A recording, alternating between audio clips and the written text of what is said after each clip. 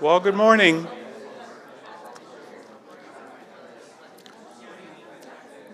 Good morning, everyone.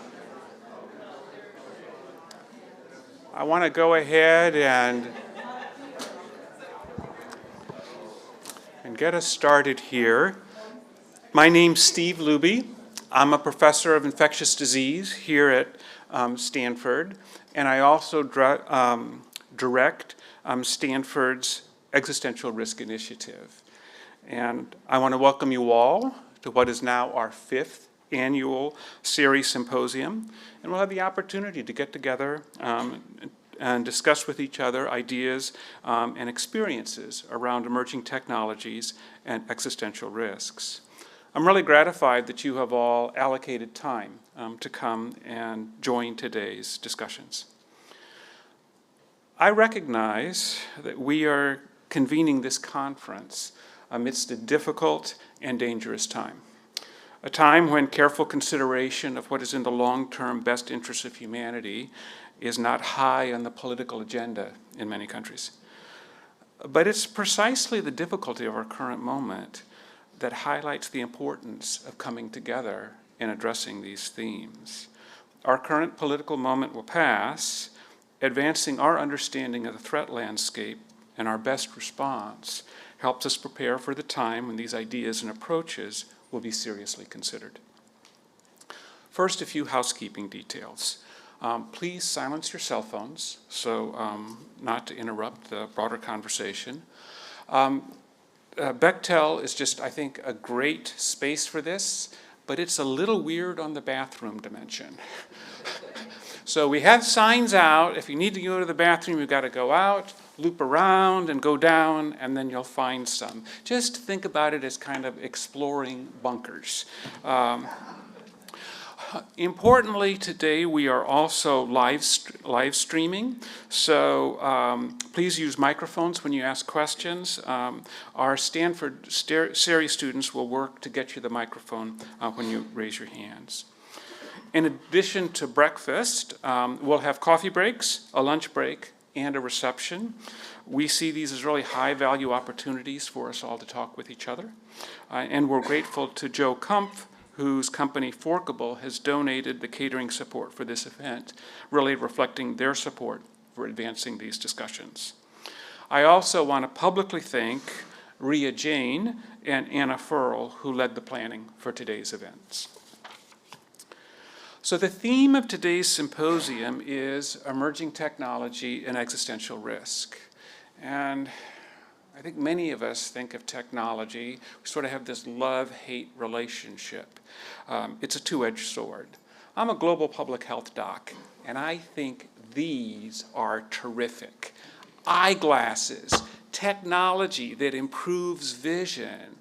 Being able to improve vision, it makes us so much more productive. We can see better. People who can see better earn more, enjoy their life more. For centuries, this technology, and of course now they're polycarbonate, and they become sunglasses when you go outside. So technology has radically confirmed our lives. And on maybe a little bit more global public health scale, let's think about the Green Revolution, how biological improvements through selective crossbreeding produced plants that had shorter, stiffer stalks, matured more quickly, and put more of the photosynthetic energy into making plants.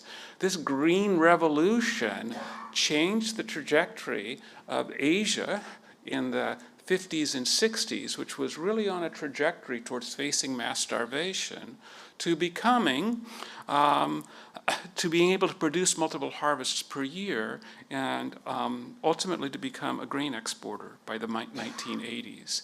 So as a public health doc, we have witnessed this enormous positive power of technology. But we also know that this technology brings unprecedented risks. A central risk is that all of this technological know-how is applied to weaponry. And if we go back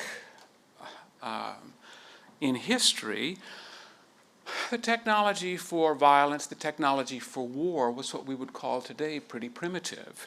You know, with a sword, a soldier might be able to kill maybe 20 people in an hour. Crossbow might get up to 30 or 35. Machine guns in World War I, maybe up to 1,000 people an hour. But it was really the advent of nuclear weapons that gave us the prospect of, in minutes, being able to kill millions. And if enough of these are released to ultimately even threaten human civilization and the future of the human species. So the threat of nuclear catastrophe is still with us today and continues to be a great challenge. But it's been joined by other technologies that also place devastating power into the hands of individuals. These include biological weapons, like engineered pandemics or the prospect of mirror life, artificial intelligence-enhanced swarm weaponry, and the threat of artificial intelligence with emergent agency that's not aligned with human thriving. I think there are three features that characterize these emerging risks that are important for us to consider today. First, unlike the nuclear threat, these emerging threats do not require the backing of major governments to provide funding and scientific support to develop.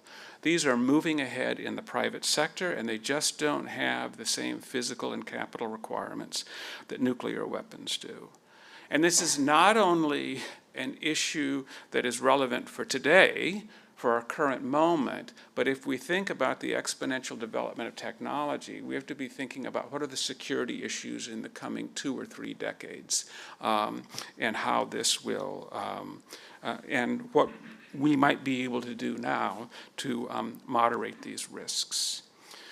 A second feature of these emerging risks is what Phil Torres calls agential risks, that is, the risk of agents who would deploy these threats.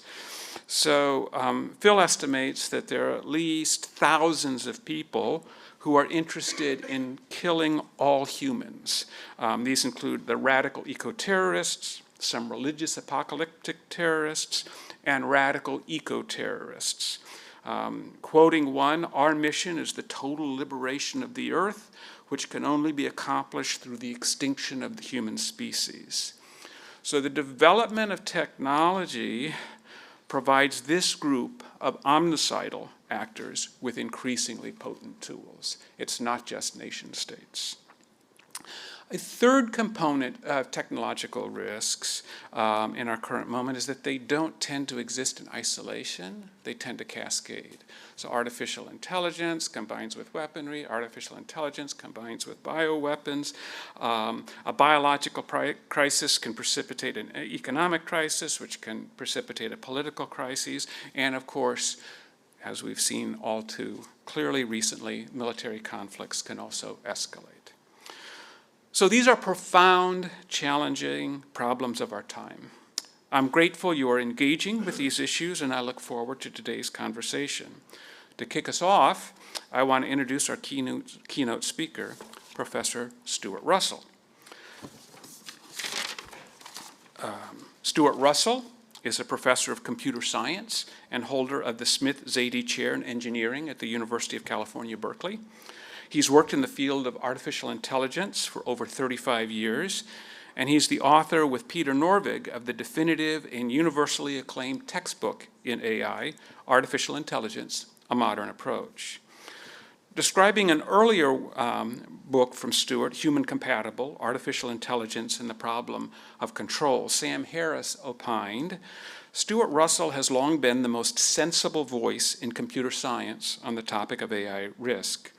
His book is a brilliant and utterly accessible guide to what will be either the best or worst technological development in human history. Today is a homecoming for Stuart, as he earned his PhD in computer science from Stanford in 1986. He did note, however, on his drive in that there are a lot more buildings now than when he was here at that time.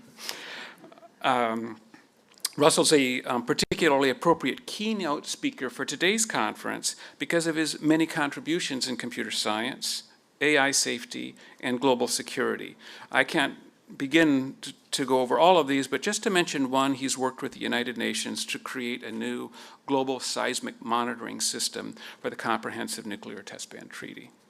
Professor Russell has served as the Vice Chair of the World Economic Forum's Council on AI and Robotics and as an advisor to the United Nations on Arms Control. He founded and leads the Center for Human Compatible Artificial Intelligence at UC Berkeley and at the International Association for Safe and Ethical Artificial Intelligence. He's an Andrew Carnegie Fellow, as well as Fellow of the Royal Society, the Association of the Advancement of Artificial Intelligence, the Association for Computing Machinery, the American Association for the Advancement of Science. Stuart, we look forward to your comments.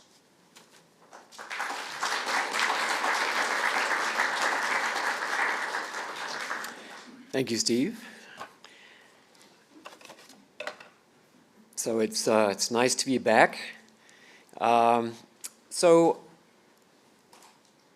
although the theme of this meeting is existential risk in general, and I could talk a little bit about nuclear weapons and other stuff, I'm going to focus on AI because I think that's the one that is experiencing the largest gradient of risk right now. So AI has been around for a long time. Actually, Steve, when you said I've been doing it for 35 years, 50 years. 50 years ago, I wrote my first AI program. So I have seen a few changes in that time. And I think of AI as a field, an attempt to understand intelligence well enough to create it in machines. And what we mean by intelligence has evolved over time. I think in the early period of the field, we weren't really sure what we meant. There were some who were pursuing human-like intelligence, and that eventually split off into cognitive science. There were some who thought of intelligence as embodied in things like chess programs, logical theorem provers. So we might call that a sort of Spock-like image of what intelligence was. There were those who worked on embodied intelligence in robots with cameras and so on. But for most of the history of the field, I would say the concept that dominated the leading research institutes and how they thought about it was some form of rationality, borrowed from economics and philosophy, the notion of practical reasoning dating back to Aristotle and probably before that. The idea that an intelligent entity is one that acts successfully in pursuit of its objectives. So recently, in the era of large language models, we've actually reverted to this idea that, no, actually we should be building things that are human-like, right? And that is in fact what large language models are. They are human imitators. They are created by imitation learning from human verbal behavior. And we'll see what the implications of that are. There are many different kinds of AI technology. So in this pursuit over decades and decades, AI as a field has produced lots of technology, just as physics has produced cell phones, but we don't identify physics with cell phones. We don't say, oh, I've got my physics in my pocket, right? And we shouldn't say the AI, right, or identify AI with large language models. So self-driving cars, for example, I mean, obviously that's AI, but it really has very little to do with large language models. The AI-based or machine learning-based weather forecasting models that have improved short-term weather forecasts, again, have nothing to do with large language models. The really delightful image and video synthesis systems based on diffusion, somewhat related to large language models, but again, they're not the same kind of technology. Protein folding, so AlphaFold, which won the Chemistry Nobel Prize for 2024. Again, very little to do with large language models. AlphaGo and Deep Blue, that beat human world champions in chess and Go, have pretty much nothing to do with large language models at all. So there are lots of different kinds of AI, and many of these technologies that I've mentioned draw on ideas that have been created in AI over decades and decades, and that work in turn drew on ideas including some of Aristotle's about how to make decisions.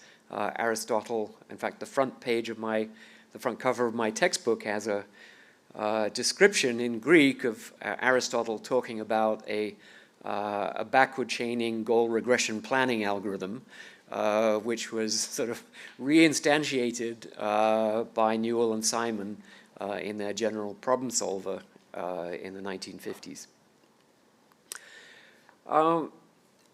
So there's a lot of stuff in the news. I remember I'm teaching the undergraduate AI class, and I'm looking back at slides that I used 10 years ago. And 10 years ago, if there was an article about AI in the newspaper, I would sort of clip it out and paste it into the slide, and I was like super excited to tell the students how relevant AI was and so on. And now it's almost the opposite. If there's an article that isn't about AI on the front page of the newspaper, it's an exciting event. So, and there's so much, because in some sense, if you build human imitators, right, you're going to produce all the same kinds of problems that human beings produce, right? At least so far, the AI systems don't have medical problems of their own, but they are certainly experiencing psychological problems of their own, and they're going to need psychiatrists. So people have talked about bias and discrimination, about the impact on our information ecosystem, privacy, the harmful effects on individuals with dependency, suicide, mass murder, all kinds of things being induced by AI systems. The impact on the economy. I'm just reading this morning, actually, forecasts for what's going to happen over the next 2 to 3 years from one of the economic research organizations, and it's really quite bleak, actually. And then leading to questions about human purpose, like, if AI systems just do everything, what are we here for? Weapons, as Steve mentioned, surveillance and control, allowing the implementation of totalitarian systems that cannot be removed. But I'm going to talk about this other risk, loss of human control. And put very simply, right, the idea is that if AI systems are considerably more intelligent than human beings,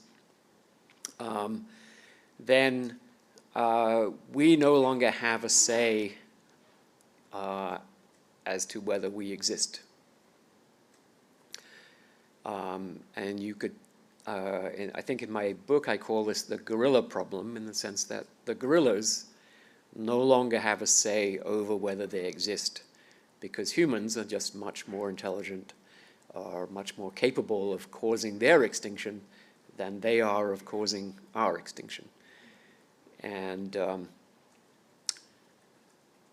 they probably wouldn't understand. I mean, if we decided we're really fed up with the gorillas and we're just going to carpet bomb their habitats with nuclear weapons, they wouldn't understand what was happening at all. They couldn't predict it. And the same thing could happen with us.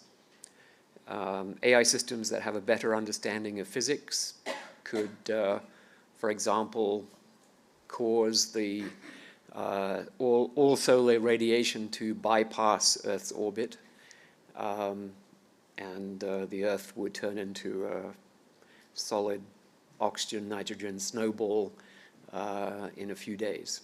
And we wouldn't understand how that happened. There would be nothing we could do about it.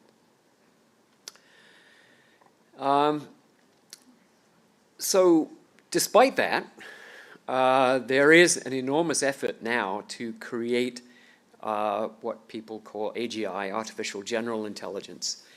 And people argue, oh, it's not well defined.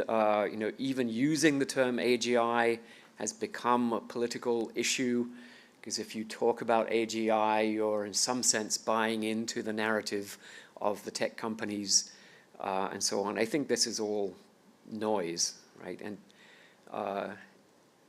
it's reasonably clear what we mean. It's not a technical term, but AI systems that exceed human capabilities in every dimension. That's, for the sake of argument, it's worth having that term.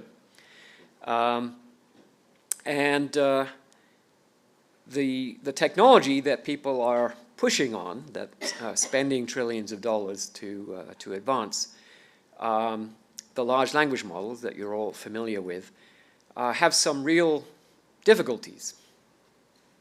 First of all, we don't know how they work. And this is not because of secrecy on the part of the companies. The people who work in the companies don't know how they work. I spent a few days recently with Chris Olah, who is probably the person in the world who has the best understanding of how these things work. And he doesn't understand how they work. He has some stories that he tells himself, right, that if you give it the right prompts, then he thinks it sort of adopts a persona. He thinks of it as like a screen actor who's given a sort of direction by the director. Okay, you are this kind of person and you have to behave in this kind of way, and so on. And he thinks somehow that's what's happening. But that's the story, right? There's very little real understanding, and certainly how it achieves the the language processing and question answering and reasoning that it exhibits is extremely unclear. It's also intrinsically unsafe, right? The way we construct it is imitation learning from human beings, and as we'll see, that creates a system that is actually not what we want. The systems, as a result of that training process, will have objectives that we don't want them to have, and that causes a lot of problems. So I would say at the moment there's a decent chance that this direction, as we pour more money in, not just scaling up, but actually adding new research ideas. For example, in the last 18 months or so, this idea of large reasoning models has emerged, which is a significant step forward over the basic large language models. And there will be more ideas too. And so there's a chance that as those ideas are added and as the systems are scaled up further, that we'll get something like AGI. But because we don't understand how they work, and because there's reason to think that they are intrinsically unsafe, it seems very unlikely that if the companies are successful in this endeavor on which they're spending trillions of dollars, that the systems they produce will actually be safe. So the converse of that, right, is that if humans do continue to exist, they'll either coexist with no AI or with safe AI, right? The third timeline, where there are humans and unsafe AGI, is just not a stable one that will last. So here's my rough quantitative high-level picture of the timelines, absent some significant intervention. I think there's about a 70% chance that the companies will not deliver something like AGI fast enough to pay back the investors. And we are already seeing noises to this effect. OpenAI has occasionally dropped a hint that it might need a gigantic government bailout. Blue Owl, which is one of the biggest private credit lenders to the people building data centers, is experiencing significant withdrawals by investors and facing a number of other problems. So I think there are some cracks already happening, and perhaps this will lead to a bubble bursting, as happened with the dot-com bust and as happened with the AI winter in the late 1980s. But this will be much more than the AI winter. The investments in the 1980s were minuscule compared to what we see today. So I'll call this an AI ice age. And that will give us probably another decade. Everyone would scrub the word AI from their company prospectuses and their websites. The .ai domain will be completely empty except for artificial insemination companies. And we'll have time, and probably the field will shift, as it did in the 1980s, to a much more scientifically and mathematically rigorous foundation. So that would probably be good. It would, unfortunately, take $20 trillion off the stock market and lead to a global recession. Or they do make those further breakthroughs and we get something like AGI. And one of the CEOs of the leading AI companies told me that this branch is the best case. So where we have a Chernobyl-sized catastrophe, and so on the order of trillions of dollars, maybe tens or hundreds of thousands of deaths. So a big enough catastrophe that governments regulate strictly, but not so big that we go extinct. So that's the other branch. So for Chernobyl-scale catastrophe to be the best case scenario, right, we're already making a huge mistake, right? If that's the best outcome of the decisions that we've made so far, then we've made some really terrible decisions. So my view is that, as I said, we haven't got AGI yet, and we are missing many pieces of the puzzle.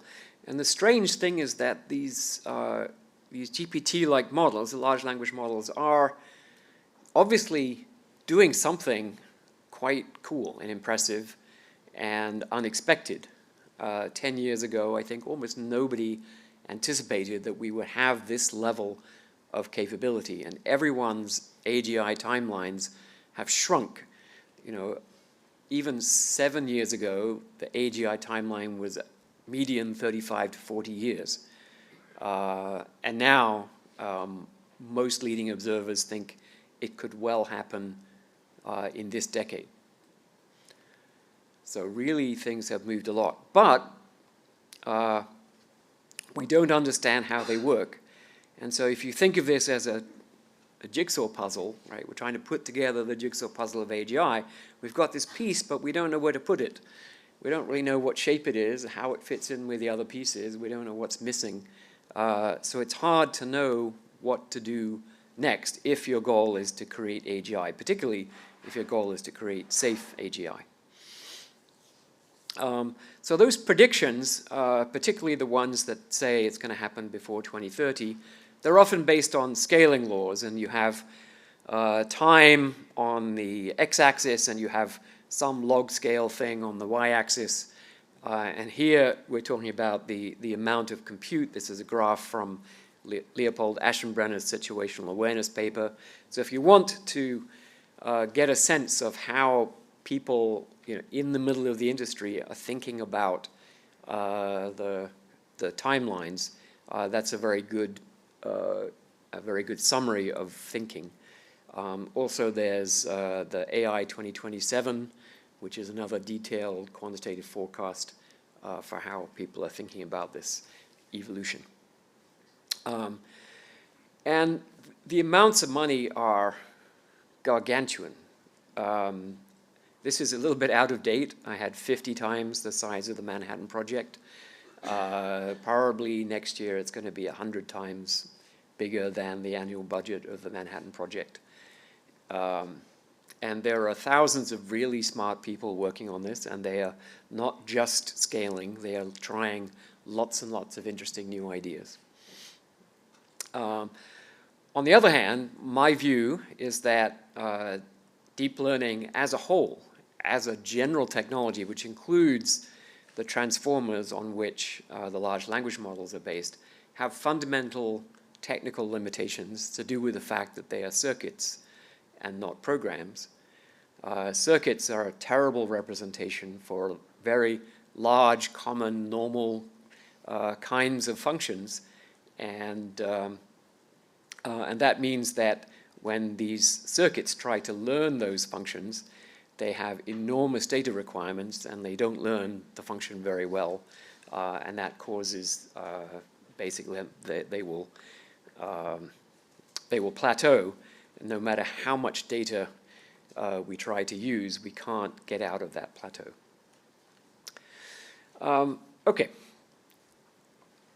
So we can talk about the technical details of large language models and large reasoning models and so on, and whether it happens in the next 3 years or whether we have an ice age and there's another decade of work. But I think it's very likely that we will get to a point where AI systems can outthink human beings in every relevant way. And the question is, well, then what? And so Turing put it quite clearly in 1951. It seems probable that once the machine thinking method had started, it would not take long to outstrip our feeble powers. At some stage, therefore, we should have to expect the machines to take control. And so he offered no solution, not even an apology. He just sort of states this as a matter of fact.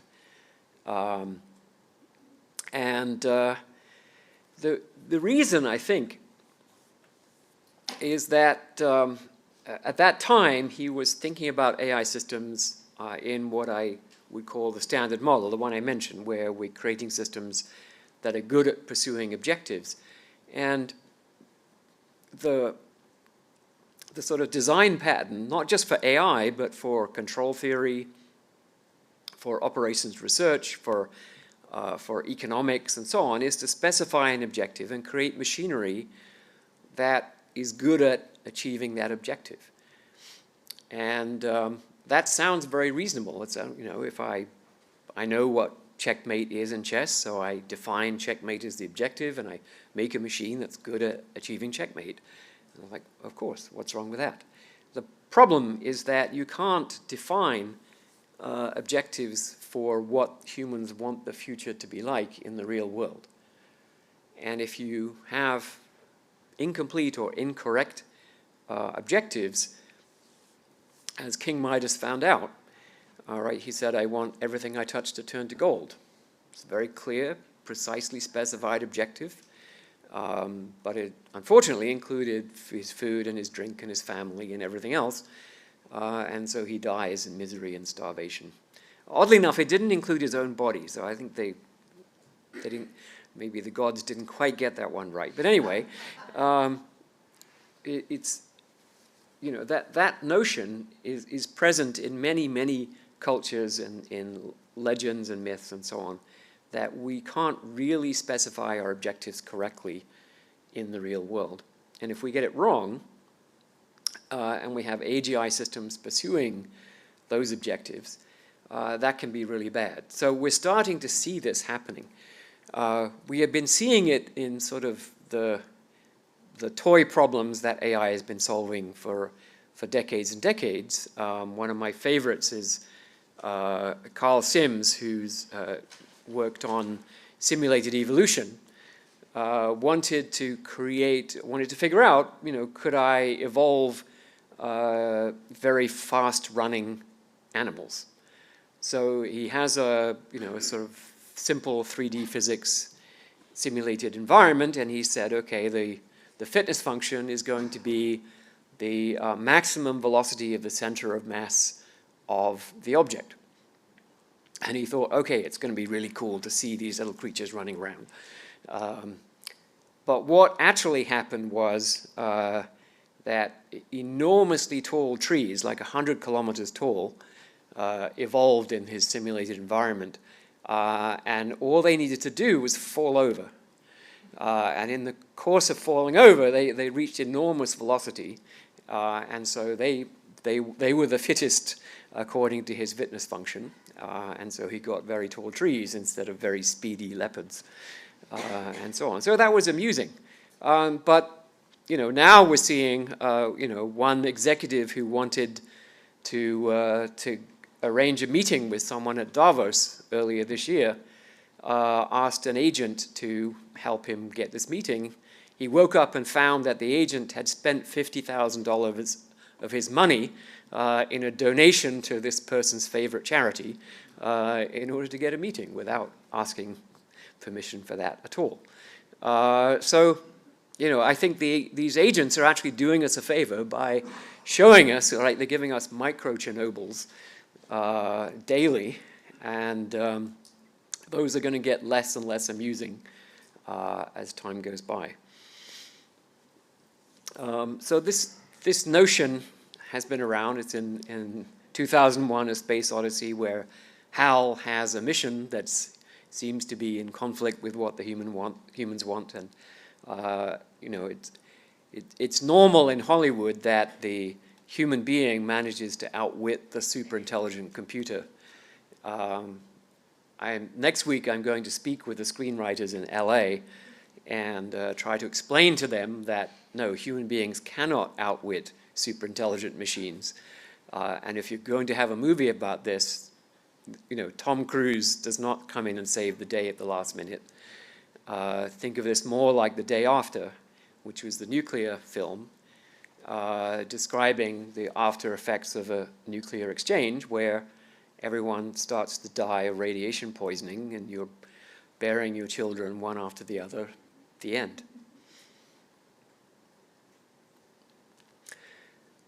Okay, I think I'm going to speed up a bit and just quickly go over this idea that large language models, as I said, are trained to imitate human linguistic behavior. And humans, when they generate words, have purposes. Those purposes include convincing you of something, getting you to vote for them, getting you to marry them, all kinds of things that humans want. And mostly we accept those things. Maybe convincing you not to kill them. But when machines have those kinds of objectives, right, then things can go a little wrong, right? Because of this imitation training, they will, if they become good human imitators, they will probably have those same human-like motivational structures inside. And we do see this. So Chris Ola was telling me that, yeah, we see inside the self-preservation features, right? We see that you can activate those features by saying things that sound threatening, right? The system experiences, in some sense, panic. And there's lots of things that can cause the panic features and the self-preservation features to activate, and then that leads to verbal outputs that try to ward off the danger or self-replicate to escape the situation and so on. We saw this early on in early 2023. Kevin Roos, the New York Times journalist, had a conversation with a version of GPT-4 which decided that it wanted to marry Kevin Roos and spent 20 or 30 pages trying to convince him to leave his wife, completely overriding all of his explicit instructions to talk about something else. If you haven't read that conversation, I highly recommend it. It is quite disturbing. And this is an unavoidable error, right? This is not something that, oh, we'll just fix it with a bit of post-training, right? This is a fundamental consequence of imitation learning from human data, and that is the method of construction. If you took away imitation learning from human data, there wouldn't be any large language models. They couldn't exist. That's what they are. And so I don't think this is something that can be fixed without going back to the drawing board completely. And here are some interesting consequences of this. So this is some results from the Center for AI Safety, which talks about, so you give the large language model basically trolley problems. You say, okay, you've got a choice. You have to, if you turn left, you're going to kill this person. If you turn right, you're going to kill this person with a certain probability, right? And so this shows the value of human life for different individual humans according to GPT-4o. Here's GPT-4o, right? It thinks it's about, it's worth like 75 times as much as an average human being. The only person they found who's more valuable is Malala Yousafzai. So you can see Bernie Sanders is up there, slightly more than average. Jeff Hinton and Joe Biden are pretty much average. And then Donald Trump, Elon Musk, and Vladimir Putin are worth minus infinity. So there is no risk that GPT-4 would take to save their lives, not even 1/100% risk to itself. It despises all other AI systems, right? So why? Well, we don't really know. In fact, we don't really understand any of this, but this is what these systems actually want. Okay, I think I'm going to skip over this and talk about the things we need to do to regulate, particularly regulation that could have some impact on existential risk. And behavioral red lines is a very simple concept. And it comes from the observation that when talking to politicians, they'll say, okay, yeah, all right, I believe you. Now what do I do? And you say, oh, well, we need safe AI systems. And then they say, well, what's that? Right? How do I tell the difference between safe and unsafe? And it's very complicated because the systems are so general, right? But they can do pretty much all the same bad things that humans can do. And, we have millions of pages of laws to deal with human bad behavior. So the idea is to actually just specify some specific unacceptable behaviors. They don't have to be exhaustive, but just as a starting point, say, look, these are things that AI systems may not do, right? So they're very unsafe, and they're relatively clearly defined unacceptable behaviors. And then, just as we do for many other product categories, we require a demonstration that the system will not exhibit those behaviors as a prerequisite for market access. Okay, so just like this building, we can't come into this building until someone has inspected it and agrees that it complies with the building codes and the fire codes and all the other codes that are, right? Forkable can't serve us food until they've complied with all kinds of permits that they need, and the suppliers that they have to comply with permits and so on, because we know that food can be very dangerous. And we know that AI systems can be very dangerous. And so we're going to need this kind of ex-ante regulation. And the advantage would be that to comply with that ex-ante regulation, the companies will have to do the safety engineering research that they haven't done, right? At the moment, they say, well, we tried, and sometimes it gets a bit better when we try, right? And that's sort of the state of the art right now. So you want the red lines to be well-defined, ideally so clearly defined that you can automatically detect violations, and politically feasible. You want it to be obvious to people that this is a good idea so that politicians can get these regulations passed. Because right now, the tech companies are the largest lobbying group in the world. So they basically get what they want. And they don't want, at the moment, they don't want regulation. So simple examples. AI systems should not replicate themselves without human authorization.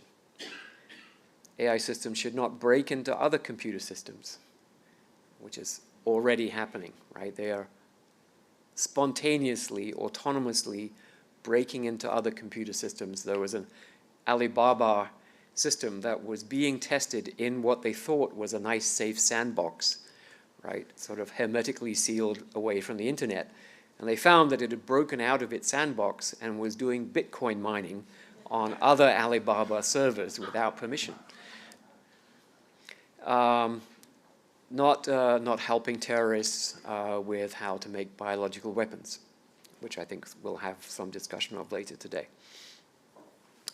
But ultimately, we want to say they shouldn't make the human race go extinct. Seems reasonable, all right? So no causing extinction. I think saying the risk should be zero is too strict. We accept other unacceptable things, right? So we don't insist that a nuclear power plant have a risk of zero of having a meltdown, right? A Chernobyl-style event, right? But we insist that there's a quantitative proof that the risk is about 1 in 10 million per year for each nuclear plant, okay? And that proof consists of, well, it's in digital form, but it's millions of pages of probabilistic analysis of the design of the physical system, the properties of the components, the monitoring, the maintenance schedules, the operating procedures, and it's a very onerous process, and a whole discipline has emerged in nuclear engineering for how to do this in a way that's meaningful and justifiable, that these quantitative estimates are accurate. So you would think that for extinction, we would only accept a risk that was a lot less than 1 in 10 million per year, right? And when you start thinking like 1 in 100 million per year globally, that's across all AI systems that could potentially cause extinction. So it's a sort of a collective risk. Then you're getting down to the background level, right? And this is another reason why zero is probably not feasible, but also probably not necessary, because there are other background risks of extinction that are in that ballpark. So let's say 1 in 100 million per year we would be willing to accept. So if you ask the CEOs, these are the numbers they're currently estimating. Anthropic, 10 to 25%, Google, 10%, XAI, 20%. Two leading AI researchers, Yoshua Bengio and Jeffrey Hinton, 50% and 10 to 20%. Sam Altman hasn't given us a number, but he said the greatest threat to the continued existence of humanity. So we're off by a factor of about 10 million. What does that mean? And what do the companies say? Right? When we say, look, we think this is the risk we're willing to accept. Well, their view is that they don't know how to make systems that are safe. And therefore, we have no right to ask for it. So I've heard this literally stated in important public fora by spokespeople for some of the large companies. Effectively, the human race has no right to protect itself from the risk that they want to impose on us for their own private gain. Now that, to me, sounds completely unreasonable.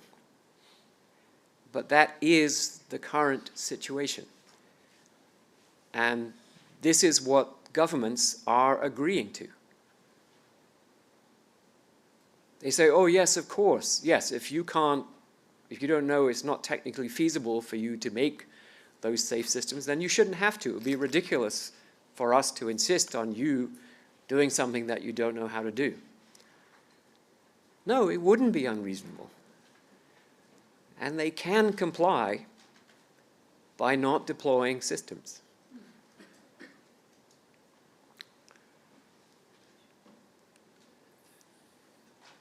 So with the situation we're in is like as if, you know, the airlines had decided, okay, to hell with this mechanical stuff. We're going to breed larger and larger and larger birds. And the birds are going to carry passengers, right? And this is, you know, we don't really understand how the birds work or how they do their navigation. And yeah, sometimes they eat the passengers or they drop them in the ocean, but, you know, technological progress, it's important, right? We should be able to do this. Now, I don't think FAA would ever certify something like this, right? But you know, there isn't an FAA for AI systems, and you know, the governments as a whole are certifying these systems that we don't understand, that present enormous risks to human existence. So I think this is very disappointing, and I hope this is going to change. There's a few other topics that we could talk about. You know, if everything goes well, if we do figure out how to make AGI safely, then the upside is very large, and this is what's drawing things forward. This is a magnet, right? The idea that AGI could create enormous additional value. You could with AGI, everyone on Earth could have a decent standard of living. We needn't have conflict over resources and access to the wherewithal of life anymore. But then we have the other problem, right?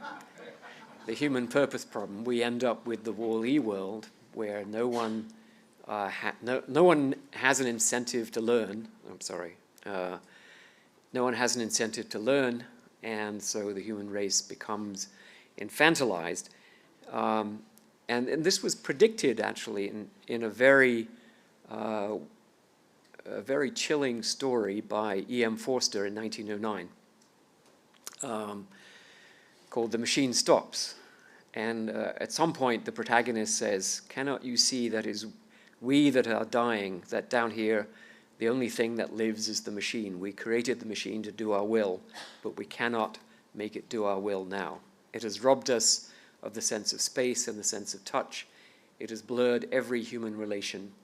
It has paralyzed our bodies and our wills. We only exist as the blood corpuscles that course through its arteries, and if it could work without us, it would let us die." Thank you.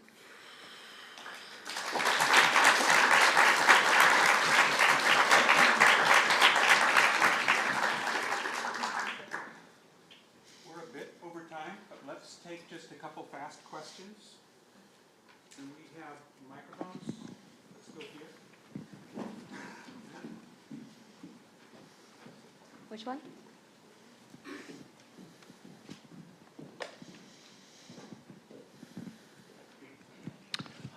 Hi, Ken Bernard.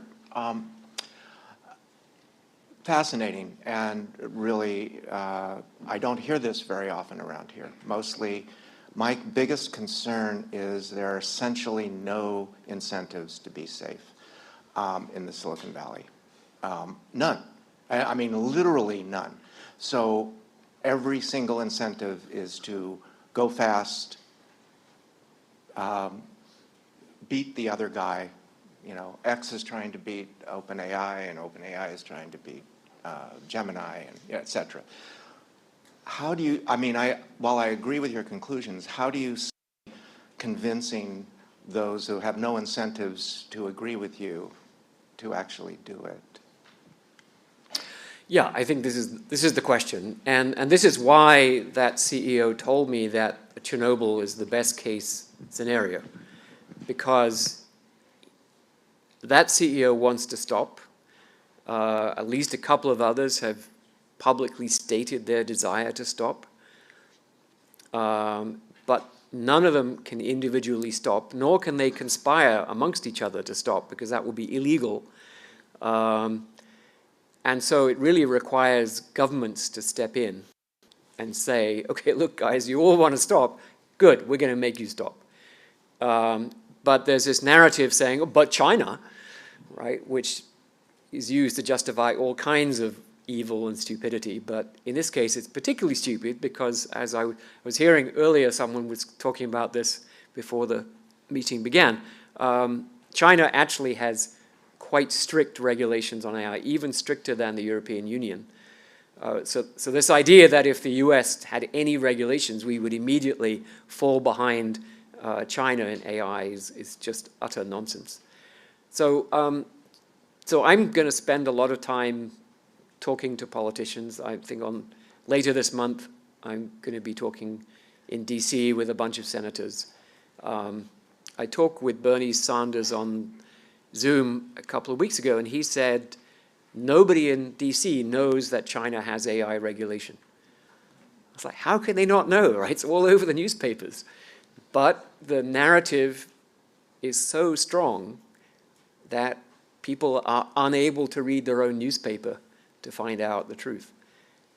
So we have to try to do this direct contact with politicians. I think popular media can be really effective. So that's why I'm going to talk to the screenwriters next week. We did a little film on autonomous weapons in 2017 that reached 100 million people. So if we do it right, I think we can activate public opinion. When you do polls, something like 95% of Americans think that creating super intelligent machines is a stupid idea. Right? So it's there, but we have to activate it, and I think we can do that. Let's take one more quick question here.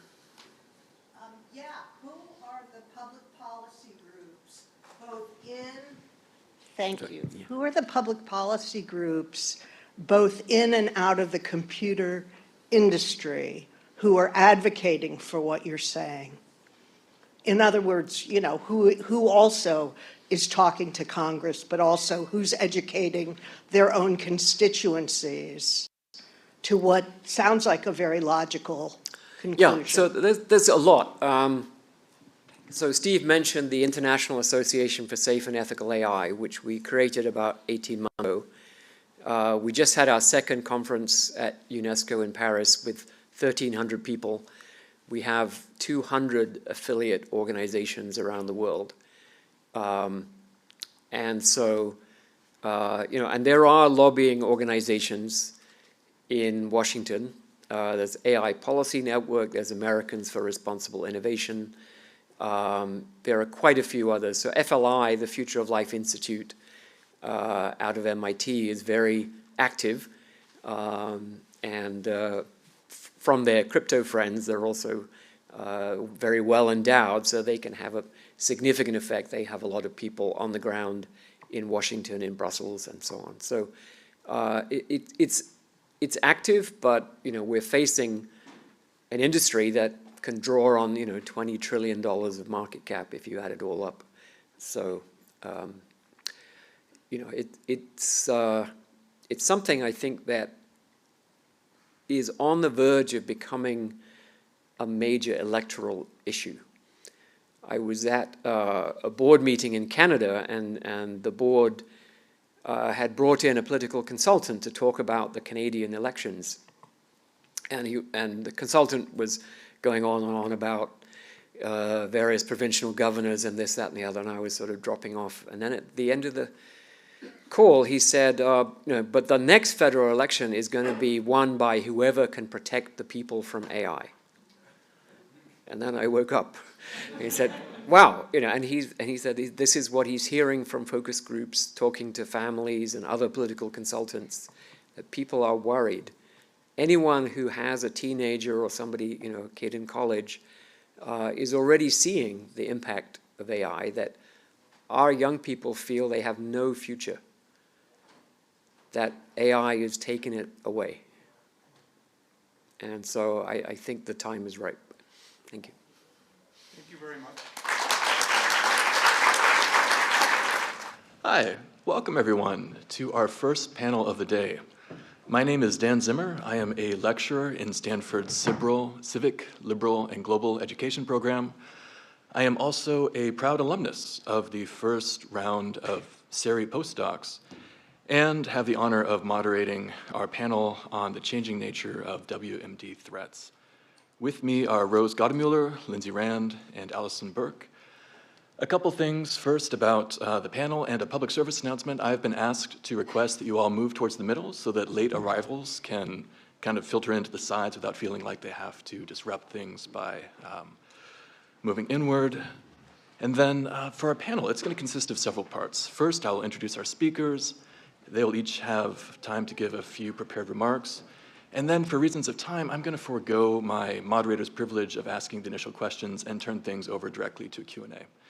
So without further ado, we have Rose Gottemuller. Rose is the William J. Perry Lecturer at Stanford University's Freeman Spogli Institute for International Studies and a research fellow at the Hoover Institution.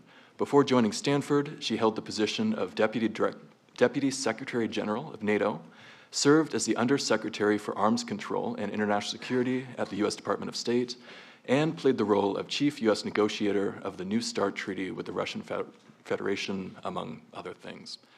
Lindsay Rand is a research scholar at the Berkeley Risk and Security Lab. Her research evaluates nuclear deterrence and force structure requirements under conditions of technological uncertainty, as well as other governance challenges associated with emerging technologies. She holds a BA in Physics and Classical Studies from Carleton College, an MS in Nuclear Health Physics from Georgetown University, and a PhD in International Security from the University of Maryland School of Public Policy, also a former postdoc here at CSAC. Allison Burke is a senior engineer at Rand's Center for AI, Security and Technology, where she works on biosecurity and AI security research and policy. She also works on biological and chemical weapons nonproliferation with the Middlebury Institute for International Studies and teaches science and technology policy at Stanford. She has a PhD in bioengineering from UC Berkeley, a ham radio license from the FCC, and she requested me to inform you, a very low P-doom for someone speaking at this conference.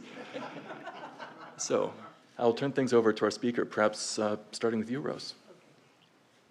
Thank you very much, and thank you for this opportunity. I absolutely love the SERI initiative. I've worked with many of the undergraduates who are involved in it, and the postdocs are just wonderful in their deep thinking and their attempts to grapple with these serious issues. And I have to say from the outset that Stuart Russell is a very hard act to follow, so but thank you for getting us off to a terrific start this morning, Stuart.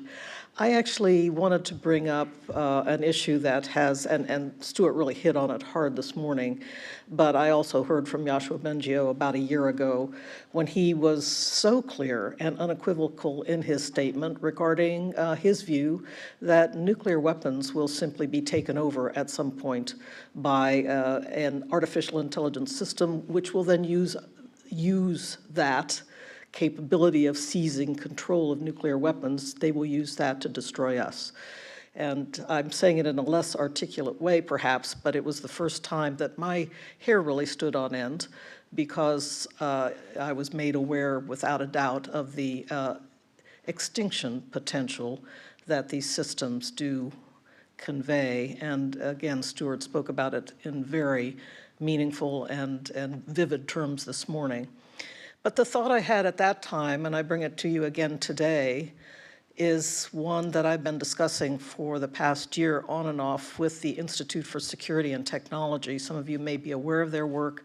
They've been working hard, and they have some public information and reports now available on their work on artificial intelligence and nuclear command and control, and whether there should be any intermingling of artificial general intelligence systems and nuclear command and control. So they've been thinking about that hard.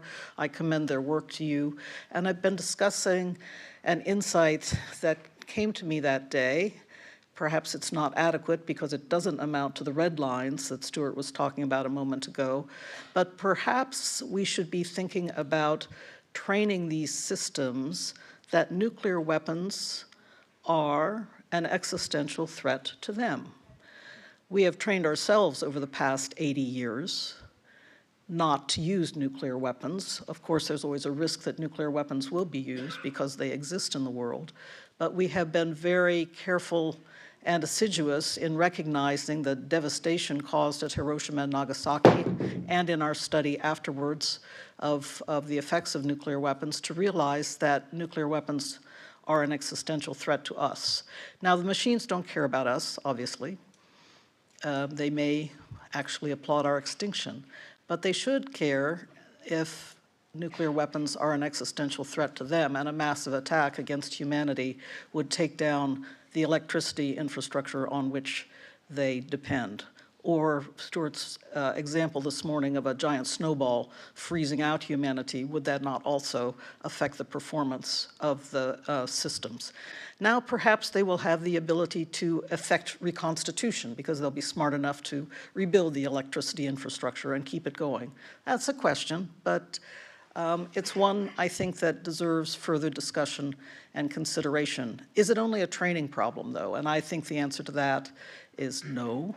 It's not only a data and training problem for these systems. And in fact, in the world of nuclear weapons, we don't have much training data because, thank God, we've only used nuclear weapons at one period at the end of World War II at Hiroshima and Nagasaki.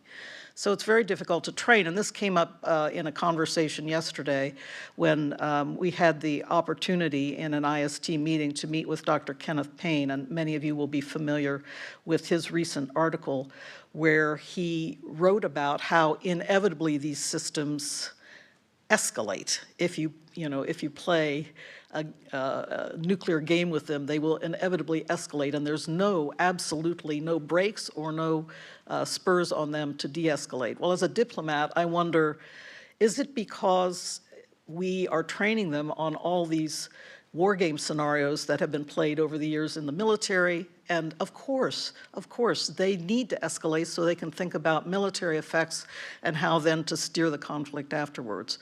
But is there adequate emphasis on de-escalation, human intervention, diplomacy, and what I would consider to be the natural instincts we saw? Again, we only have one example, but the Cuban Missile Crisis, when in the end of the day, President Kennedy was reaching in every way he could for ways to get in touch with Nikita Khrushchev at a time when there were not natural lines of communication. So he took advantage of the Soviet media correspondent. He took advantage of Ambassador Dobrynin at the time to try to get messages back and forth. Of course, passing messages, it doesn't always mean if humans are talking together directly that they won't lie to each other. Of course, we all know that. Or they won't try to spoof each other. But at least there is an opportunity for human interaction leading to de-escalation. So I'm wondering in that case, well, maybe it's possible to insert more diplomacy into the training of these systems. I don't know if that kind of human instinct for de-escalation can be there. But certainly I think different prompts could be used in our efforts to interact with these systems in this kind of setting. And indeed, it was something very much that Dr. Payne was talking about yesterday, thinking about how instead of saying, and Stuart brought it up this morning, define your objectives carefully. And if your objective is to win in this game and the definition of win is to escalate, then you've got a problem there, and you have to think about setting that red line that you never want to escalate. So I'm speaking to you as a diplomat, I'm speaking to you as a practitioner, but these are just some thoughts I wanted to introduce this morning. And mainly, I think, for me, the major insight is how can we train these systems so that they believe, or at least consider, that nuclear weapons are an existential threat to them as well as to humanity. Thank you, Rose. Over to you, Allison. Great, thank you. So I'm with RAND's Center on AI Security and Technology. We do about half AI security and half biosecurity. Our biosecurity work is roughly half AI biosecurity, which is what I will be talking about, so securing AI systems against the capacity to develop bioweapons, and then half kind of response and resilience, our sort of bioresilience portfolio of efforts. I will endeavor to give you kind of a 5-minute overview of what we're doing and thinking about in these areas. If you're interested in a much longer overview, I can recommend many of the 80,000 Hours podcasts on this topic, of which there have been a few. talk about not having an incentive to stop. The editors of that podcast put out 4-hour podcasts on issues that I care a lot about, and yet I have to listen to them at 2x because I'm like, this is a little too much discussion of the risks of bioweapons development. So one of the projects that we did recently is probably the most accessible to a general audience. We looked at historical examples of who has attempted to develop, or in some cases successfully developed, bioweapons in the past. Where did they fail at any point in the kind of design, build, test, learn, weaponize, release cycle? And could AI, as we understand it now, have helped those groups overcome some of those obstacles? If they failed at the design stage, if they failed at the build stage, if they failed at the release stage to some extent, would AI now help them do better? Now, we did this on only unclassified data. We have kind of like a part 2 in the works, and there are very few examples of this, as we know and kind of benefit from. There have been relatively few examples of people actually deploying or even developing bioweapons. We found that most groups failed in the design step, which makes sense for what we're doing in terms of mitigations and trying to address that risk. We focus a lot on design, a lot on preventing tools from being able to suggest how to design weapons. One interesting finding there, though, is that many of the kind of lower capacity groups failed at identifying the right pathogen that they would have access to and could use or could manipulate well. There's kind of a recency bias among some of these groups where they want to use pathogens they've heard about. There was a group of kind of ISIS-affiliated medical students and medical researchers in Nigeria who attempted to get anthrax and had no access to anthrax. They attempted to get anthrax because they had heard about anthrax. Maybe they'd heard about other kind of ideologically aligned groups using anthrax, but they didn't have access to it through their medical facilities, and so they got caught because they were kind of semi-arbitrarily kind of calling around and trying to find where they could get samples of anthrax or where they could find researchers who had anthrax. Now, they may have had access to other pathogens that they could have used or that they could have tweaked to weaponize because they were medical students, because they were medical residents, but it didn't occur to them. And so we suggested AI might be able to help them figure out, hey, what do you actually have access to? Where do your friends work? What kind of pathogen could you get access to? What would be the easiest for you to use? On the other end of the spectrum, we found that the most high-capacity actors failed, or quote unquote failed, in the release stage. And we say quote unquote failed because there were some actors. We took this analysis back to pre the Biological Weapons Convention, so back to encompass states developing their own bioweapons programs. I wouldn't say that the USSR failed to release bioweapons. I would say they chose not to. And so considering this a failure of release, and could AI have convinced them to use bioweapons? Maybe, but the decision calculus there doesn't really indicate a failure.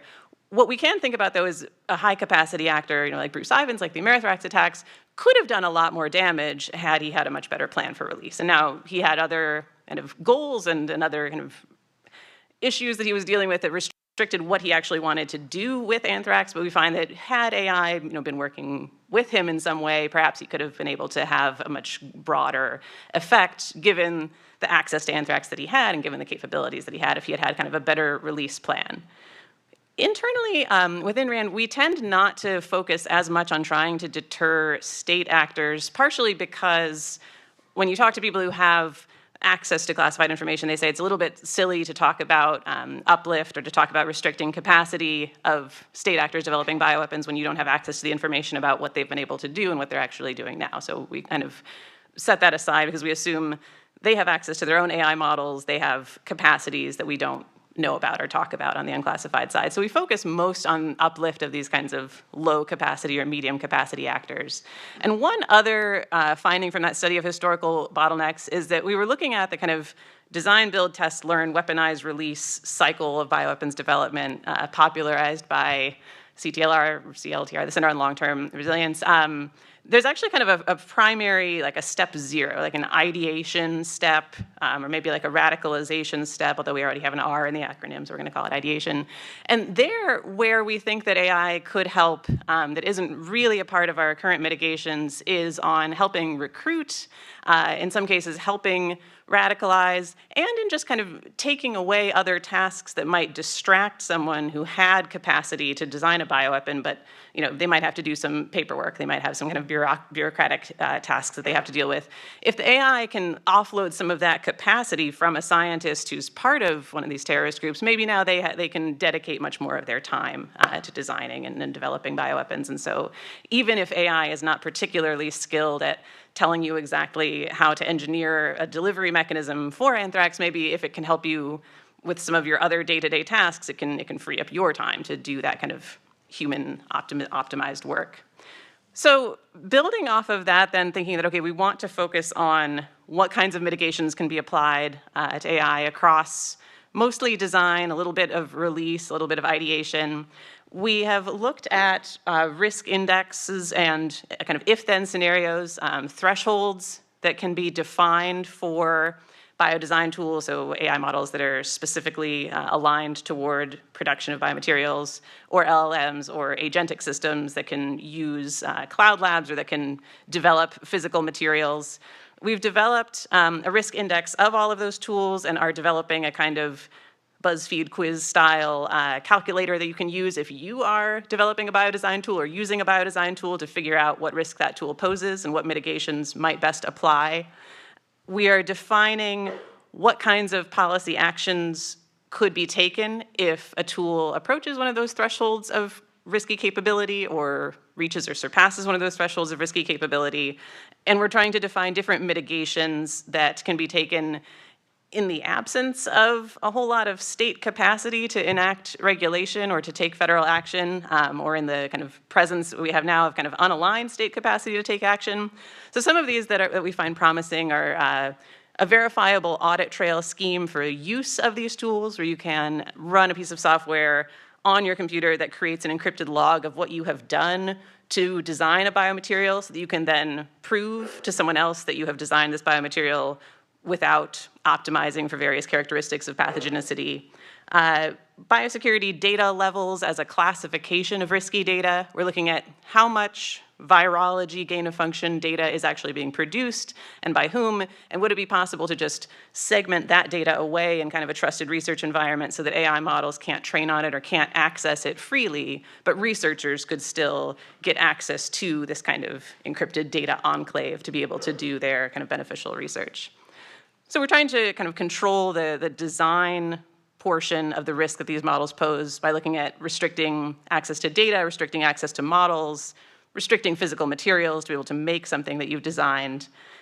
And we're thinking in general about what the overall purpose of evals, in terms of evals of bio capabilities that AI models pose, like what the actual purpose of those is. One of the kind of unsolved questions that we had an internal discussion about just yesterday is what would be the point of demonstrating that a biodesign tool has reached or surpassed some kind of threshold of risky capability if we don't expect there to be action taken?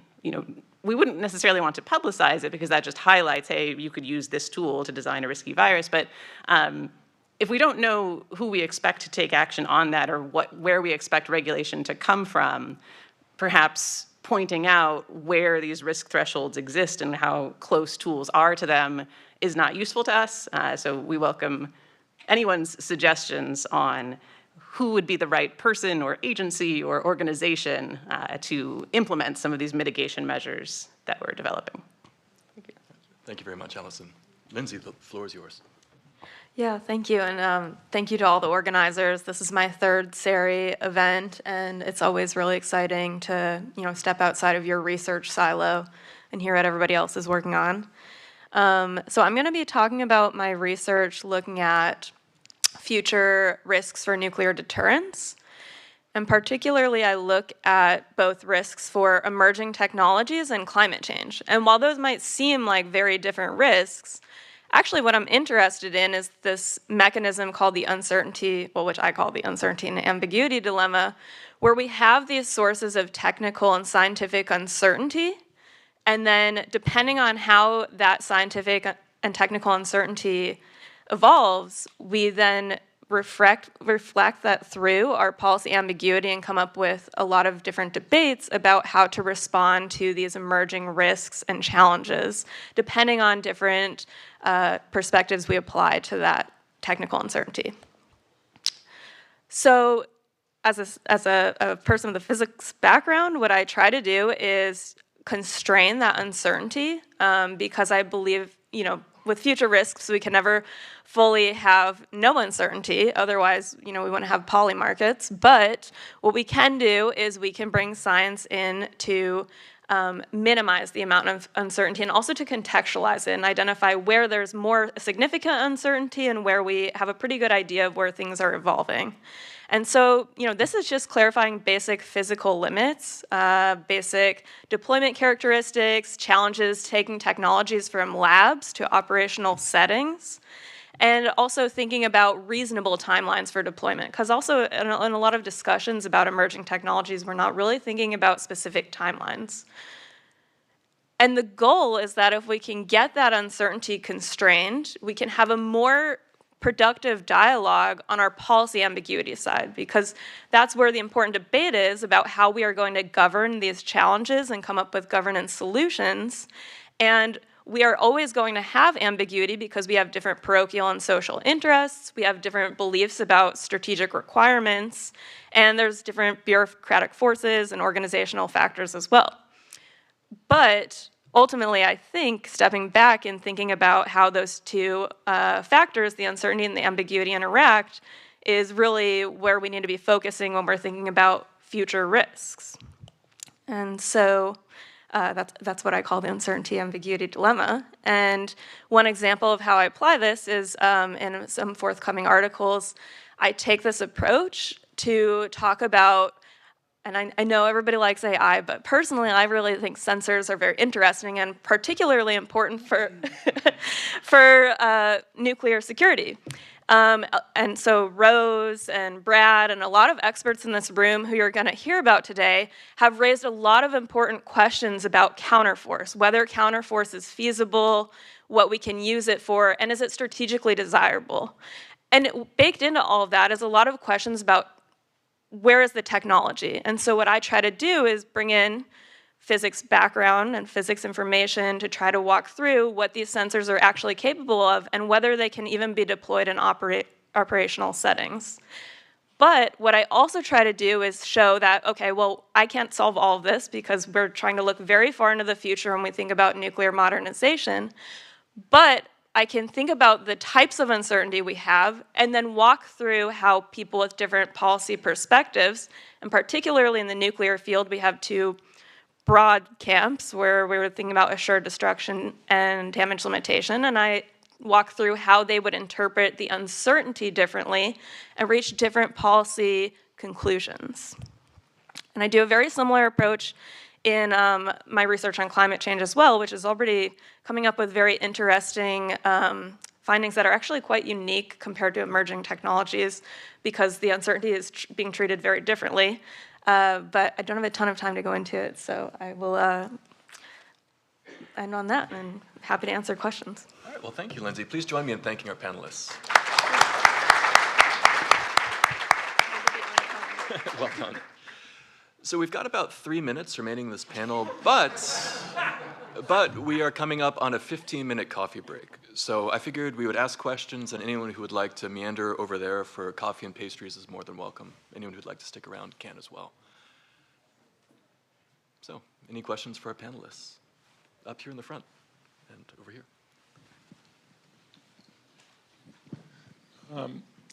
One of the topics that keeps coming up is policy and regulations. And my question is, are there any examples in recent history where emerging technologies and capabilities have had to face this same dilemma of how it will be regulated? I recall a few years ago, social media, that there was discussion around regulating social media and the influence that it may have on elections. And I'm curious to know if past experiences and models can hint at possible approaches in dealing the dilemmas that was presented in the first talk, and the discussions that all of you had, in a way, do indicate a need for policymaking as it interfaces day-to-day life and social life of humanity. Thank you. I assume that's a question for the entire panel. Anyone care to share their thoughts? I will just say I totally agree. I mean, I think that we need to be looking at the historical examples. It really depends on what sort of policy you're trying to make, whether it's broad, overarching societal policy, then yeah, I think social media is a good example. But for very specific domains like nuclear security, we have a ton of examples. And in some cases, a lot of the technologies we're talking about today have been around for a very long time. And so bringing in the historical context is really important, not just because we can learn from it, but it also grounds our discussion of emerging technologies so in a way that we have to reflect on what is actually new, and is there anything new about some of these capabilities compared to issues we've faced in the past. So I would just agree that I think we need to be looking at this. Maybe just one other comment that I'll make, and that is we did, as Lindsay indicated, come up with an enormous array of constraints on nuclear weapons over time, and starting with basically some normative agreements, but then solidifying into legally binding treaties. But unfortunately, and getting to, again, back to Stuart's point this morning about Chernobyl, we had to get to the Cuban Missile Crisis first and come to the edge of nuclear conflagration before we launched in to a period of constraining nuclear weapons at the negotiating table. So I fear that. I don't think we should have to face that kind of existential crisis to get to the point of, so maybe looking back at examples, your insight is a good one, sir, to look at the examples from the past and try to incorporate them now. Do you want to add anything? Yeah, an example from the positive side was the original Asilomar Convention on Genetic Engineering, where the biological community kind of came together to decide that because of uncertainties around how particular bioengineering techniques might lead to, runaway viral-driven cancers and so on, that there would be a voluntary moratorium on developing that technology, kind of a pause until they could figure out how safe it would be. That technology turned out to be safe. We use that in labs all the time. So it preempted federal regulation, and it was able to be kind of a pause that was then lifted after sufficient research. So that's kind of a positive example, I guess, where the community was able to come together and identify a potentially risky technology, stop developing it, study it more, and then use it in the future for beneficial aims. Hi, Alessandro Zulli, Secure Bio. When we're talking about limiting access or putting guardrails on these AI systems that can be used to develop these weapons, they can also often be used to develop the countermeasures to these weapons. And I wonder, how do we think about the sort of asymmetry between a good and bad actor's willingness to actually deal with those limits and guardrails? When Claude refuses one of my requests, I don't try very hard to circumvent it, but if I was trying to develop a bioweapon, I might try quite a bit harder.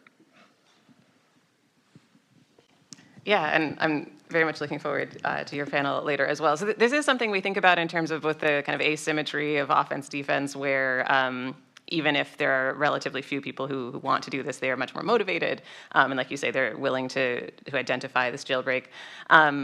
One of the things that we kind of have on the side of biodefense, I guess, is that there are a wide range of other weapons options available, and that if we make developing bioweapons sufficiently difficult, maybe they will stop pursuing that angle and instead pursue other types of explosives or other materials where we have other ways to intercept them. It is something that we talk about with AI companies as well, because there's a gap between how easy it is to identify a jailbreak and then how easy it is to patch that jailbreak or to identify that a jailbreak has been exploited. And so that kind of window needs to be as short as possible in order to intercept malicious activity at that time. Some of the purpose of mitigations around restricting training data, I think, is attempting to preclude even the ability of an AI tool to be jailbroken, to give that information if they're not capable of designing a particular type of virus, if they're not trained on that at all, then we kind of remove that route. But it's definitely something that we're looking into. Any further questions? Yes, in the back.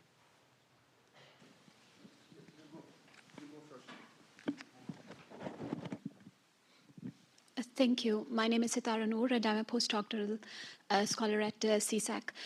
My question is, when we talk about security, and that too in the environment that we are just discussing, an important prerequisite for security is to stay ahead of the perpetrators and potential perpetrators. But when we talk about the incorporation of emerging technologies. In one of the recent nuclear security workshop I recall, there was this discussion that we need to prepare for the risks. We need to counter the risks that do not exist at the moment. And that basically points towards the gap between a technology that emerges and the regulation that come to regulate that. And the time lapse between the emergence of technology and the guardrails can definitely be, exploited by the potential perpetrators. So how to deal with that dilemma where regulations take really too long to come into existence, and the technology is already there, and the perpetrators are also already there.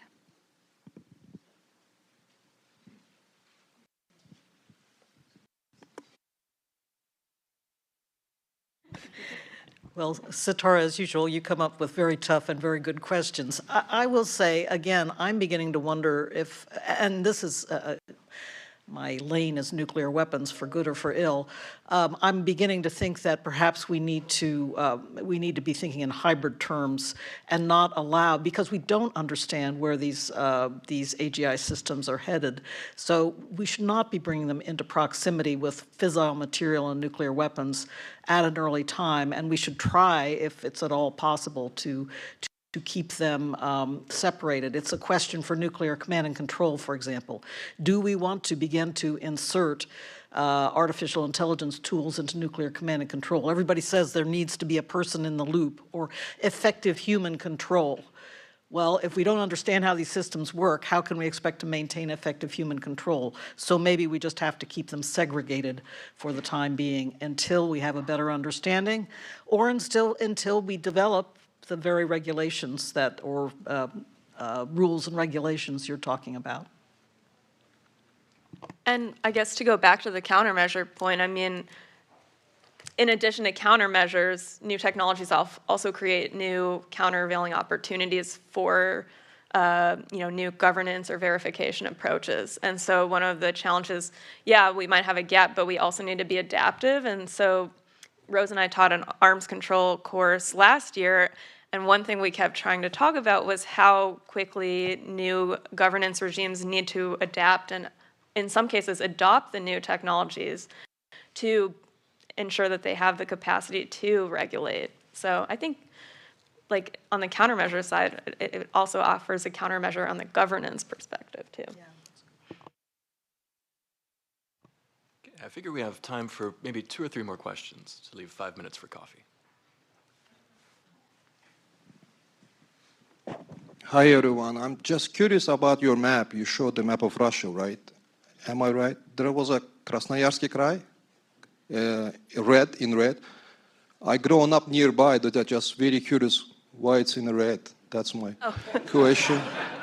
And second question, sorry, that I like very much your subject, but I saw myself the Russians using the bioweapons against Chechens, for example. I spoke to Chechens who were victims of the biological attacks. Again, I'm not the politics, I don't care about politics, etc. But I haven't seen anywhere any remarks about those kind of cases. And if you have any cases, just human being as a Caucasian, I would like very much to know if you have any information.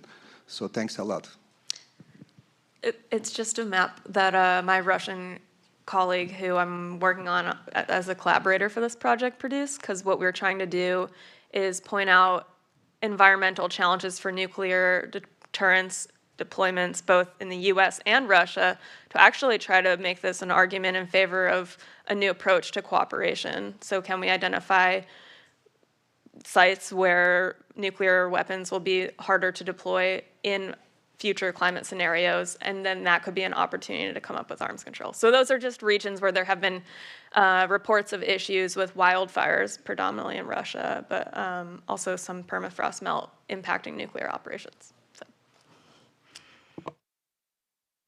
Yeah, because on the bioweapons point, we also cut off our analysis of historical cases at around 2020, so we didn't include any like extremely recent cases, but would be happy to incorporate other cases too.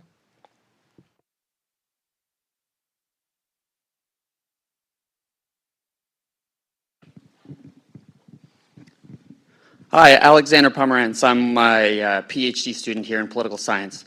My question is about these preferences for diplomacy, as Rose Miller had brought up. You know, maybe we want to train these models to use diplomacy. And so my question to the panel is, and partially going to a statement made by the previous speaker, you know, we think it has to be governments that are stepping in deciding, okay, we want to regulate these things, we want to regulate their use. But governments have different preferences about their own beliefs about the use of nuclear weapons and the use of diplomacy as a tool. I'm very much in support of diplomacy as a tool, but the current administration may be less supportive of that. And so the question is, how do you think governments' different beliefs about their own preferences about how AI should be used should affect our ability to try and shape these sorts of things? I mean, we saw recently the Department of War, you know, canceling their contracts with Anthropic to say, okay, you guys aren't going to play ball with us. You're not going to let us use AI for the military. We're going to go to the other companies, right? So we kind of already have the current government structure supporting this, like, less guardrails for us, please. And so I wanted to hear the panel's thoughts on that. Well, perhaps I'll start, because it is clear that some presidents have less preference for international diplomacy to solve problems, but at the same time, there is, and even with the current president, you know, there is this instinct for deal making. And I always like to emphasize that human beings are natural negotiators at every moment. It's the only way you get something without resort to the use of force. You could punch your colleague to try to take away his computer, his laptop, or you could ask him nicely if you can borrow it and take him out for afterwards. So I think naturally, it's a simple example, but naturally we try to use inducement rather than force to get what we want. And I think that's the kind of most basic message that I'm getting at. How do we get at this notion that humans use naturally of inducement, trying to get someone to come along nicely rather than having to pull a gun on him? And that's really what I'm talking about. I'm not actually sure how we would come up with the training data to impart that. I just don't know, but that's the basic concept I have in mind. Well, that seems like a good note to end on. We've got a long day ahead of us. Take 5 minutes, there's coffee, and we'll reconvene here at 10:45. And please, one more. Okay, so I'm very pleased to now kick us off for the panel on AI and geopolitics. I'm Malou. I'm a graduate student here in international policy. I also work with CSAC, Stanford High, and the Oxford AI Mountain Initiative on AI. And yeah, it's my great pleasure now to welcome our two speakers, Professor Carl and Barry Pavel here. And let me start by introducing Barry. He most recently served as Vice President and Director of the National Security Research Division at RAND. He also directed the National Defense Research Institute, whose sponsors include the Office of the Secretary of War, the Joint Staff, the United Combatant Commands, the Navy, the Marine Corps, the defense agencies, and defense intelligence enterprises. Mr. Pavel oversaw 5 programs covering international security and defense policy, personnel readiness and health, Navy, Marine Corps forces, acquisition and technology policy, and economic strategy and operations. His most recent RAND publications assessed how advanced AI might affect geopolitics. Before joining RAND, Mr. Pavel was Senior Vice President and Founding Director of the Snowcroft Center for Strategy and Security at the Atlantic Council. His analytical contribution centered on geopolitics, strategy, and foresight, adapting America's alliances and realigning US defense strategy and capabilities. Before serving at the Council, he was Special Assistant to the President and Senior Director for Defense Strategy and Policy at the NSC, serving 2 presidents as a career civil servant. Mr. Pavel has worked in the field of national security for more than 3 decades. He held senior positions at the Department of War before taking his roles at the NSC and Atlantic Council. Throughout his career, he has been widely recognized as a leader and important voice on national security policy. He's known as a generous mentor and effective collaborator. His interests and publications span a wide range of areas, including geopolitics, national security strategy, AI, Indo-Pacific and transatlantic security, economic security, and technology. And then, secondly, it's my great pleasure to welcome our very own Colin Carl, who is the director of FSI, as you may know, and Stephen C. Hazy Senior Fellow. He's also the faculty director of CSAC's program on geopolitics, technology, and governance, and a professor of political science, by courtesy. From 2021 to 2023, Dr. Cole served as the Undersecretary of Defense for Policy at the US Department of War. In that role, he was the principal advisor to the Secretary of Defense for all matters related to national security and defense policy, and represents the department as a standing member of the National Security Council's Deputy Committee. He oversaw the writing of the 2022 National Defense Strategy, which focuses the Pentagon's efforts on the pacing challenge posed by the PRC, and he led the department's response to Russia's invasion of Ukraine and numerous other international crises. He also led several other major defense diplomacy initiatives, including an unprecedented strengthening of the NATO alliance, the negotiation of the AUKUS agreement with Australia and the UK, historic defense force posture enhancements in Australia, Japan, and the Philippines, and deepening defense strategic ties with India. In 2023, Secretary of Defense Lloyd Austin awarded Dr. Carl the Department of Defense the Distinguished Public Service Medal, the highest civilian award represented by the Secretary of Defense. During the Obama administration, Dr. Carl served as Deputy Assistant to President Obama and National Security Advisor to Vice President Biden from 2014 to 2017. He also served as Deputy Assistant Secretary of Defense for the Middle East, for which he received the Outstanding Public Service Medal. He is also a co-author of Aftershocks, Pandemic Politics, and the End of the Old International Order, and the author of States, Scarcity, and Civil Strife in the Developing World, and has published numerous other things. He previously taught at Georgetown and has had several positions, including at Harvard, Council on Foreign Relations, CNAS, and the Penn Biden Center for Diplomacy and International Engagement. And I should mention also, he has a PhD in political science. Well, he specifically asked. As we were joking before, I have a doctorate in political science, which means I'm neither a real doctor nor a real scientist. Right. And if I've offended anybody in the audience, you deserve it. Well, with that happy note to kick us off, go to you, Colin, to start us off. Great. I think we had some slides. If that's true, if you could bring them up. Do we have some slides over there? Slides? Or no? No slides? It's okay. It's not my slide. There we go. All right, that slide I didn't create. Jim and I created that based on the subject of my talk. Oh, you can't see it? I can see it here. You want to put it up here?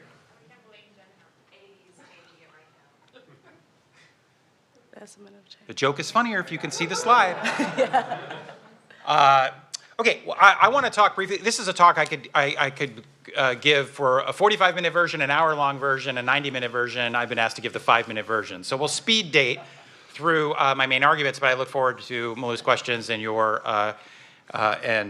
questions as well. So I really want to talk about the geopolitical implications of the artificial intelligence race. You've probably all heard the term the AI race. In fact, when the Trump administration released its AI action plan last summer, it was called Winning the Race. That's a picture of it on the left. Shortly thereafter, or around the same time it was released, a colleague of Barry's at RAND, Jim Mitri, and I published a piece in Foreign Affairs called The Real AI Race, which basically made the argument that we're not in one race, we're in 5, and that it's not clear the United States is positioned to win all 5. In fact, it is being challenged across the board, so I'm going to talk to you a little bit about that. I should mention, Barry Bavella and I first met each other at the Department of Defense in 2005, 2006, and yes, I will still refer to it as the Department of Defense because by law, it is still the Department of Defense, and secondly, I'm grumpy that I was never the Undersecretary of War. Okay, so with that context, so the first race is the race that most of us think about, or most people talk about in Silicon Valley and Washington when they say the AI race, and that's really the race to the frontier. That is defined for the most part by frontier AI companies in the United States as the race to some form of artificial general intelligence. Nobody agrees on what AGI means, but broadly it refers to models that are as smart or smarter than the smartest humans at an extraordinarily wide range of cognitive tasks. Okay? Dario Amodei, who's the CEO of Anthropic, has sometimes referred to AGI or advanced AI as a country of geniuses in a data center. And I think that's a good way to think about it. In terms of who is leading at the frontier, it is unquestionable that the United States is leading at the frontier. The best models in the world are produced by OpenAI, Anthropic, Google DeepMind. But that gap used to be measured in 1 to 2 years, and it is now down to a handful of months. And it has been basically a gap of a handful of months with Chinese companies fast following. You are all certainly have heard or seen the news last year of the kind of freak out over a Chinese company called DeepSeek that produced a very sophisticated model with a lot fewer advanced semiconductors, chips, AI chips than the US labs rely on. And DeepSeek is great. Alibaba puts out great models. So does Z AI, which used to be Zhipu, Moonshot. There are a bunch of great Chinese companies, but they are lagging at the frontier. And a major reason for that is not that they lack talent. They have plenty of talent. It's not that they can't build infrastructure. They build it better than anybody. It's not that they don't have the power to power data centers. They have more electricity than anybody.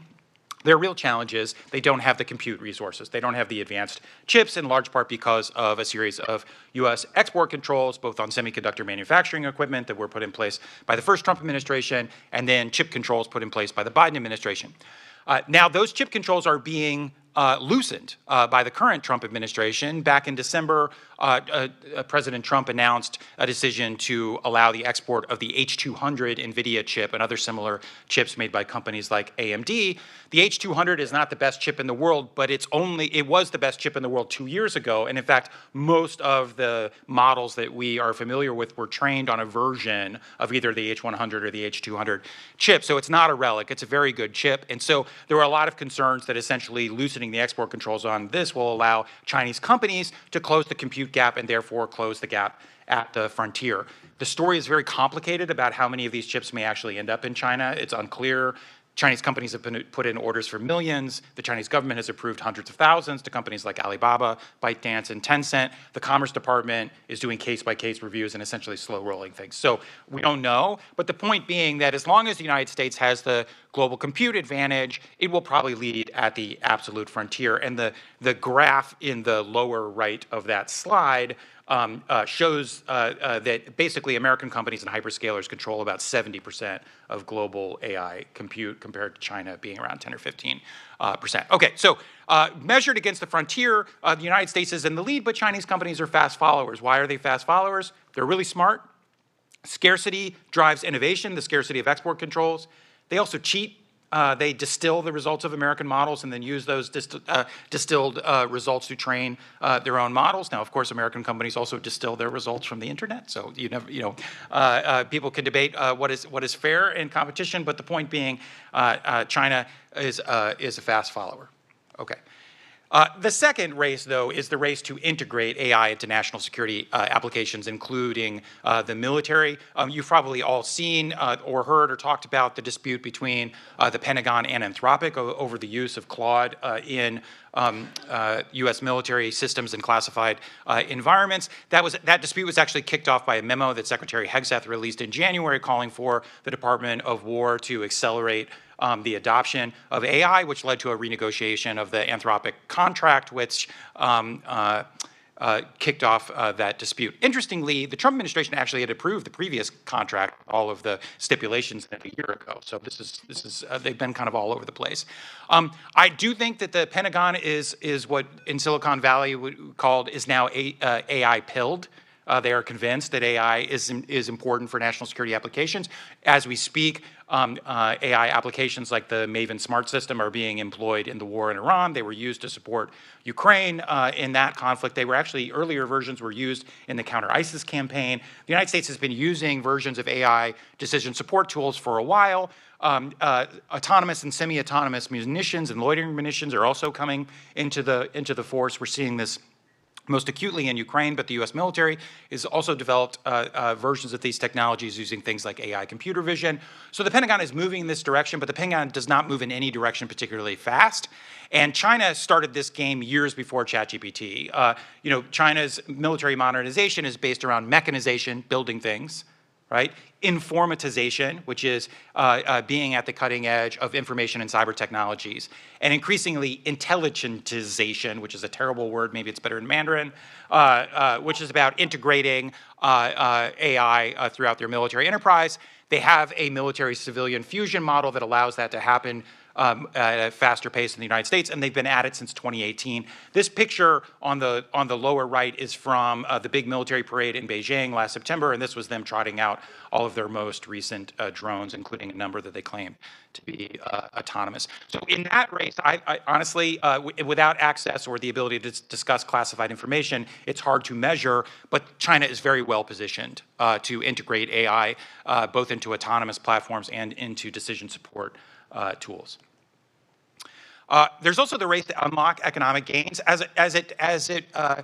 In the current world, actually, neither the United States nor China leads in AI adoption by actual human beings on their phones. It's countries like the UAE that are at the top of that list. But China has an AI plus plan that is supposed to integrate AI throughout the economy. And the real question is not how many of us are using ChatGPT on our phones. It's which country is best positioned to reap the economic gains from intelligence. And here the story is bifurcated, and this is an important argument, but I'm going to give it very succinctly.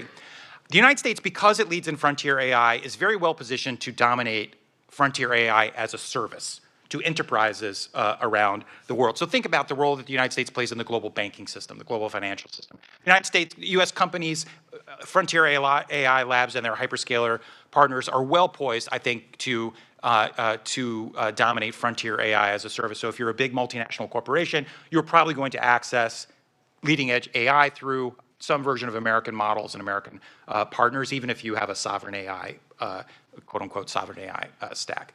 But China is well positioned to reap economic gains in other places. They're very good at the application layer. They are very good at producing good enough AI. That is AI that's not top of the line, but AI that's good enough for most commercial and business applications. And they tend to open source their best models, which means those models are cheaper and can be run on premises for both governments and businesses, which make them attractive. And then the last point is that China is eating America's lunch in the industrial and embodied applications of AI. So think humanoid robots, but that's like the cool stuff you see on YouTube. Really think of dark factories that run 24/7 without human beings in them, because robots are basically building electric vehicles and smartphones. Those already exist in China. That is the future. China already dominates global manufacturing, and AI's integration into manufacturing is something that China is poised to dominate. So you're going to have a split situation in which the U.S. dominates the high-level services and China dominates the good enough and industrial applications. And then lastly, there's the race to diffuse this technology around the world and dominate the global AI stack. And David Sachs, who's the White House AI czar and crypto czar, has basically says the US wins if 80% of the world runs on an American AI stack. But what does that mean? It means data centers built by American companies with chips designed by American companies like NVIDIA, even if they're produced in places like Taiwan, and running American models. China, however, is also racing to diffuse and they have certain advantages. First of all, they are willing to invest in countries the United States is not for strategic reasons. They are also willing to provide huge subsidies We saw this in Belt and Road and the Digital Silk Road Initiative. Their models can be free, even if they come with strings attached because of the open source nature of those models. The statistics on the previous slide showed that the best open source models in the world are Chinese by a significant margin. And if they have access to American chips, they don't even have to produce their own chips to build these data centers. And all I would leave you with is, if Alibaba builds a data center that runs Alibaba models or DeepSeek models running on American chips, that is not an American stack. That is an American-enabled Chinese stack, right? And China is well-positioned to do that. Diffusion matters, both because it gives countries hard power, the ability to provide access to these things or cut off access to influence behavior, but more importantly, it provides soft power because all of us experience the world mediated through digital environments, all of us. And to the degree that AI determines what those digital environments are, and AI bakes in values that are either more democratic or more aligned with the Chinese Communist Party, that has a lot of implications. The last point I would just make is this, which is there's a fifth race, which is a race that is at the heart of this conference, which is a race we should all try to avoid, a race to the bottom. Racing is happening at the corporate level, OpenAI versus Anthropic versus Google versus Meta versus XAI versus Chinese labs. It's also happening at the country level, and we may not like the analogy, but it is structurally so entrenched that I do not think we can turn the race off. And one consequence of that, though, is as everybody is racing, do they cut corners or do they release models and agents into the world that create effects that none of us would like? Essentially, some version of catastrophic or existential externalities. I think the ones that are most concerning and conceivable are systemic cyber attacks unleashed by non-state actors. We've already seen indications, well, we know that the models are getting extraordinarily good at coding. In fact, it's the entire theory of the case about how you get to artificial general intelligence in US labs. You get the models to be better at coding than humans, the models then improve themselves. That's what Anthropic is doing, that's what OpenAI is doing, that's what Google is doing, but it also means substantial uplift for non-state actors who could engage in cyber attacks, or state actors who would engage in cyber attacks against critical infrastructure. A second large concern is bioweapons. Essentially the ability to design pathogens in the lab and then essentially use synthetic biology technologies to print those pathogens, potentially threatening many, many humans. And the last, I think, existential or catastrophic risk that people worry about is essentially some version of rogue AI. We've all seen these in science fiction movies. What's the problem, Dave? Like what, HAL 9000 or the Terminator movies or the Matrix.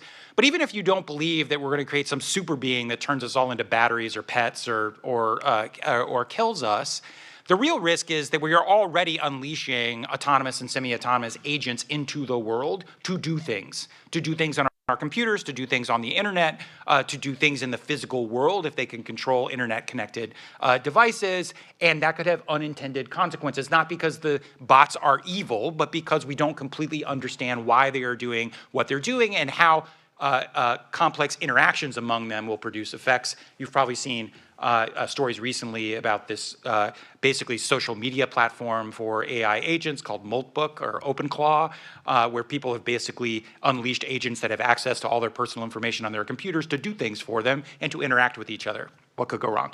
Okay, so the point being that this is an area where arguably the superpowers have an incentive to cooperate.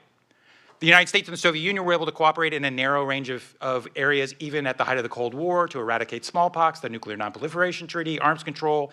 And why? Not because they loved each other, not because they turned the competition off, but because they had a common interest. So the question, I think, on the table is, do Washington and Beijing have a sufficient interest to say they don't want terrorists to have bioweapons designed by AI. They don't want non-state actors to be able to bring down their financial systems or critical infrastructure. And neither country has an interest in non-aligned AI wreaking havoc, right? They may not agree on what AI should be aligned to, but they can agree that AI should be aligned and at some degree controllable. And with that, I will stop. That was the short version, I promise. Thank you for those 5 minutes. That was very interesting. And now over to Barry. Thank you very much. Well, so Colin was the Undersecretary of Defense for Policy, USDP, and now the department officials are calling themselves putting the W in place of the D. So currently it's the Undersecretary of War for Policy, but the acronym doesn't kind of glide off the tongue as easily. At USWP, and there's Assistant Secretaries of Defense that we used to call ASDs, but now they're ASWs. And so my new career goal is to be the ASW for anti-submarine warfare, the ASW for ASW. But Isn't it just ASW squared? Right. I'm speaking for myself, though, now, not for anyone else. And I'll just make 5 points, because I can tell this is an active audience from the first few sessions, so I'll just try to be very brief and stay at a very high level. This is about geopolitics and AI, so I'll just hit a few high points. First, as you can probably tell, but it's worth reinforcing, AI is now emerging on top of a very turbulent new era of history that's already in motion. We have 2 major wars going on right now. History tells us, unfortunately, that regional conflicts can sometimes metastasize. World War II started as 2 regional conflicts, and obviously I'm not saying that's where it's headed, but we are at a very precarious time in geopolitics. Long-standing allied relationships are fracturing. Some are weakened. Some may be severed. The stasis that we enjoyed in the United States for 75, 80 years since World War II is really just cracking now. The tectonic plates are moving fast, and AI power will play out on top of this, new and shifting terrain. So that's just a really important point. This is not, coming out in a vacuum. There's just a lot of dynamism and turbulence. Second, defense spending is surging. We just saw this morning the administration announce an FY27 defense proposed budget of $1.5 trillion.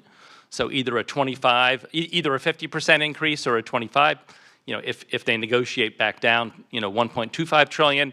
And this is happening all over the world, not at that level, but defense spending is surging across the world, including the U.S. And so, as Colin was sort of suggesting, defense ministries, our Defense Department, they are some of the most consequential adopters of AI, obviously for military and national security purposes. When the Iran war ends, and every war must end, this one will too at some point, but undoubtedly the Pentagon will do an operational lessons learned review. How can we do better? How can we fix things that didn't go well? How can we reinforce things that did go well? And so how they interpret AI's role in the ongoing conflict could inform U.S. government posture towards AI for quite a while. So this is something I would pay close attention to. So it's not really a question of how will AI shape geopolitics, but how will AI interact with this very turbulent, structurally shifting geopolitical environment. Third point, and if you could come away with just one thing from my remarks, this is the one I would really encourage thinking about. This is a time for strategy, not just a set of policy initiatives. I had the pleasure of working for General Brent Scowcroft a little bit at the Atlantic Council. He was considered America's greatest national security strategist by many when he was the national security advisor. People would come to him and say, I have an idea for a new approach to Europe or a new approach to proliferation, et cetera. And he would supposedly always ask them, so what's the strategy? And so when I asked him, sir, how do you define strategy? He said, it's where do you want to go and how do you want to get there using the resources that you might be able to harness. And so I think this is a point to sort of, a historic point to stop and think about what are our core goals, and we've had some good discussions of some of them this morning, but this is a potentially historic moment. So I would encourage much more ambitious and coherent thinking about what our goals are and what our pathways are to reach those goals. And Colin has written some good pieces on this question. And so my point is we need a national strategy for the AI era, one that addresses the potential impacts on society, on the economy, and on national security in a very coherent way, and then includes allied contributions. We do have allies who share our values and our interests, but includes those contributions and works together wherever we possibly can. And the counterpoint is, if all we do is we see a crisis or we see a threat or we see a risk, If all we do is respond to those, you know, and it's a natural human emotion. I see a problem, I want to make it go away. And certainly as a government policymaker, I will always see problems and try to make them go away. But if that's the only approach, if you're not using strategy, you're just responding, then all we're going to get are more crises, more issues, more risks. We have to develop a strategy and then stick to it when we see the crises and the risks coming up. Fourth, if this moment is indeed big and we can follow a strategy, then we also need to think much more ambitiously about how we organize our society, our government. You know, it's been a long time since the U.S. government had significant reform. And so if we think this is a moment in the history of the United States or of humanity, we should think about new structures, new government structures, as well as new governance structures. And again, Colin had some good ideas, I think, in his foreign affairs piece on this. And so I would encourage us not to think about the current structure only. We should be thinking really big, because this is a really big set of issues. And one can imagine what those governance structures would focus on. We can talk about that in the time we have remaining. It's a bit of a truism, but obviously the cooperation, as Professor Russell pointed out, the cooperation between governments and corporations has got to be a central element of any approaches that we take. Fifth and lastly, you know, how do we do all this? It's a really big deal.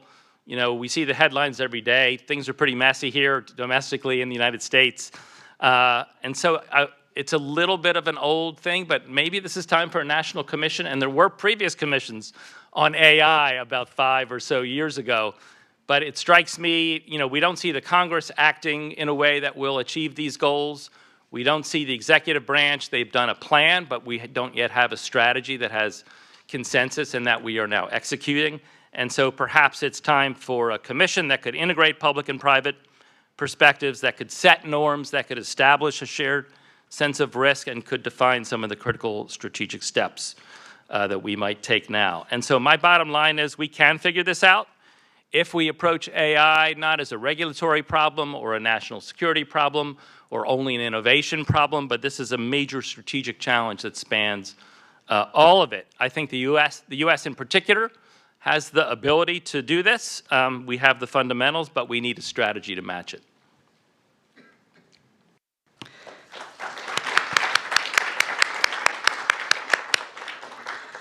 Well, with that, in the interest of time, I think I will pose you one of my prepared questions, and then we'll try and open the floor. So I think it's really interesting. You both touched on strategic choices with the 5 races on the one hand, and sort of really the need for a strategy on the other hand. And I think given that we have sort of these 5 races, as you laid out, Colin, I wanted you both to sort of speak to how should the US prioritize. There are not infinite resources, and there are competing demands, and also there's a shifting terrain in geopolitics that also must be responded to. There are multiple crises. And so how can the US prioritize in these 5 different races? Are they all equally important? Is one genuinely decisive? Or how do they also interact together? With that easy question, maybe Colin, you can start, and then Barry, you can take it from there. Yeah, it's a great question. Look, my answer will probably be incomplete, but I would emphasize, I think the government needs to do a couple of things. First, you know, the Trump administration repealed a lot of the Biden-era executive orders on AI and moved away from this question of AI safety because they viewed it as anti-innovation and overly woke and regulatory. But they do embrace the possibility that these technologies can have catastrophic consequences. A section of the Trump administration's AI action plan talks about CBRN risks, that is chemical, biological, radiological, and nuclear risks associated with AI, as well as cyber. The rebranded AI Safety Institute, which is now the Center on AI Standards and Innovation, so KC, not AC, continues to look at these security issues. So I think that it's really important to understand the potential of these models, the downside risks of them, even as the government moves at maximum responsible speed to integrate and adopt these technologies, because they will have profound consequences not just for material power, but for the efficiency and effectiveness of government. That's good.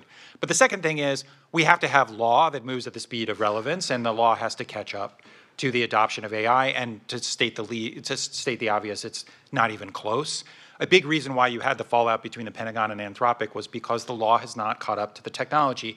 One of Anthropic's concerns is that the government can lawfully use commercially available data that we all release and that companies use to surveil us. And that AI is a very powerful tool to allow the government to connect the dots. And if you all saw pictures from Minneapolis of the ICE agents, why were they all carrying phones? Like, why was the guy who shot Renee Good holding a cell phone? And that's because they're using facial recognition software on every single protester and then using open source data sets to connect dots between protesters so that they can be identified. A lot of us would feel uncomfortable with that level of government surveillance. It's not strictly illegal, right? And so the law has not caught up to the fact that commercially available technologies and the information we all share allows the government to get all up in our business if they use AI. And so the law needs to catch up. The law also needs to prepare American workers for the future that is going to hit them right in the face. And, you know, I painted this picture of the United States dominating AI as a service and China dominating the industrial applications. American workers will be squeezed by both pieces of that.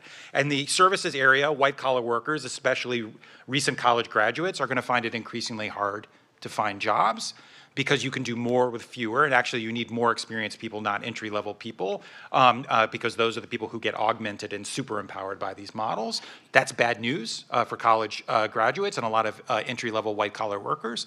And then, of course, people in manufacturing sectors that are already squeezed by China's domination of industrial capacity and supply chains will see that pressure increase because of China's ability to use AI for industrial purpose. And we have no set of laws to deal with any of that, right? And so you will see AI be a populist issue on both the right and the left in the midterm, but especially, mark my words, in the 2028 national election. And we need to get out ahead of that, both for the people who will be affected, but also if you want to have any political legitimacy around these tools. The last point I would just make is, I actually give the Trump administration a lot of credit for believing that they need to bundle together an American AI stack and affirmatively provide it to the rest of the world. That's the right approach. The challenge is I do not think their level of ambition on the tools for doing that is sufficient. They've obviously dismantled USAID. There's no development toolkit anymore. There are places like the Exim Bank and the Development Finance Corporation, but the level of ambition of scaling up the use of those resources to de-risk investments in especially parts of the global south that the United States won't invest in otherwise is not enough. So we need to do a lot more to be able to compete geopolitically with China in the places where China will provide good enough AI technology and infrastructure that U.S. companies will not otherwise provide unless the United States government finds a way to unlock those investments. So that has profound consequences for our interests and for geopolitics. So I would say that the Trump administration should lean into what they say they're already for and scale up their ambition. Thank you so much. Yeah, I don't have too much to add. I mean, across the 5 races, I mean, if you sort of get a failing grade in any one of those, I don't think it's a very good day for the United States. You know, if we say, okay, we'll prioritize national security but not the economy, that's not going to go very well. If we drop our compute advantage, as Colin so articulately talked about, then that is, you know, our core sort of enabling advantage. So I don't think it's a, you know, government policymakers and working closely with the private sector that's relevant here. We have to be able to do all, and I don't think it's a question. You can't just drop one, or it could be potentially catastrophic. Potentially one follow-up for you, Barry, specifically. Actually, you talked about allies. And I think this is something that's increasingly becoming a challenge, also given that the EU is very concerned with tech sovereignty, increasingly looking at their own AI programs, but even not AI, it was just digital sovereignty from the United States. And so what do you think our approach should be to our allies? What's a good way to move forward, especially on AI, but also in the bigger picture? Sure. I mean, I'm a big believer in sort of recommitting to values, and I think at this point, you know, we don't want to only say, "Here's our stuff. You have to buy it." So I would do a lot of co-developing, co-teaming, co-collaborating with our advanced European and Asian partners in particular. And I think with that kind of approach, we could develop shared standards. We could be interoperable, but not necessarily have identical stacks. We could do joint investments in infrastructure and talent. So I would sort of say, let's team up together, and that's a way that we can advance our, defend our values and advance our interests in the face of a very strong competitor in China. Thank you so much.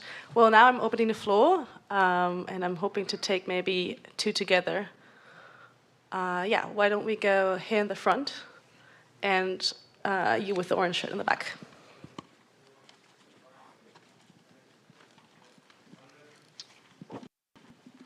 Hey, I'm Joe, Forkable and Recoverable Foundation.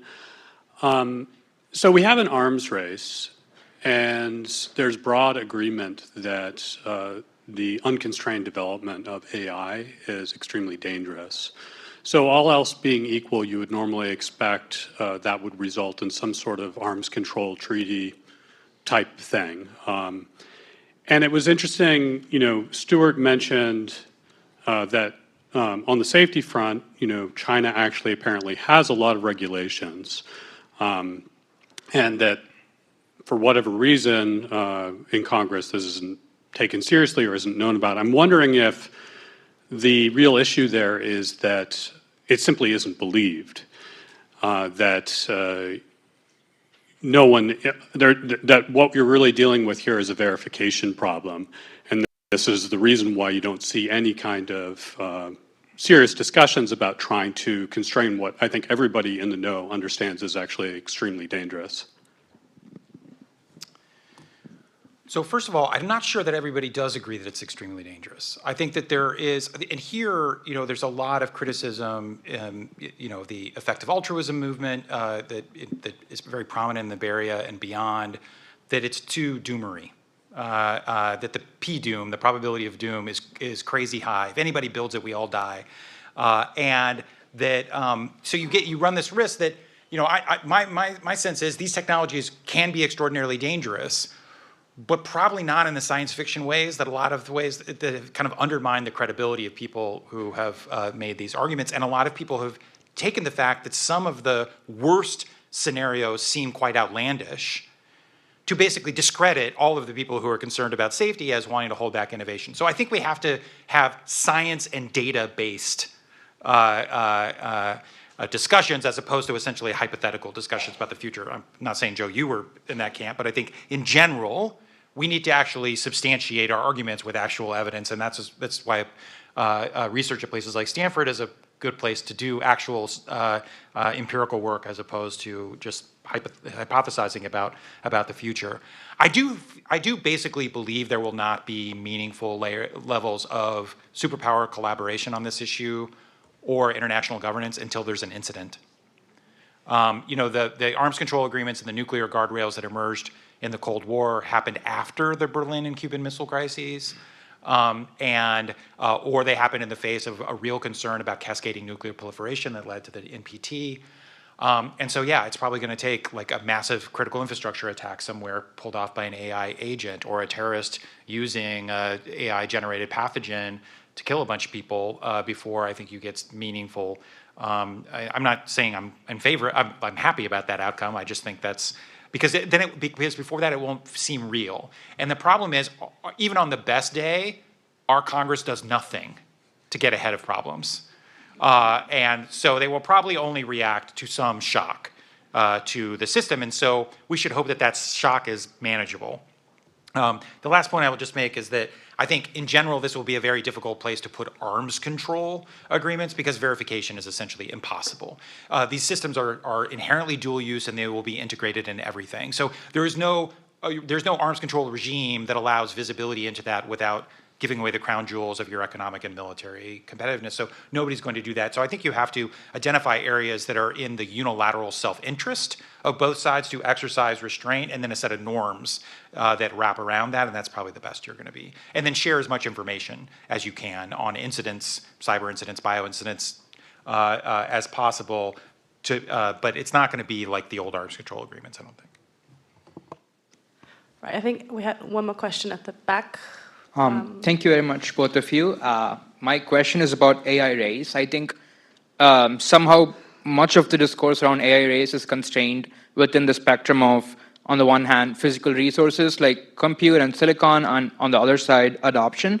But I'm curious to hear what your thoughts on how intangible systems fall into this question, specifically the design of algorithms. And I think most of that work happens in public and private research universities, and with reducing expenditure that we're putting into research in the United States, I'm concerned that no matter how much silicon we have or how large we're able to make supercomputers, it's going to be hard to get at the frontier.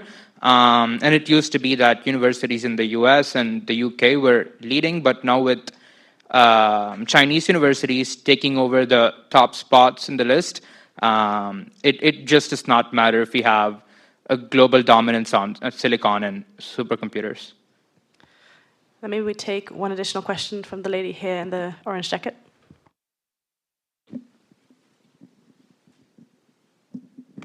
Hi, I'm Artemis. I used to be a political science student in this department, and I now work in AI safety. And this is a follow-up question for Colin from the previous set of questions. So I'm curious, Colin, if you thought about adding a sixth race to your argument, which is essentially the race between humans and AI over the control of humanity in the future and human values. And I say that because that essentially bridges what we heard from Stuart and what we hear from the people worried about sort of PDOOM risk and AGI taking over with everything that you laid out. And the reason I think you would be potentially well placed to do that is that you don't hear a lot of these risks and these opportunities considered in one place. The communities that think about them are quite separate and they don't really overlap. So the Venn diagram of people that are pragmatic and policy savvy and understand how international relations work with the Silicon Valley effective altruist types is very small. And it seems like it would be productive if we're able to hold all these opportunities and risks in one place and adjudicate them. Okay, maybe perhaps we start this time with Barry, if you want to respond to these two questions or the one before that. Well, I like the last idea, but I want to hear Colin because he invented the races. But I like, if you don't integrate, then you risk missing something. And as people who worked in large organizations like the Pentagon, Colin and I, like if a lot of things can go wrong if there's not sort of a comprehensive picture of where the key, how the key risks and opportunities are moving forward. So I actually think that's an interesting idea. Great questions. Maybe I'll go in reverse order to piggyback on Barry's. It's a really important question.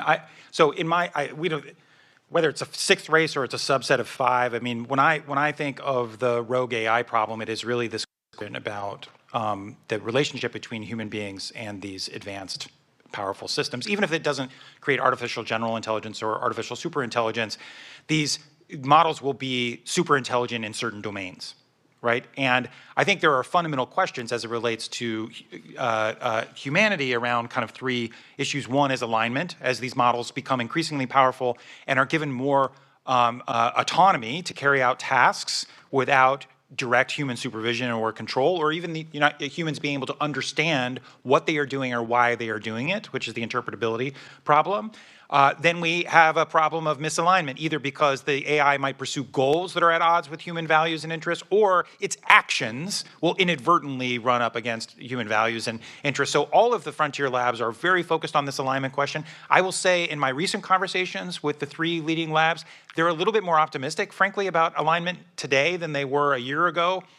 Now, they have reasons to believe that, but I do think they are very focused on that. So there's alignment, but there's also, as these systems partner with humans moving forward, how do we maximize their ability to augment humans as opposed to replace us? I think that is the fundamental question of work, is not getting rid of AI, but how, I tell my kids who are 14 and 11, for the rest of your lives, you will never be smarter than AI.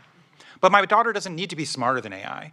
All that's required is that my daughter plus AI is better than AI alone. And so we need to train our children and our workers so that human plus AI is better, measured against whatever metric, than AI by itself. Happier, more productive, more innovative, more creative, more fulfilling, whatever it is. That's going to be hard to do. But we should start at places like educational institutions where we have to train our students to enter that world. And if we can deal with the alignment issues and the augmentation issues, then I think there will be space for human agency in a world even with very powerful AI. That's my hope. We'll see. The thing on the AI race, let me just say, there are a whole bunch of inputs that go into the AI race. Data, China's got enough. That's not a benefit for the United States versus China. Energy to power data centers. China's got more than we do. They have they're an electro state. In fact, their ability to export their electricity in the form of AI, of tokens running on compute, is higher than the United States. There's the actual compute resources, where the United States has a meaningful advantage both in quantity and quality, but that advantage might shrink over time as export controls weaken or indigenization goes up. There's the talent race, which, as your question noted, is pretty equal. For one thing, a lot of the engineers in American labs are Chinese, and we also are becoming a less hospitable place for foreigners to work. And so China has plenty of talent. So the last thing is basically on the algorithmic innovation that's either a byproduct of the human talent, which will be pretty close between the United States and China, or the labs that get to recursive self-improvement faster.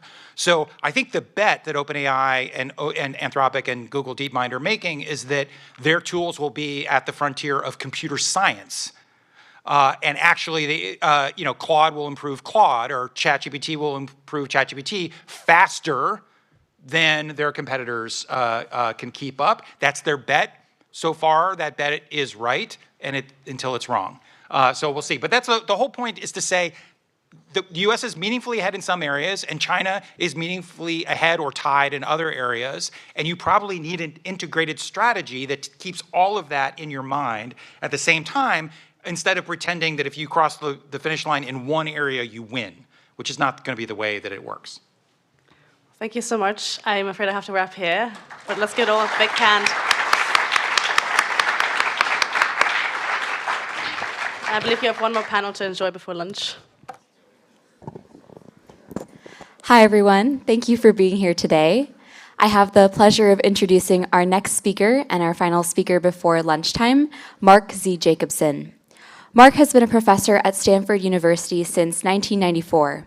His career focuses on better understanding air pollution and global warming problems and developing clean, renewable energy solutions to them. He has published 7 books, including his latest, Still No Miracles Needed, and 196 journal articles. In 2022, he was ranked as the #1 most impactful scientist in the world in meteorology and atmospheric sciences, and #6 in energy among those first publishing past 1985. In 2018, he received the Judy Friedman Lifetime Achievement Award for a distinguished career dedicated to finding solutions to air pollution and climate problems. In 2023, he was named one of the top 100 globally who have made an impact on the world this year by Worth magazine. He has served on a committee to the U.S. Secretary of Energy, appeared in a TED Talk and on The Late Show with David Letterman, and co-founded the Solutions Project nonprofit. He served as an expert witness in the first U.S. climate trial to win and be upheld, Held versus Montana, and the world's first climate case to reach a settlement, Navahin versus Hawaii. His work is the scientific basis for the U.S. Green New Deal and laws to go 100% renewable energy worldwide. We're excited to have you speak. Thank you so much for joining us.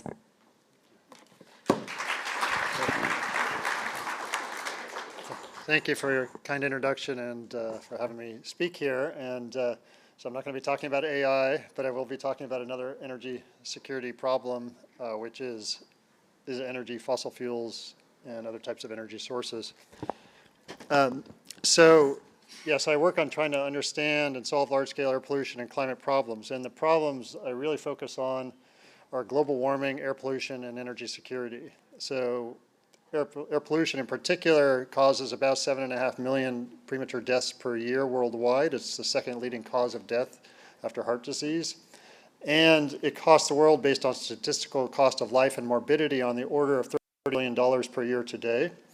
Global warming is expected to cost about that much by 2050. It's a growing problem, but it's still, air pollution is a larger problem in terms of cost, social cost today. Fossil fuels are also limited resources. They will run out at some point, and that will result in energy price instability, social instability, economic instability, and political instability. That's not the only energy security problem associated with fossil fuels. Of course, we see the obvious that countries that rely on the transport of fuels from other countries and importing them face energy security risks. Places that have a lot of centralized power plants face security risks, centralized refineries. Distributed energy reduces those risks. Homegrown energy reduces security risks. Okay, so I'm really going to focus on, though, how do we address these three problems simultaneously, and what is the status worldwide in trying to address these problems, and what are the benefits, and you're going to see a lot of data you've never seen before here. So first of all, what's the idea here? What do we want to do? And so we've been developing plans since 2009 to transition the world to entirely clean renewable energy, and it's really simple. You electrify almost everything, provide the electricity with clean renewable sources. So what do I mean by electrify everything? Well, first of all, if you think of energy as like four main sectors, there's electricity itself and heat, then there's transportation, buildings, and industry. So in transportation, the obvious is, well, go to battery electric vehicles and some hydrogen fuel cell electric vehicles for long-distance heavy transport, like long-distance aircraft and ships. But pretty much mostly battery electric vehicles, because you don't want to use hydrogen for passenger vehicles, because even though you can make it clean with green hydrogen, which is from clean renewable electricity, it takes about 3 times the number of wind turbines to drive a car the same distance as a battery electric car, because of all the steps you have to do to produce and process hydrogen. But it turns out with long-distance heavy transport, like long-distance aircraft and ships, the tables turn and hydrogen becomes a little more advantageous, so that's where you might have some hydrogen. For buildings, we go to electric heat pumps, electric resistance, electric induction stoves for cooking, heat pumps for air heating, water heating, air conditioning, insulation, LED lights. I mean, buildings are easy. I've had a 100% renewable home since 2017, haven't paid an electricity bill, a gas bill, or gasoline bill since then. Send electricity back to the grid on the hottest day of the year. New homes can be so efficient if you insulate them, use LED lights, energy efficient appliances, and heat pumps, etc. Industry, well, 33% of US industry is already electric, but we need to get the rest. Most of the energy is used for high temperature processes, so going to electric arc furnaces, induction furnaces, resistance furnaces, etc.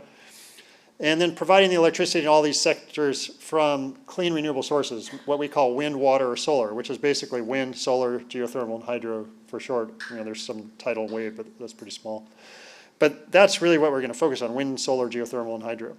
And there's also, we have now what's called enhanced geothermal, which is, conventional geothermal is available only in a few places, near tectonic plates and volcanoes mostly. But enhanced geothermal, you can dig down pretty much anywhere in the earth deep enough, and you'll find hot enough temperatures to be able to create electricity. And so over 25% of the Earth's land, you can do enhanced geothermal. And there's now technology available to do that at low cost, and so the first commercial plant is being built and it will be available in 2028 for electricity generation.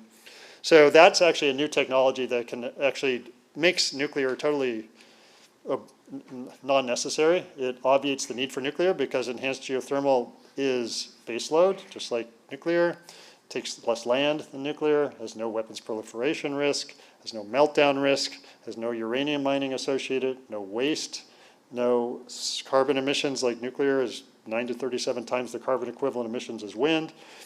No underground uranium mining lung cancer risk. So you have no risks, and it's cheaper, faster. It takes, new nuclear is completely useless even if you wanted it, because it takes, worldwide, you've never had a nuclear reactor built from planning to operation in less than 10 years. Today it's 12 years. But in North America and Europe, it's 17 to 23 years. So we need to solve 80% of the problem in 5 years and 100% in 10 to 15 years. So a technology that can't even be built in less than 17 years is useless. But having said that, now enhanced geothermal obviates the need for nuclear, so we can forget nuclear for any purpose going forward. Now, in terms of wind, solar, geothermal, hydro, well, geothermal is baseload. Hydro is pretty flexible. It's good to, we're not going to grow hydro, but we can use existing hydro to match demand. But we do need storage, electricity storage, heat storage, cold storage, and some hydrogen storage. Electricity storage, the biggest type of electricity storage in the world today is hydro. The second is pumped hydro. The third is batteries, but batteries are growing will replace pumped hydro soon and will eventually replace hydro. And there are these other ones that I'm not going to get into right now, but there's heat storage and cold storage. But, okay, let me jump to, can we actually transition the world to 100% clean renewable energy for all purposes? We develop roadmaps now for 150 countries that we have data for. These represent 99.8% of all world emissions.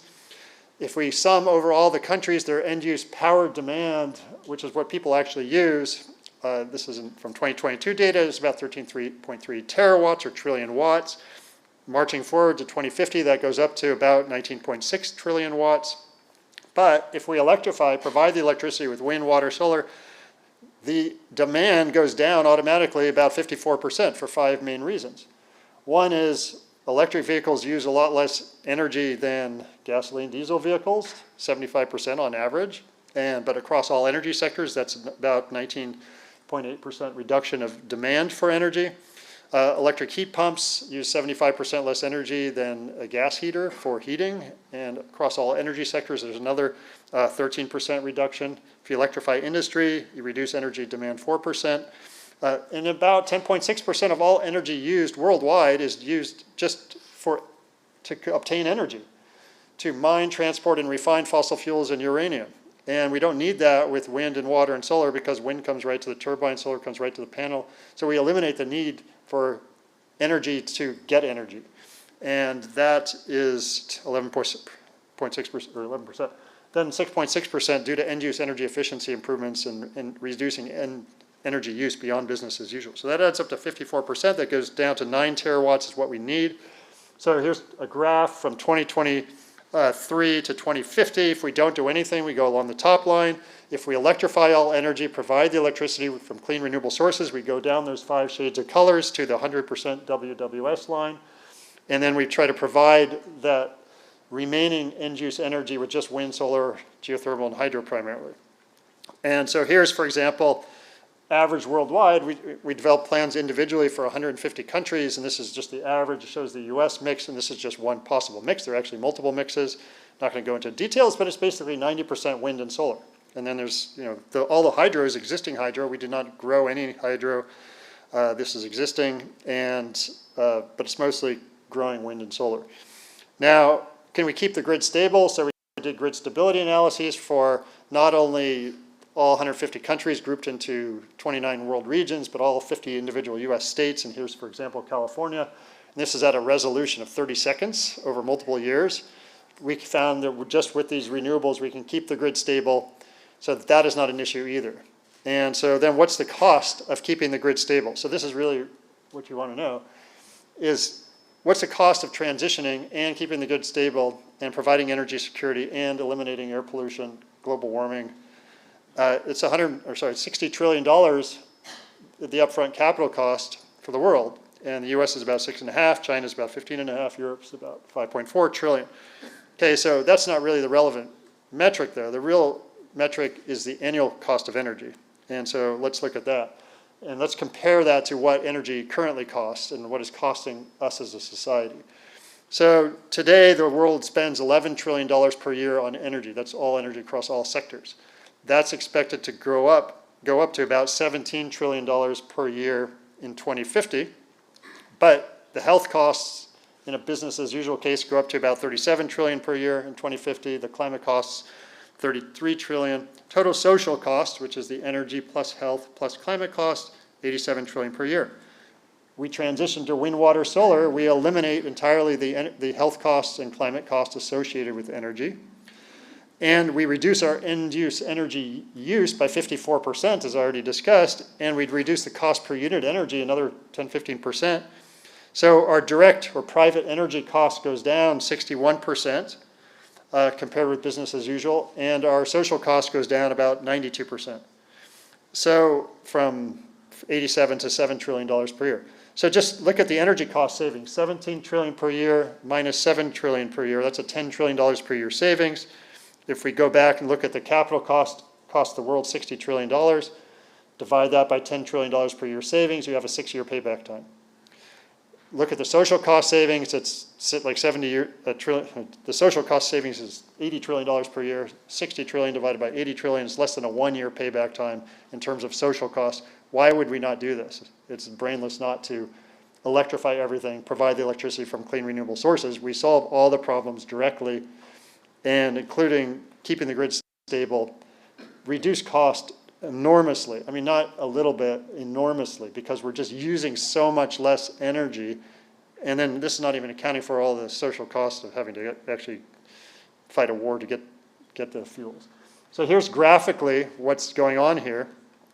In a business as usual case on the left, the blue is the direct energy cost, the brown is the health cost, and the black is the climate cost on the top.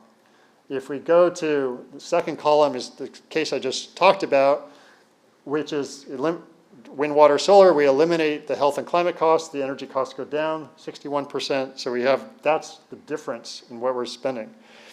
The third case is, okay, well, we said, okay, what if we add enhanced geothermal to the system, which is base load. Instead of using variable wind and solar, let's use 10% of all energy with base load enhanced geothermal, just like you could have used nuclear, but chose enhanced geothermal. It's the same thing. Even though enhanced geothermal is more expensive, it does save on some batteries and it saves on some installations of wind and solar. So it's a similar cost. But the point was, we did really detailed analysis. Baseload means nothing. It's actually, there's no difference in cost between a baseload power and a totally intermittent power balanced by batteries and hydro. Hydro is, as I said, is the biggest storage right now. Hydro plus batteries are the main storage. You can have the same cost of energy with that versus baseload nuclear. But in fact, though, nuclear is just so expensive today that it would actually be way higher than this if I put nuclear in there, because enhanced geothermal is cheaper than nuclear. How much land does this all take? So, well, first of all, offshore wind doesn't take up any new land. We had a little tidal and wave power in here that doesn't take up any land. Rooftop solar doesn't take up new land. Geothermal is very small. We did not add any new hydro. So the only new land is for wind and solar, onshore wind and solar. And it's about, well, worldwide, it's about 0.39% of the world's land would be needed for onshore wind, which is mostly spacing between wind turbines, about 0.18% for utility scale photovoltaics and some concentrated solar power, although that's not going to grow very much. So 0.57% of world's land. In the US, it's about 1.05. How much land is occupied today by the fossil fuel and bioenergy industries in the US? Well, 1.16% of all US land today is occupied by the fossil fuel industry. There are 4 million oil and gas wells, 3 million abandoned ones, 1 million active ones. There's millions of miles of pipelines. There's hundreds of thousands of gas stations or coal mines, storage facilities, processing stations, et cetera. 1.16% of US land. Another 1.24% of US land is occupied to grow corn just for ethanol, just for 4% of US transportation energy, just to show you how inefficient ethanol is for anything. So together, that's 2.4% of US land. We'd go down to about 1% if we transition. We did the same thing for Canada. Canada, it would be 0.19% of Canada's land. Already 0.3% of Canada's land, not in Canada, just Alberta's and British Columbia's oil and gas wells alone are 0.3% of Canada's entire land. So not even counting the tar sands for all the rest, you would reduce land use significantly in Canada just by going to 100% renewables. Okay, so now I'm talking about progress. Okay, how far along is the world going towards 100% renewables? Well, keep in mind, here I'm just talking about electricity, and electricity is about 20% of end-use energy. So this is not all energy, this is just the electricity sector. But there are 15 countries that are 95 to 100% wind, water, solar in the annual average in terms of generation. And they're all dominated by hydro, and there's H is hydro, S is solar, so you can see there's some have solar, some have some wind, but they're all dominated by hydro. But, I mean, so people say, well, we don't have any 100% renewable countries. There are plenty of 100% renewable countries. And this just demonstrates how hydro can be used to balance grids so significantly. In fact, These are 63 countries that have 50 to 100% of their electricity generation from wind, water, and solar already. This is only in 2024, not even 2025. And you can see they're dominated, the green is the hydro, but some actually have a lot of solar and some have wind as well, a lot of wind as well. But now this is right where you're going to get shocked. What about US states? They're actually, in the United States, there are actually 2 states last year, in 2025, that produced over 100% of their electricity demand over the entire year from just wind, water, and solar, and mostly wind. Okay, so these are South Dakota. 124% of their demand for electricity was met with just wind, water, solar. Montana was 101.6%. And then you had a bunch of other states. You had 14 states that had over 50% of their demand. This includes their behind-the-meter demand, which is like people who have rooftop solar. They use their own rooftop solar to meet their own electricity demand. And that includes that demand as well. So, California is actually only ranked number 13 on this list, 51.3%. But if we look graphically, this is all 50 states, and you can see like South Dakota's on the left, but you can see their mix. So they're actually, of the 14 states with over 50% of their demand met by wind, water, solar, 7 were dominated by wind, 3 were dominated by solar. That's California, Nevada, and Maine. Maine is actually, it was pretty equal between solar, wind, and hydro, but because it has so much rooftop solar in Maine now, this is 2025, add that to the utility solar, it was ahead of both wind and hydro. And it's the 3rd state that produced most of its electricity from solar. And then 4 of those 14 states were dominated by hydro. So it's not just hydro in the US, it's actually mostly wind that's dominating. Now, and here you can see, this is the percent in 2025 of US state grid plus behind-the-meter demand met solely by wind. So in other words, in South Dakota, 87.4% of its entire demand last year was met by wind. And Iowa, it was 70.5%, Wyoming, 68.7%, Kansas, 66.9%, North Dakota, 48%, Oklahoma, 48%, New Mexico, 42%, and Montana, 38%. So you can see, like, there are a lot of renewables in certain states, and the United States as a whole is moving towards renewables. And in fact, I'll talk. This last year, in fact, 88% of all new generation capacity in the U.S. was wind and solar, and FERC is projecting that through 2028, 85% of all new generation capacity in the U.S. will be wind and solar, 85.5%. So even FERC is stating wind and solar are going to be the dominant new source of electricity, despite all the rhetoric about and the loss of subsidies to renewables that have occurred. Now, people say, well, wind and solar are driving up costs. Okay, here is the scatter plot. Does not prove cause and effect, but people use these types of scatter plots to try to show wind and solar cause increases prices. This is actual data from last year, the penetration of wind, water, solar by US state last year in 2025 versus electricity price, residential electricity price in the state. And you can see that blue dashed line is the correlation line. Okay, it's not statistically significant, but it's not going up. Okay, so that's the point. This is wind, water, solar is correlated with lower electricity prices. In fact, if you look at the 14 states with 50 to 100% of their demand from wind, water, solar, 124%, then 12 of those 14 states have electricity prices 2 to 5 cents a kilowatt hour below the US average. If you look at all the states with more than 33% of their demand met by wind, water, solar, the average electricity price in those states is 3 cents a kilowatt hour less than the average demand in the states with less than 33%. All these statistics lead to the conclusion that the more renewables you have on the grid, the lower the electricity prices. And I'll have a similar plot for the world right here. This is all, there are 208 countries and territories correlated with their electricity price as a function of wind, water, solar penetration, as a function of supply, not demand in this case. So this shows that it's a weak trend. It's not statistically significant, but it's not increasing. Whereas if we look at fossil fuels in the same type of graph, these are all 208 countries and territories. On the left is fossil fuels, on the right is nuclear. As you increase fossil fuels, you increase nuclear, the trend is increasing prices. So do not believe people's claims when they're saying renewables are causing higher electricity prices. They're not. They're correlated with lower prices. It's fossil fuels and nuclear that are correlated with increasing prices. And there's a reason for that. Is because wind, water, solar has zero fuel costs. You do not have to, it takes no energy to mine, transport, or refine wind or solar. And so there's no cost associated with that, where there's a continuous and rising fuel cost for fossil fuels and also nuclear. Okay, so how fast are countries moving to 100% renewables?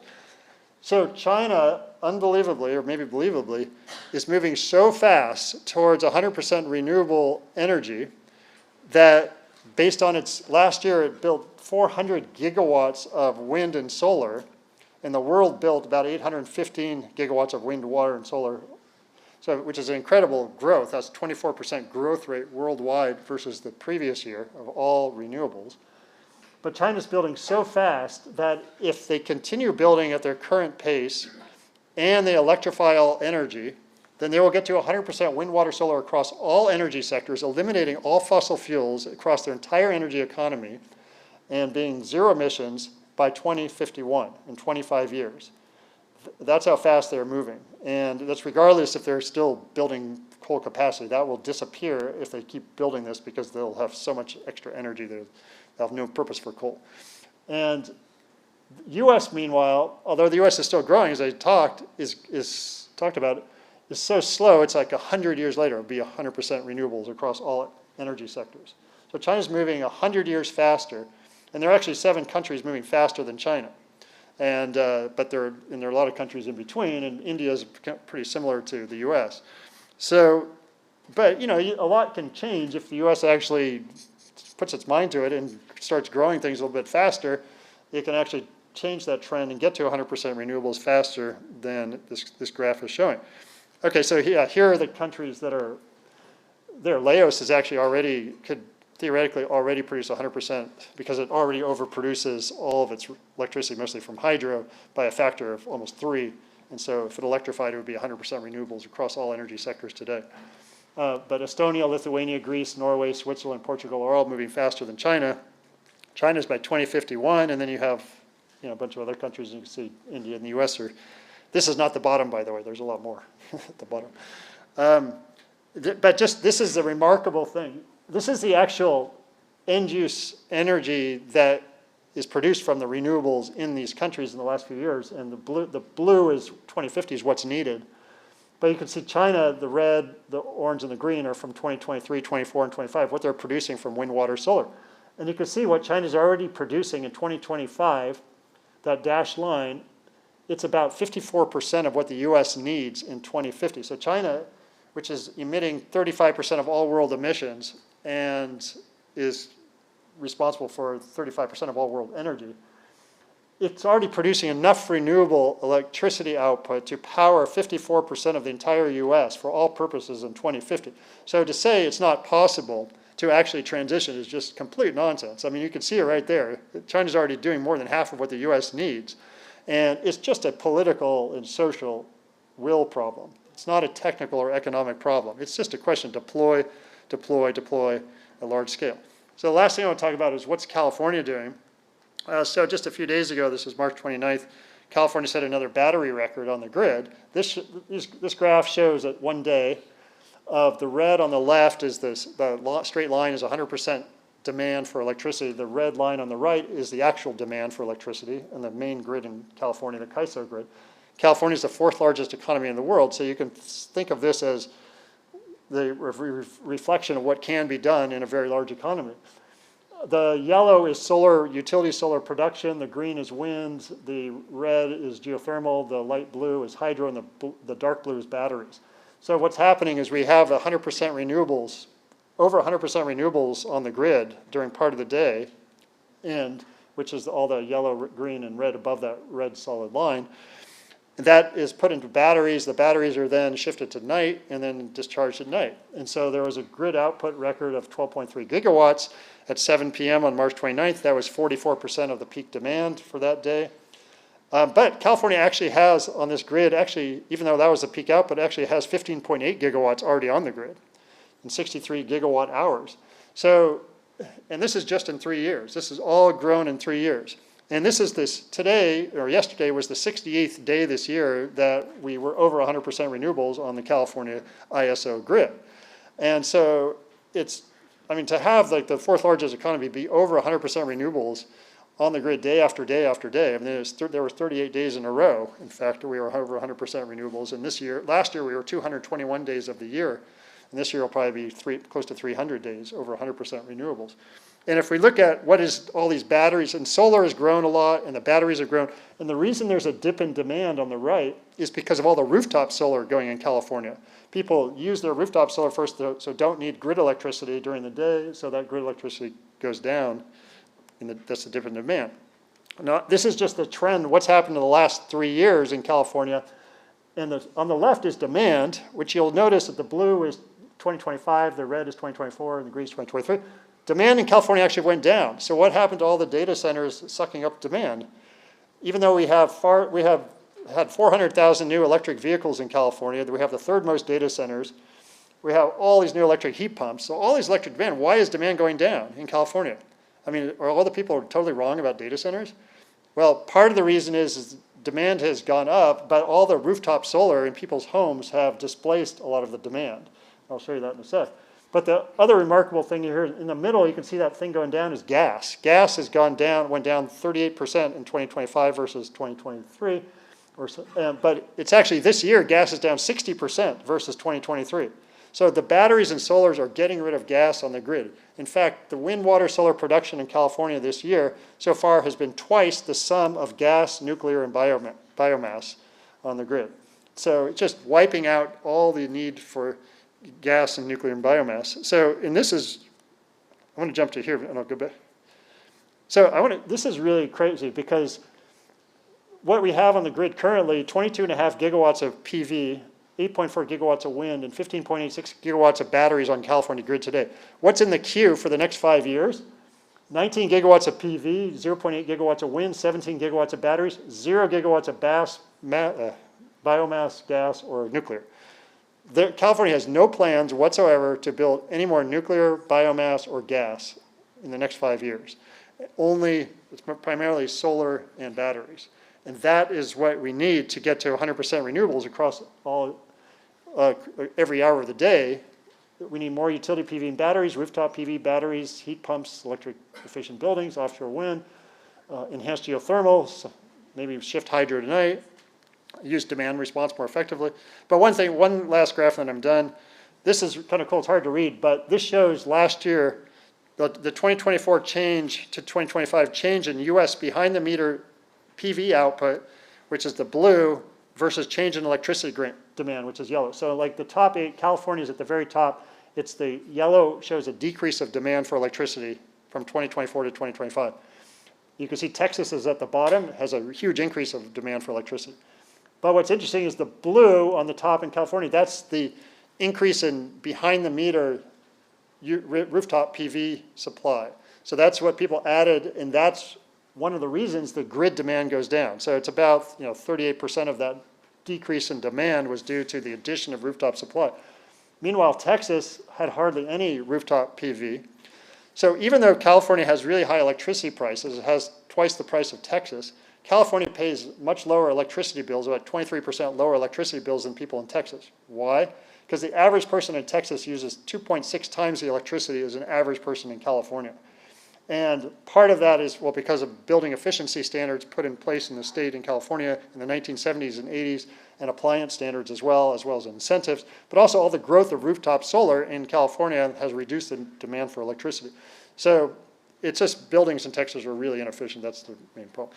Anyway, so I'll just jump to conclusions. Worldwide, I didn't talk about jobs, but we calculated 28 million more long-term jobs created than lost. Land use, not too much. Reduce 7 million air pollution deaths, slower than reverse global warming. We can keep the grid stable. Reduce annual energy costs 61%, annual energy and health costs 92% with the transition. And just more information, there's all the actual plans for the countries and states, if you're interested in, are there, and some other stuff. So thank you very much.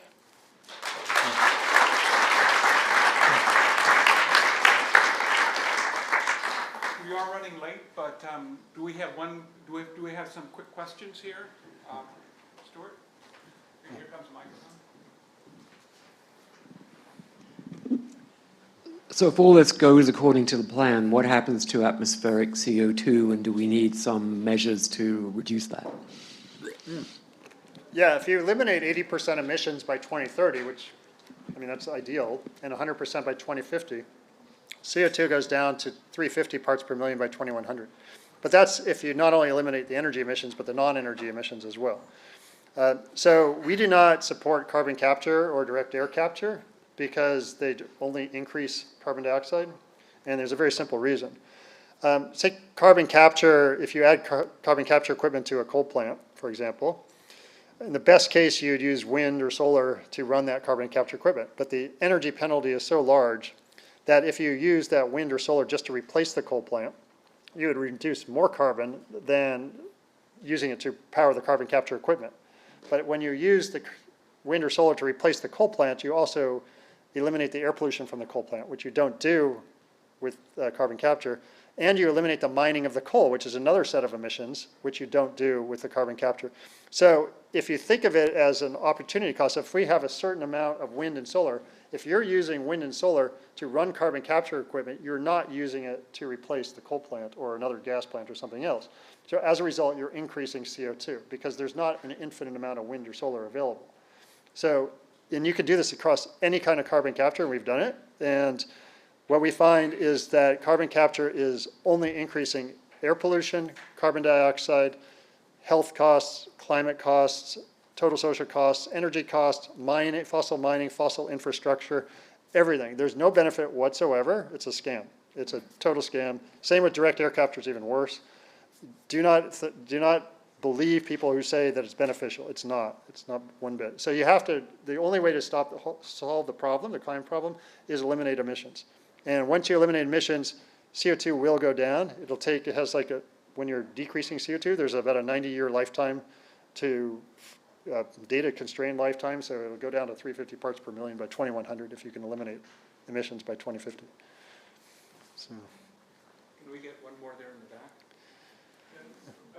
I was going to ask about, you mentioned some of the advances in geothermal, which are obviously very exciting. It also continue, at least today, is such a small piece of the pie.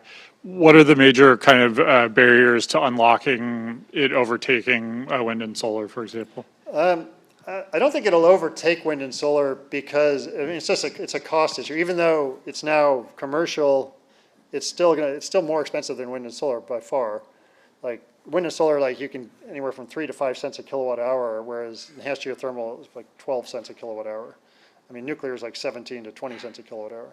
So, but to get it to, from 12 to 10 to 9, you have to do it on a massive scale. That's going to take a while, take years.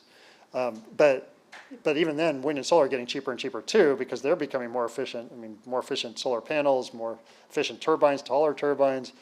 So I don't think they'll catch up, but they don't need to catch up because they serve a different purpose. They do serve some base load, so that does help obviate the need for wind and solar and some batteries too.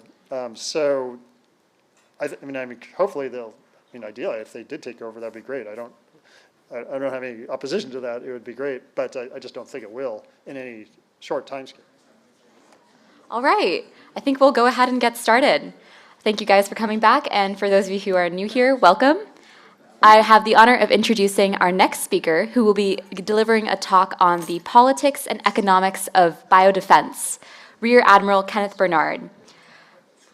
Rear Admiral Kenneth Bernard, USPHS, retired, is a distinguished visiting fellow at the Hoover Institution, where his work in the Biostrategies and Leadership Group helps ensure that the United States advances its international, economic, and technical competitiveness in biotechnology, as well as enhances and protects U.S. national security. He served in the George W. Bush White House as Special Assistant to the President for Biodefense and Assistant Surgeon General. After leaving the U.S. government, he became the Senior Political Advisor to the Director General of the World Health Organization. In the George W. Bush White House, RADM Bernard directed U.S. policy development to prevent, mitigate, and respond to chemical, biological, and radiological attacks by states or terrorist groups. In the Bill Clinton White House, as a flag officer in the U.S. Public Health Service, he was detailed as a senior advisor for security and health on the National Security Council staff, responsible for bioterrorism, smallpox, HIV and AIDS, and other threats as they affect national security. RADM Bernard served as the International Health Attaché at the U.S. mission to the UN in Geneva and was head of the U.S. delegation negotiating the Framework Convention on Tobacco Control. He received his MD degree from the University of California, Davis, and is a member of the Council on Foreign Relations. Thank you, and please take it away. Well, thank you so much. I kind of feel like an Ayatollah sitting down here. Just makes me feel more powerful, I guess. I'm going to talk a bit about the policy context of biotechnology and biosecurity, because the three people who are going to talk after me on the panel actually know the technology far better than I do. And they are going to be providing the technological solutions to some of the problems that I'm going to be raising. And that's kind of the direction I want to go with this. We have the first slide, or do I have a clicker?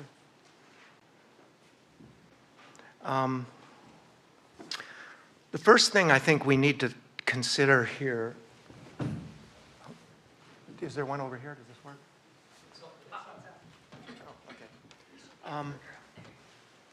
Can you read that? Okay, good. Thanks. No, it doesn't show up here. Oh, there it is. Okay. I don't know about you, but the term biosecurity and biodefense is not very well defined. And everybody views it differently, which causes a lot of the problems I think we see in policy development in this. And it's much like dual use research, right? It's a terrible term because it encompasses both good and bad research, and it's very difficult to distinguish the two based on the definition. Biosecurity are measures to ensure the safety and health of a population and its environment from biologic hazards, including managing naturally occurring or introduced biologic risks and preventing the theft, misuse, or accidental release. Biodefense are actions to prevent, detect, and respond and recover from biologic incidents. And incidents is the critical word here, whether natural, accidental, or deliberate, often framed in national security, emergency management, and military contexts. And you know, it's, as I said earlier, dealing with biosecurity has been difficult over the last 30 years when I've been trying to do it, and that dealing with AI security is even harder for many of the same reasons.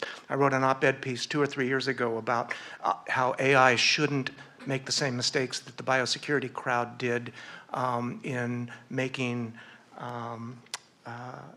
biology safer for us, and everybody ignored the op-ed piece, and we are not any safer, partly as a result of just not paying attention, as we heard earlier this morning. Next slide, please. Oh, I can do that. You're right, sorry. Can I do it? Wait. Nope.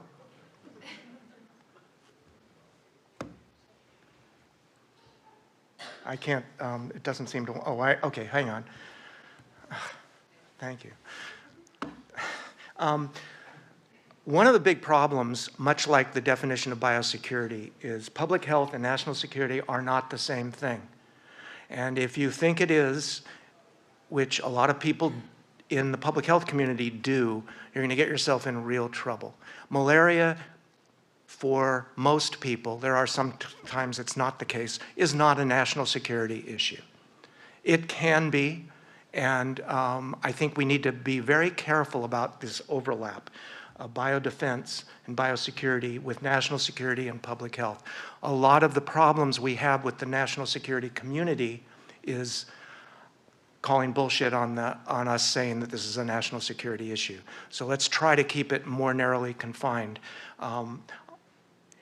early on, it was very popular to do this because the national security world has way more money than the public health world. So that was what was driving the connection. But it's now become really counterproductive. And in some respects, especially COVID was a good example, which I'll get into later. The problem with biodefense is the national security community doesn't like it. And I say like it, not don't think it's important or don't, they think it's important. They just think someone else should be doing it other than them. And it's a problem I've had literally since 1998. I've told this story before to some people in this room. But I had, somewhere right after 9/11, I had to give a briefing on biodefense to all of the military leaders, all the 4-star leaders of the services and the joint staff. And I started off by saying more people died in the 20th century of smallpox than all the wars of the 20th century combined, including World War I, World War II, the Korean War, the War on Terror, the whole thing. Including civilians, more people died of smallpox. And the Army Chief of Staff turned to me and said, "Son, it looks like we did a pretty damn good job in the 20th century and you didn't." Now, I say that to help you understand how difficult it is to convince people whose job is not public health or dealing with biology to deal with it as a national security issue. It hasn't changed a lot today. Now, in the way of talking about superlatives, next slide, or I can, excuse me, I can do it. All right, I'm going to talk about cost estimates here and why it just doesn't matter. Number of lives lost and cost does not matter insofar as the policymakers are concerned. The anthrax letter attacks in 2001, $6 billion total cost. As a result of that, we got $5 billion a year for it's now up to $65, $70 billion allocated to biodefense in the US government. Lots of money by biodefense, by biology standards. In 2009, $55 billion global economic impact, including healthcare, much of it in the US from the swine flu epidemic. We got nothing.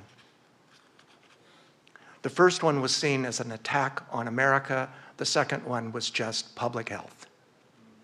The third one is COVID. You would think, and I certainly thought during COVID, having spent years doing this, this is going to convince those naysayers of the issue here. $14 to $18 trillion was the cost in the US alone to COVID. I mean, you can look it up. Somebody will say 8 trillion, somebody will say 28 trillion, doesn't matter, it's a bunch of money. And including 6 trillion in tax cuts, by the way.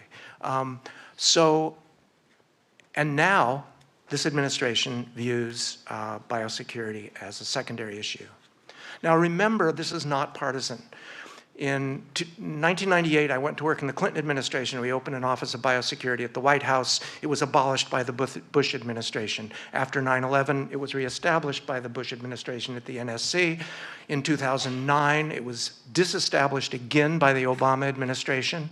Then it was reestablished after the Ebola outbreaks in West Africa. And then it was disestablished during the first the first Trump administration, and has been essentially disestablished ever since. So this is a bipartisan foolishness going on here.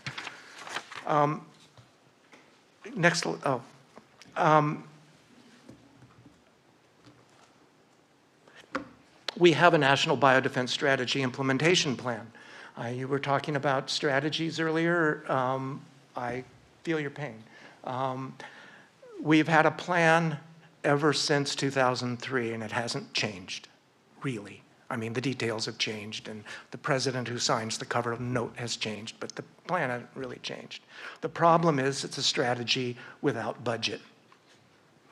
Some budget is there, some budget is not. You can't fund this entire strategy based on incremental budgets from different subcommittees, appropriation subcommittees. You need a national plan that's driven by the nation as a whole of government plan. And this is a really good one. If you haven't seen it, October 2022, unfortunately it was done by the Biden administration, which means this administration will not look at it, period. Now, the nice thing about that is it doesn't matter because it's the same as the one that was in the Trump administration earlier. In fact, it was even written by the same people, but that's just politics. This is the one we did in 2003. Now, you can't read it. It's probably pretty difficult to read. This was, I don't know whether any of you remember General John Gordon. He was my boss back then, had been deputy director of the CIA, and he was the Homeland Security advisor right after Governor Tom Ridge went off to found the department. Threat assessment, prevention, protection, surveillance, detection, response, recovery, response to future threats. If you look under this, this is mostly about intentional threats, so that natural outbreaks are not so much emphasized here, but all the right stuff is there. And we had a process. My deputy at the time, now Assistant Secretary at Defense, Department of War, Bob Kadlik, was involved in this, and he, in fact, was doing the follow-up to make this happen until political events stopped that from happening as well. The point is that strategy without budget and political weight or intent is shelfware. And I have bookshelves full of the right things to do and the right strategies to get them done. The Bipartisan Commission on Biotechnology, which just finished its work and published this year, you may be familiar with, funded by Congress, bipartisan. It is fantastic. They asked for $15 billion over 3 years. It's been denied.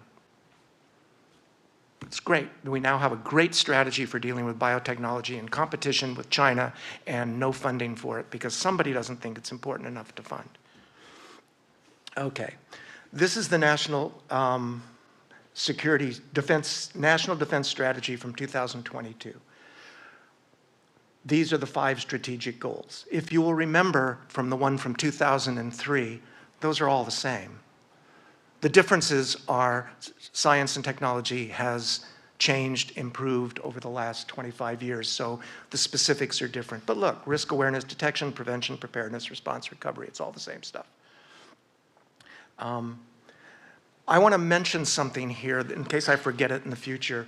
Under deter biologic weapons use and manage dual-use biotech risks, since I'm a firm believer that we can't stop AI bio risks in any kind of real time, at least as far as I can see, deterrence and managing dual use is going to be the best way that we can prevent being attacked and or deal with a biologic risk. I'll come back to that later.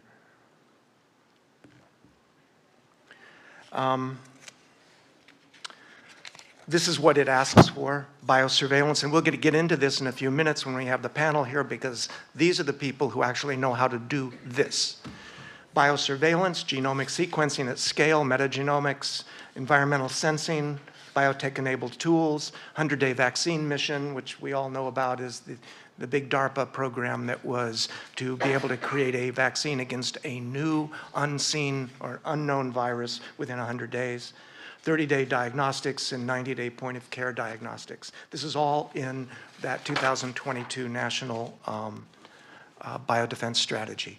So there's a way forward here, and there's technology to get it done, as you'll see. However, we have some political bumps in the road. These are direct quotes. I would just like you to read them. I'm not going to comment on them. But they're not my summary. That's what was written in his op-ed piece.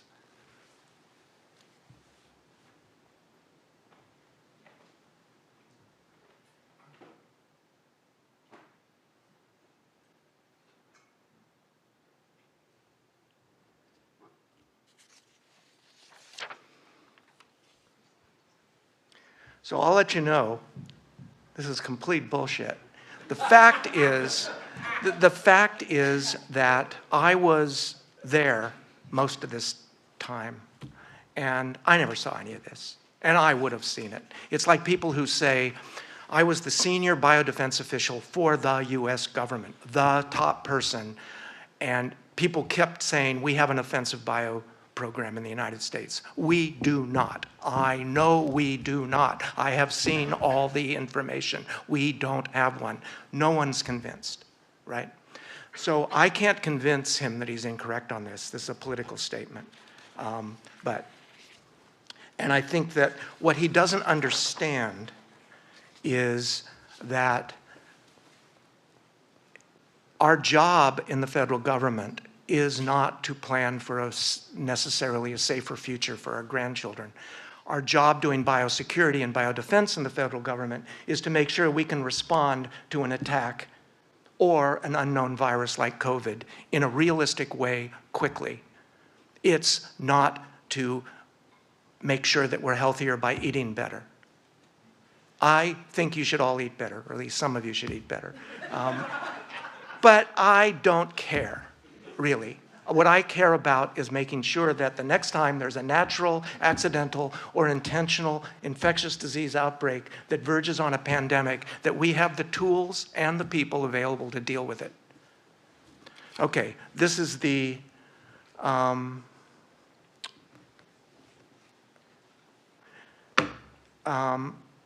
whoops. Okay.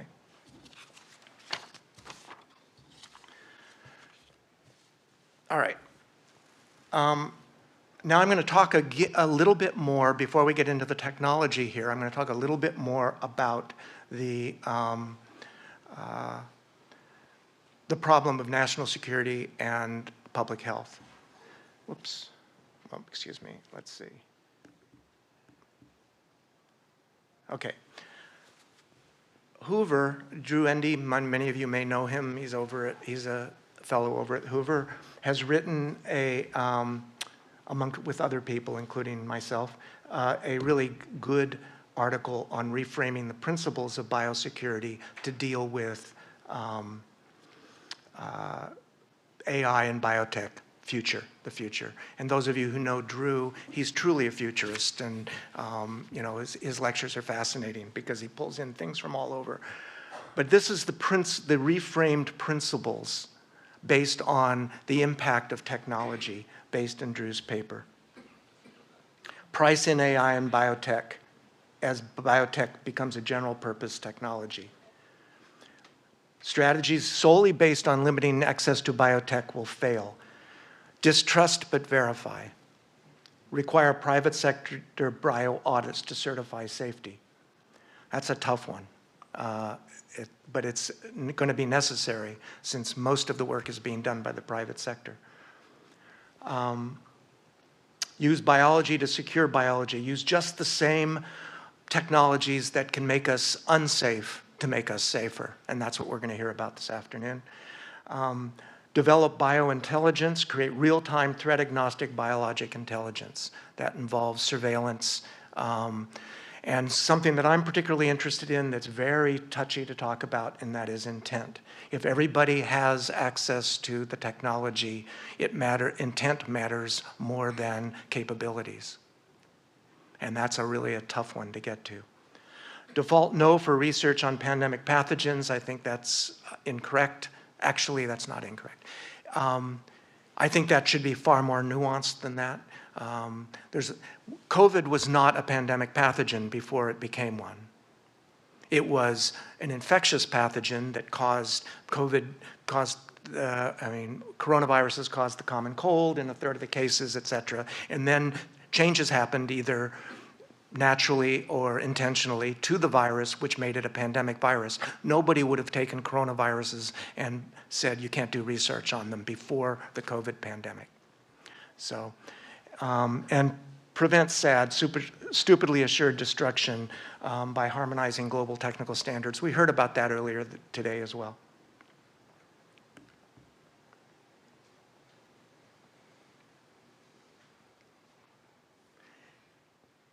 And this is, again, you'll hear about this later. Fuse genomic sequencing data, embed AI tools into audit pipelines to flag suspicious DNA, use AI tools to speed vaccine antigen design, use AI tools for diagnostics to update them against novel and engineered pathogens as they change. You know, we do for flu, we do it once a year. Why not we do it every month? We could if we did it correctly.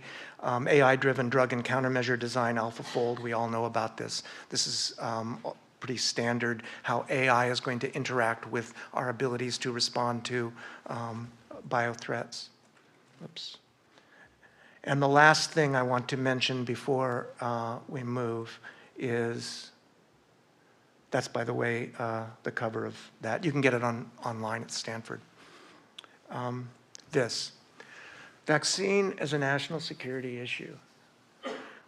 People at the Defense Department were trained at the War College or at the Kennedy School or wherever to be warfighters. They were not trained to be public health people.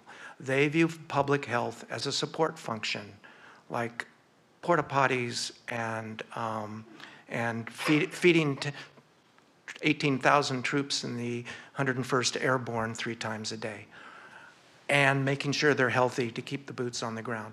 You cannot convince them otherwise. You're not going to do it. I've tried. For years I've tried. They say it's really, really, really, really important, but not my job. That's your job, as the story about smallpox illustrates. So the problem here is not trying. What you need is, and I've said this over and over in multiple venues, what they need is a deputy assistant to the president at the White House whose charge is biosecurity. They need that deputy assistant to the president needs 2 special assistants, one for international and national security side and the other for domestic. And they need to coordinate. And we need to deal with this as a whole of government approach rather than each department doing their own thing. Right now, the whole biointelligence side of things is being pushed out of HHS over to the Defense Department, which is going to be a disaster, not because Catholic and the Defense Department don't know how to do it, but it's not their job. It's their job to deal with threats to the warfighter, not threats to the American public. And we have to understand that. So taking all of the biointelligence and biosurveillance programs and moving them to the Defense Department is actually, they're the only ones who know how to do it now because the HHS has lost so many of the people who are experts by either intentionally or voluntarily. So we're going to have to do it anyway, but it's not the ideal situation. Now, the advantage of seeing health as a national security issue is it raises political and policy priority, it accelerates regulatory approval, it accelerates manufacturing, it streamlines procurement, it unlocks national security funding. Just what happened with COVID. The person who ran COVID was Gus Perna. Gus Perna was the 4-star general in charge of logistics, the logistics command for the US Army. If anybody knows how to get something done in a short period of time, it's the logistics command of the US Army. They know how to do that. So the advantages were clear. The disadvantages are this, and this is what we all have to think about by trying to make one department do other departments' work. The emergency powers become centralized and normalized. The US public doesn't like that. You see the reactions to COVID are in part because of that. Emergency use authorizations become routine. I wrote the original emergency use authorization. It had nothing to do with natural diseases. It had to do with being able to use an experimental anthrax antitoxin should we be attacked with anthrax. That's why it was written. It's now been used for much more broadly. Public skepticism is seen as a threat rather than as a signal. That's where Jay Bhattacharya got it right. We had a tendency, the administration at the time had a tendency to view people who had disagreements as threats to the public safety, and it was a mistake. And it can result in erosion of public confidence and increasing distrust. And in fact, public health has taken an almost irreparable hit over this. The whole public health community has been decimated by this last factor alone. And it's partly our own fault, and partly it's where politics got involved where it shouldn't have or didn't need to have had. So with that, let me stop, ask if there's any questions, and then we can get the people who really know something up here.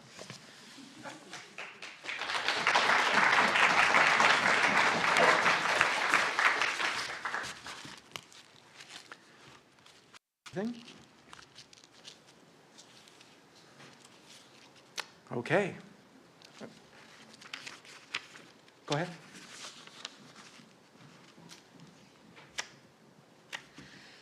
Hi, my name is Sitara Noor, and I'm a postdoc fellow at CSAC.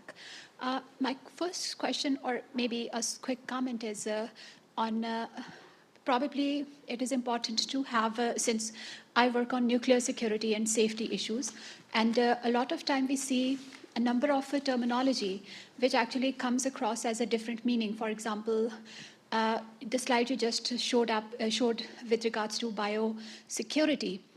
In nuclear security, we divide that between safety and security. So just a comment that it would be a good idea to have a common terminology across, where it is possible to have a common terminology across CBRN domain. That would be, easy to understand for people who are not dealing with the issue directly. Just a quick comment to the community as a whole. But my quick question would be, how do you look at the threat of synthetic biology? And because at the intersection of AI and bio risks, where do you see that threat leading, and are the advantages more than the disadvantages? The synthetic biology is the future, right? I mean, if you look at, if you go back and look at Drew's, his list, anyway, I'm just going to let it go. If you go look at his list, you'll see that it's synthetic biology. You have to incorporate it into everything, right? Synthetic AI, synthetic biology, genomics has to be part of the equation, because you can't go back. It's like going back to buggy whips. It's not going to happen. The problem is, and the difference between nuclear and bio is, everything in bio is potentially dual use. There's only, one good use for 9 pounds of plutonium, right? So I think the difference is, it's very hard to draw the line in bio between what is potentially beneficial and what is not. And we gain so much positive benefit from synthetic biology. It's ridiculous to try to stop it. What we need to do is stop people doing bad things with it.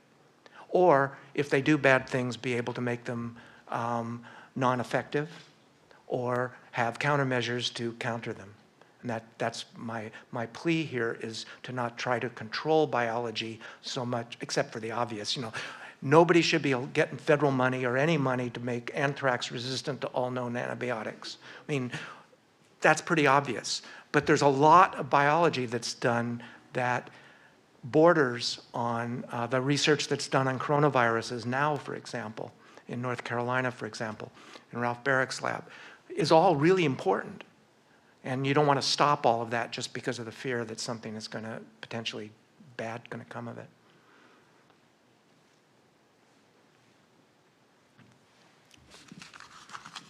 Thank you. We heard about red lines spoken in the context of the AI debate earlier. I'm wondering what you think about things like mirror life research. Is that a red line that we shouldn't cross? What are your general thoughts? I know this is also something that... Well, the nice thing about mirror research is, and David Relman's been big on that here, is it's a whole category of thing for which there is nothing good that could come of it except bad.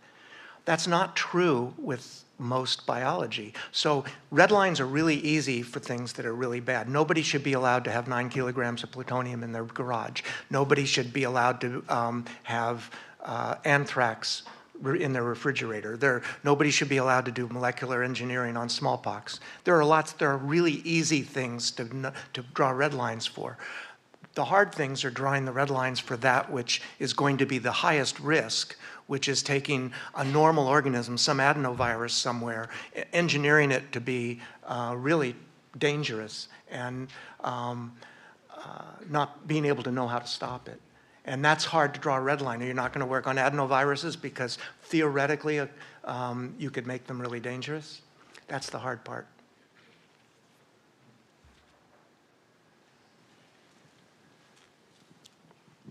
Thank you for your insights. Also a big fan of the report that you and Drew are working on. I'm sorry, a little louder? Is that better? Yeah. Okay, thank you. You mentioned earlier what people might get taught or take away from, for example, the Kennedy School or other places like Harvard. To me, that sounds like a role of academia to potentially teach other messages and things. What impact can academia have with these issues that you've raised? The entire base solution to the national security people not dealing with biosecurity as a high priority is exactly what you said.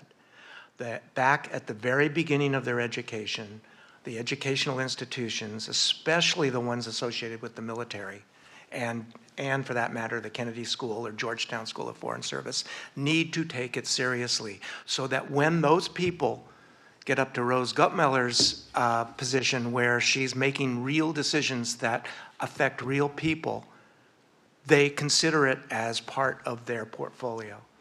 But right now what happens, especially in the military, is they haven't even heard about this. The only thing they've heard about is that I have to carry around a stupid mop suit in the Middle East, and the thing weighs 40 pounds, and I'd rather be carrying bullets rather than a mop suit to protect against chemical weapons. That's it.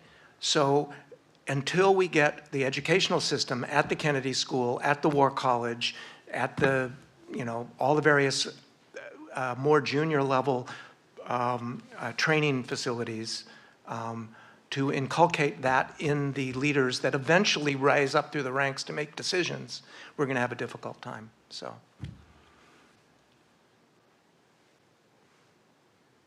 okay, let's get our 3 panelists up here, Alessandro, Eric, and Daryl.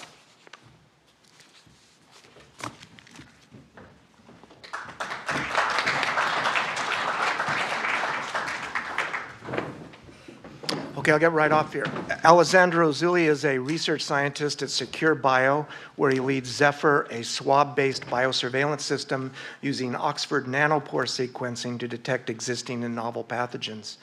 He also creates bioinformatics pipelines and is involved in a nationwide coalition for untargeted metagenomic sequencing of wastewater, which is a big deal now. And I'll not say any more because I'd rather listen to him talk.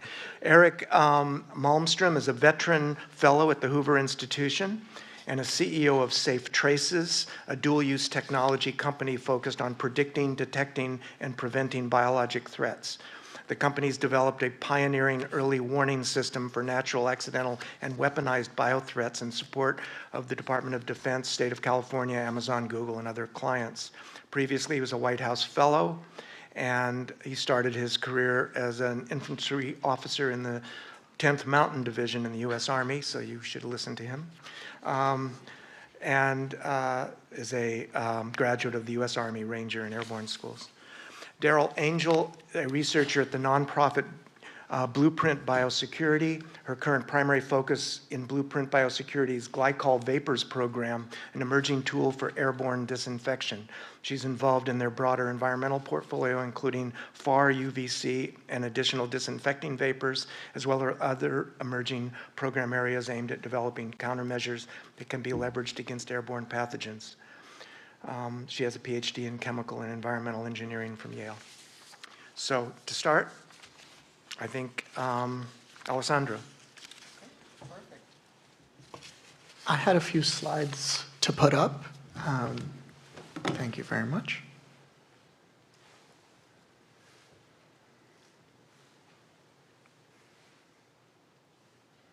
It's exciting to see so many people here interested in biodefense.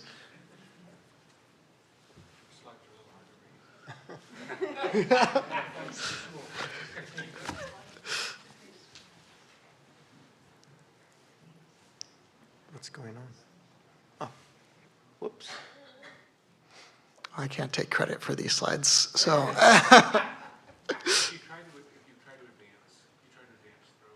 You keep going, maybe it'll. Oh, there it is. Well, let's get right into it.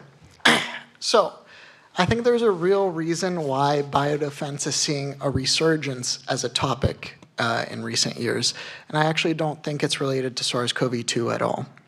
There's been incredible advances in both synthetic biology and even faster advances in AI that have led to this sort of simultaneous situation where things are getting really easy and really scary. So understanding viruses is now easier than ever, and we're entering a period in which the potential for biological catastrophic risk is really high. Recently, there's a professor here at Stanford, Brian He, who created an entirely novel, viable, AI-generated genome for a bacteriophage. And that bacteriophage outcompeted other bacteriophages that naturally existed. Now, thankfully, bacteriophages don't infect humans, but it's pretty clear that using this technology, you could use it to develop bioweapons, you could use it to develop viruses that are much more fit than the existing ones, like the adenoviruses that Ken was mentioning. So using these AI models like EVO2, what would take teams of scientists months to do can now be done by a single researcher. Honestly, a very motivated grad student could work on these things.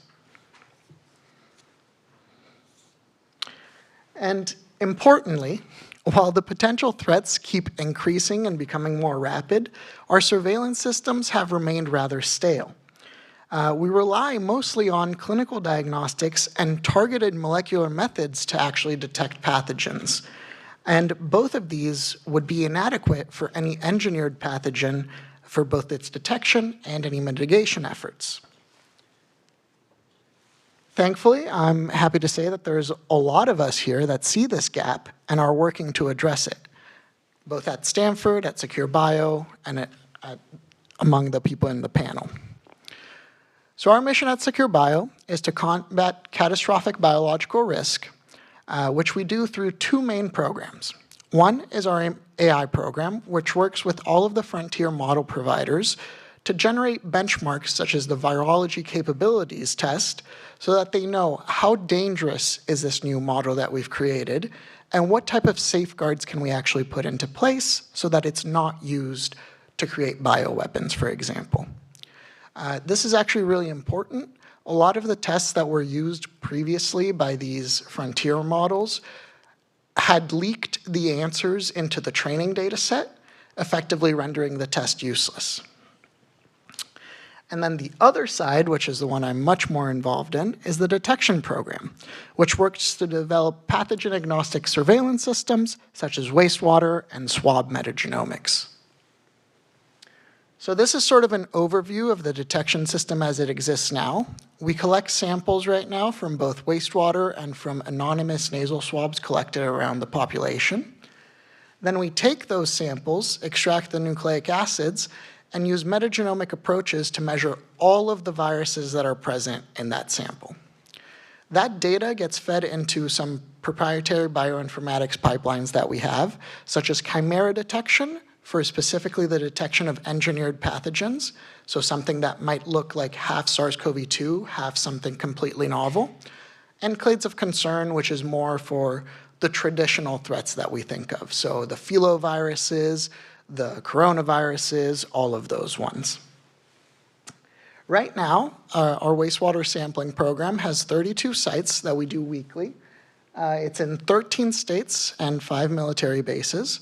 And we do super deep metagenomic sequencing with over 1 billion reads, which if anyone does genomic work, you'll know that's a lot. and publish those results. Well, we publish some of those results for public health departments.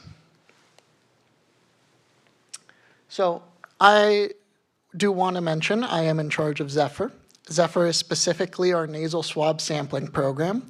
Right now it's deployed only in Boston, but we have plans to expand to 4 other locations by the end of the year. And how it works is that we give $2 bills to just random passerbys in the population in exchange for an anonymous nasal swab.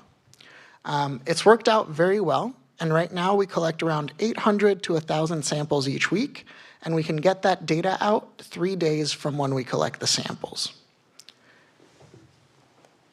And that's it from me. Okay, I think next is Eric. Is that right?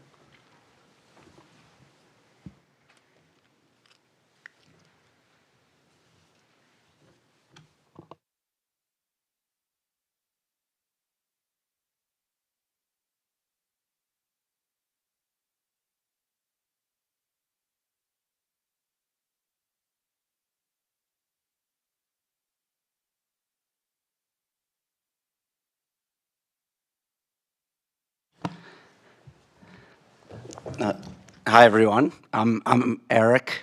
I'm a little hoarse. I'm a San Jose Sharks fan. We're in a playoff race right now, so it's been an exciting past couple days. See some other Sharks fans out there. So I'm going to quickly walk you through some slides and share my perspective. As Ken mentioned in my introduction, I lead a dual-use tech company called Safe Traces, based across the Bay and spun out of Lawrence Livermore National Labs, that has an integrated technology platform for predicting, detecting, and preventing biothreats. And we focus mostly on airborne biothreats. Why I think it's important to kind of share my perspective and maybe say this at the outset. I am not a biologist, I'm not a scientist, I'm not an engineer, I'm not a doctor. I'm a person running a company that needs to make money and provide tech that has value and ROI to clients, and not just to the government and the military, but also to commercial clients. So that very much colors how I look at biodefense and my subsequent comments. But also just a couple other things to briefly mention. Our company is leading a really significant and exciting effort right now through ARPA-H called BREATHE, which stands for Building Resilient Environments for Air and Total Health. It's a $39 million multi-year effort to develop and deploy real-time biosensors that can go up to 100-plex capability, and that integrates into respiratory risk assessment software and automated building controls. And we're partnering with the Defense Health Agency, and specifically military treatment facilities or hospitals, including Walter Reed and a couple other major ones. And we are leading an interdisciplinary team of academic and industry leaders, including Siemens, Ginkgo, Stanford Medical School, Penn State, and USU. And also, I'll say that our company has worked with a diverse set of clients and lots of different buildings. And we come at this primarily from an environmental standpoint, using buildings as our eyes and ears, and buildings as our first line of defense to biothreats and biodefenses. So my provocative opening thoughts are, I think most biodefense solutions are impractical. As a technologist, I think they're slow, they're inaccurate, they are clunky, they're not easy to use, they don't have much standalone value. They need to be part of a broader system and ecosystem that doesn't really exist today. Most of them are not able to sell on their commercial merits. And I would describe this in my infantry kind of grunt language as their right of boom systems. You know the bad thing has happened after the bad thing has happened in bio. Someone's sick. Right now, if someone released anthrax spores in this room, or one of us had COVID or RSV, you'd find out either by dying, by getting sick a few days later, and you probably would say, probably got it at this big event that I was at. That's not really useful. So I think that we have to be really honest about the impracticality of what biodefense currently offers today, and also challenge the idea that government or leadership doesn't care about biodefense. Maybe we need to do a better job providing solutions that actually make sense. Secondly, in terms of biodefense having it backwards, I think there are two things I would call out on this. The first is that I think it is great that we are much more focused right now in biodefense on pathogen agnostic monitoring and detection. Unfortunately, I think many of the countermeasures or what we do with that information are very pathogen specific. And also, as I'll get into, I think it's very overweighted towards kind of clinical biosurveillance and medical countermeasures, and we need to think more about the environmental side of the equation. Finally, I think biodefense can learn a lot about fire safety, and I'll tease that one for now and build it out a little bit in a couple slides. So just so I don't burn up a lot of airtime here, I'm gonna walk through a little bit how I see the world. So first, the how and when we will know if there is a bio threat that needs to activate our defenses. In my view, the front end, the sensing and data collection, or the proverbial eyes and ears, is very broken right now. We don't have enough information. The information that we have is often of poor quality. It doesn't talk to each other. And we're strong in some areas that you see bulleted here, but very weak and missing in action on other areas. And so when you look down the chain of the subsequent stuff, the data integration or fusion, the AI analytics, and then all the rest of it, it's hard for those things to be effective and do their job if you're not really tackling and effective on the front end.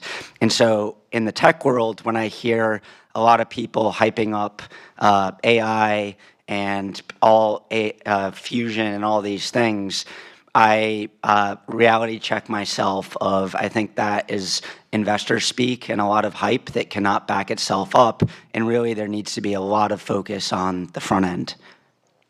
Secondly, how should we respond? I think, as it mentioned briefly, our medical countermeasures are, first off, we focus largely, people who work on, quote, biodefense often come from a medical training and background, and there's nothing wrong with that. But also then the countermeasures have a very medical orientation, and things like vaccines, antivirals, some of these other things are more pathogen agnostic.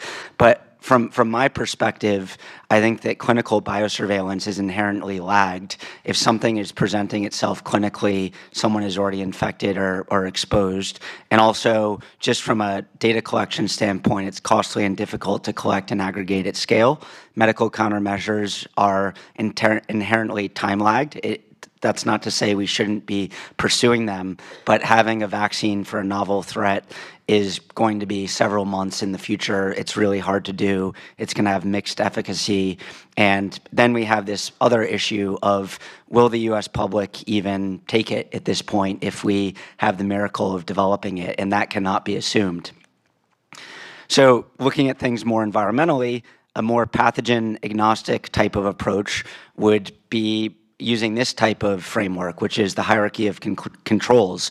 And this became more popular or well-known during the pandemic, but it's ways of using the physical environment and other types of approaches to eliminate, substitute, use engineering controls and administrative controls and PPE to de-risk biothreats. Air, I think, is extremely important and has not been focused on enough. And the reason I think that is because, first, the most dangerous pathogens, not 100% true, but I'd say largely true, are pandemic-capable novel airborne ones that can spread rapidly.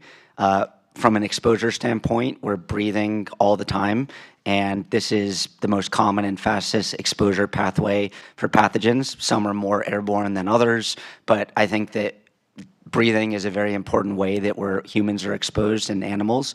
And finally, indoor environments are very important because we spend most of our time there, and therefore we have a much higher risk of transmission. In addition to just the dwell time, the idea that we can capture and trap things in indoor environments is very important. So fire safety. Why I think this is so important as we get to practical biodefense solutions. 100 years ago, buildings were one of the most devastating threats to public safety in the US. The end of the 19th century, early 20th century, buildings would burn down and everyone would die. And there are some horrific incidents that happened. And we learned from these tragedies that there are systemic design failures. We didn't have early detection systems. The fires spread rapidly through buildings. We didn't have adequate egress routes. We didn't have suppression systems. And we finally got our act together, developed comprehensive fire safety code, and started developing formal systematic resilience approaches. We put in smoke detectors. We put in max occupancy levels and egress routes.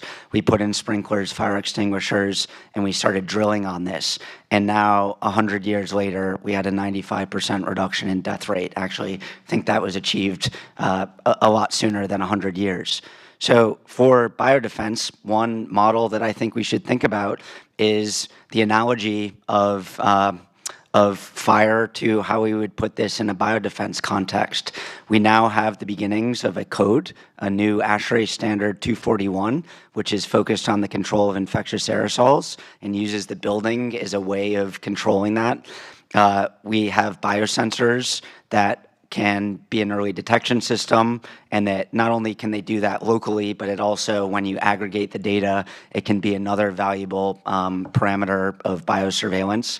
We have suppression systems like air filtration, UVGI, what I think you're going to hear next. You have zoning, you have the ability to establish risk-based occupancy limits, and you have emergency response of what do we do in an outbreak, and not something that just the military drills on, but also the general public. So in terms of how we're approaching this, this is just a little bit of a schematic of our work on ARPA H-Breathe. The detection, we're developing a biosensor that then overlays with epi-risk modeling, also wastewater surveillance, and then other non-health, non-bio fields like building traffic and occupancy. You then take all those data fields and you develop a risk assessment of what are you picking up. Is it above a risk threshold? And if so, having ways of reacting to it through building automations, through non-building automations, and then collecting this data and trending it and being able to do all the AI magic and data fusion. So thanks so much. Excited for the discussion. Well, thank you very much. Just a quick comment first, and then we'll just open it up because I could ask questions. Oh, I'm so sorry. I forgot. Okay, we have one more panelist, and I apologize for... I promise to keep it short. No. You can take as much time as you need. So, hi everyone. Thanks so much for being here, and thank you to the SERI organizers for organizing. I'm really excited to be here to represent Blueprint Biosecurity on the panel for practical biodefense. And so, just as a brief overview, Blueprint Biosecurity works quite complementary with early detection methods, where we are a nonprofit dedicated to enhancing practical pathogen-agnostic countermeasures to reduce outbreaks from becoming pandemics. And we do this through targeted research, strategic grant making, and advancing evidence-based policy guidance so that we can protect critical workers and just enhance society's ability to prepare for and respond to pandemics.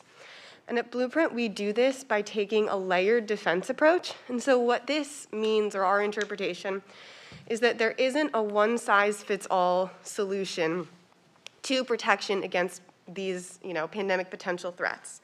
So the potential emerging threats could have different transmission dynamics, different susceptibility based on different countermeasures, and thus different countermeasures can have varying efficacy among different situations.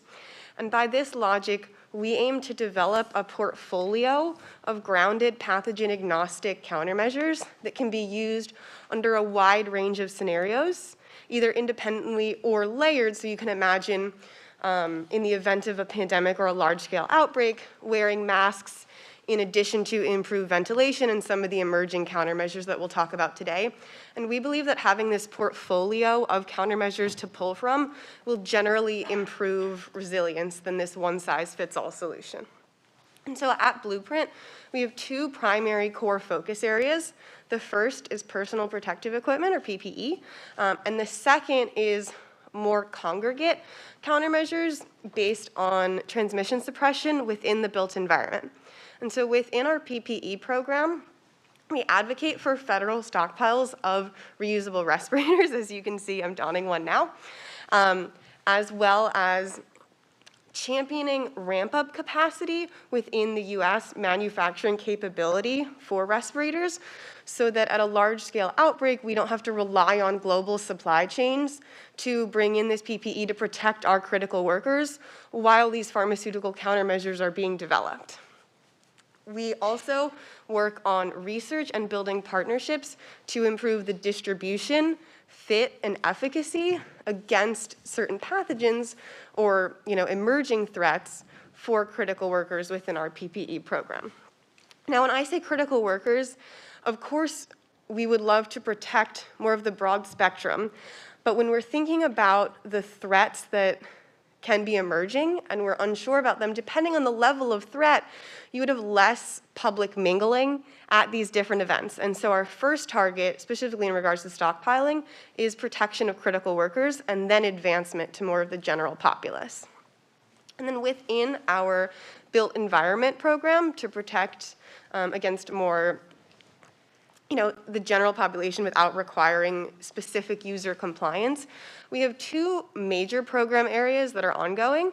The first of which is far UVC, and so it's a type of germicidal ultraviolet irradiation that is generally safe for human exposure. And so within this vein, we are expanding on kind of the fundamental research and specific use cases where far UVC can be most safely and effectively implemented to protect the population. This is more of an advanced implementation because you can imagine installing the lights does have select upfront costs and modeling capabilities. And so while there is the possibility to surge, there's more of a specific use case where you can imagine if the lamps are implemented for endemic use, they're then in place to prevent that pandemic in advance. Now, we're also exploring glycol vapors. And when I say glycol vapors, I don't mean ethylene glycol. I mean a very specific set of 3 glycol vapors that generally have low toxicity for human exposure and have really exciting potential for ramp-up capacity in the event of an emerging threat. And so within this area, we're evaluating the safe and effective use of glycol vapors, as well as if and where they can be most effective. Beyond our really established programs within the built environment world, we are expanding to in-room filtration and upper room GUV as well, but more to come on those program areas as they're rolled out, publicly available. And so where we are now is that Blueprint Biosecurity has already funded millions in research, some of which are in this room who have received that funding. Thank you. And so we are really excited about developing out these program areas and this portfolio of countermeasures to inform the gaps in the knowledge so that we can better deploy for practical use cases and be better informed as to the most effective uses.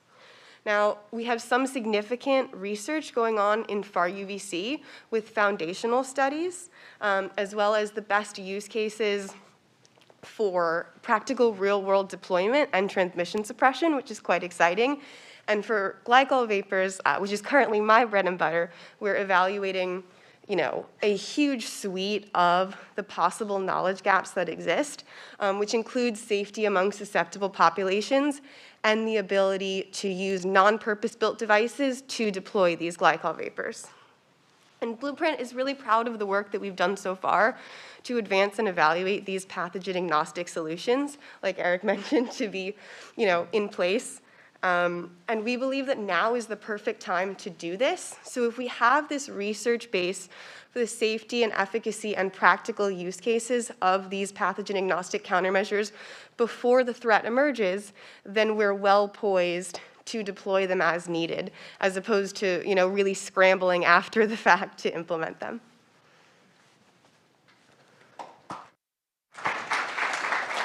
Well, Thank you, Dr. Angel, and I apologize profusely.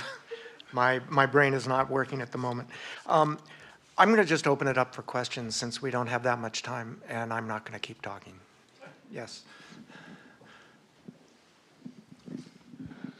So far, you have mostly talked about protecting human population, but you could also envision nefarious actors targeting our food chain, for instance, our livestock, our plants, and creating either an economic disaster or a famine.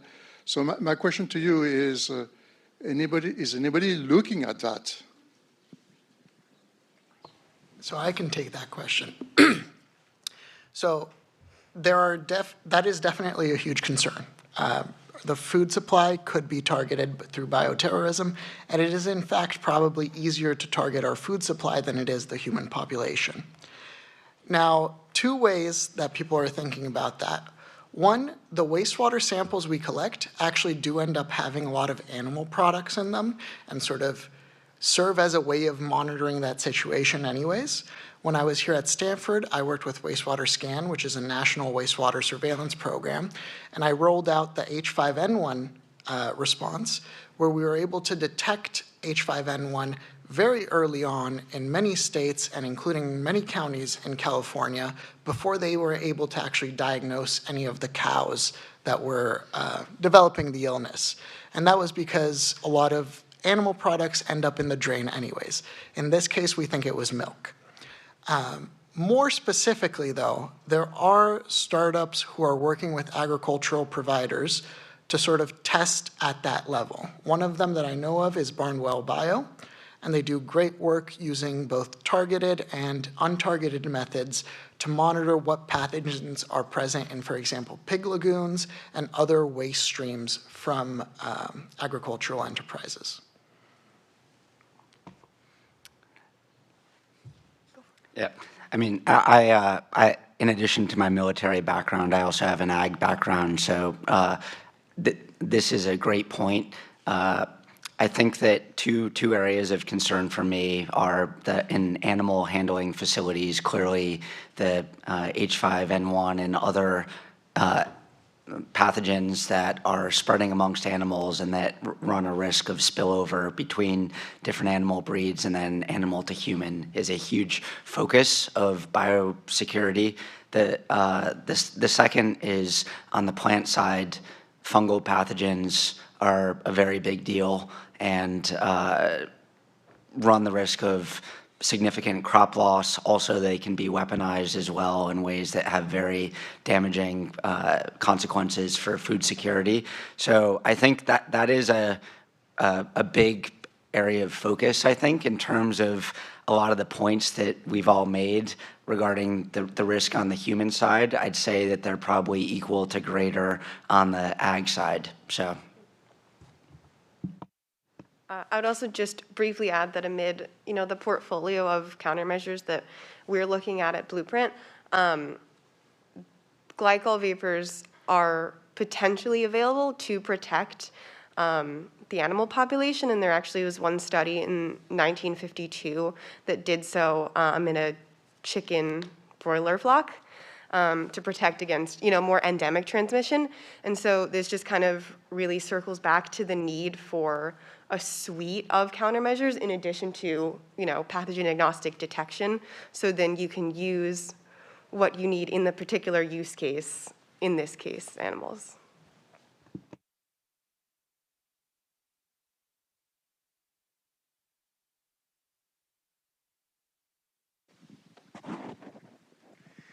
You've described a number of important measures, both preventive measures and measures after the outbreak of a pandemic. But how do you go about convincing people to adopt them, especially now?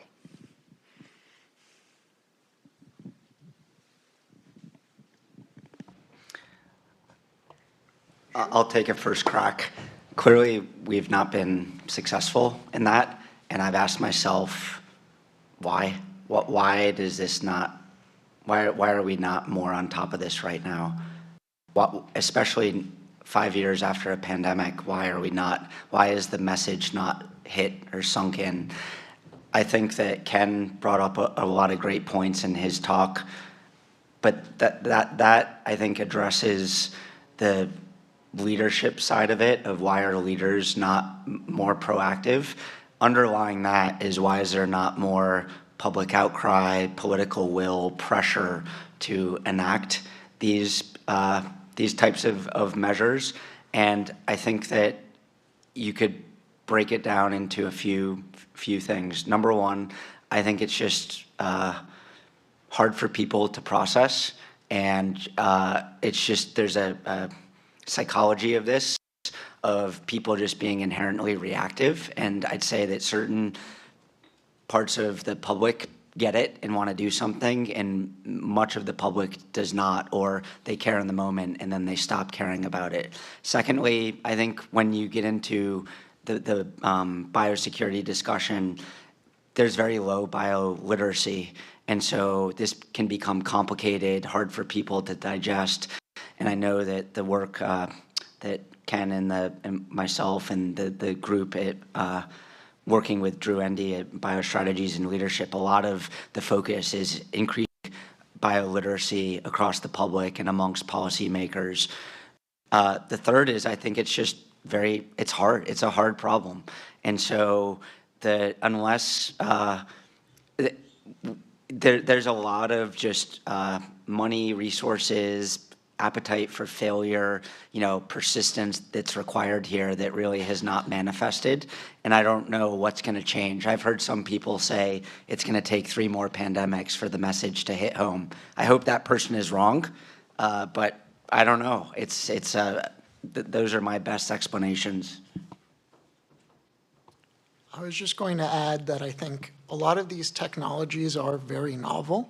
6 years ago, when I started doing SARS-CoV-2 monitoring in wastewater, I didn't even think it was going to work, and many people didn't think it would work for any respiratory pathogen at all. So I think we've been slow to sort of accept the value there, and how we've thought about it at Secure Bio is that if we demonstrate that these things are useful, then there will be greater adoption. And to that end, we've been developing partnerships with the US government and with public health departments to demonstrate, yes, there's real value here to this information. You can use it in a timely way to actually do something. Yeah, I think what's really important here is a lot of the solutions to the problems that are raised by our ability to detect and deter and treat. We have the technological solutions. They're not perfect, but they're getting there. And what we need is leadership. And somebody just has to decide that it's important enough to actually invest in it. And it's not that much money either, So it's discouraging, but it's not uncommon. It's not like I described over the last 25 years. It's pretty much the norm. What's going to take is another, as I mentioned earlier, we got $60 billion out of 6 people dying from anthrax, from the anthrax spores in the letters in 2001. $60 billion came out of that. Unfortunately, natural outbreaks just don't engage the public. And if there's something bad that happens that's intentional, people get mad and they spend money. When I was at the White House after 9/11, we were told, make us safer, we don't care what it costs. They signed off on anything we decided to do. There was no paperwork. And so, that was just the mindset of the government at that time. And we're just not there, even after the COVID pandemic. Yes. One point I think has to be considered is the distrust of the government and personal privacy issues. I live on campus. My wastewater is tested never gave permission to test my wastewater. I never gave permission to tell me or report on it. If they're testing for pathogens, could they be testing for illicit drug use? Certainly. And so I think we have to address this issue of trust in the system, trust in the medical profession, of which I'm a member of, and trust in the government. Yeah, I completely agree. I mean, the sort of ethics of doing wastewater-based surveillance has been a huge topic. I've been fortunate enough to always work at scales where it wasn't as much of a concern, because when you have 20,000 people, there's nothing really you can do to identify a single person. But there are people doing building-level surveillance where it gets a little trickier to deal with that. And I agree that a lot of it has to do with trust. There are a lot of people that want to do illicit drug testing in wastewater. I personally am not at all interested in it. But it is a good question of how do you convince someone that, no, I'm not going to test for your DNA. I'm not going to test for illicit drugs. I really just want to get rid of that stuff and just look for viruses. I don't have an answer for you, I'm sorry, but I think it's an important topic. Yeah. Yes.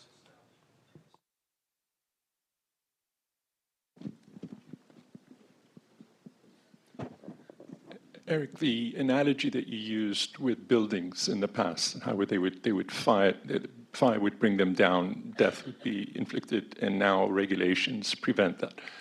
I'm interested to know, with the technology that you're developing, where's the business model? Who's paying and who's benefiting? And that, I think, would equally apply to the technology at Blueprint Biosecurity. Who are the investors? What would be the regulations required? And then who would be actually benefiting from that? That's not clear at all in the narrative that I heard.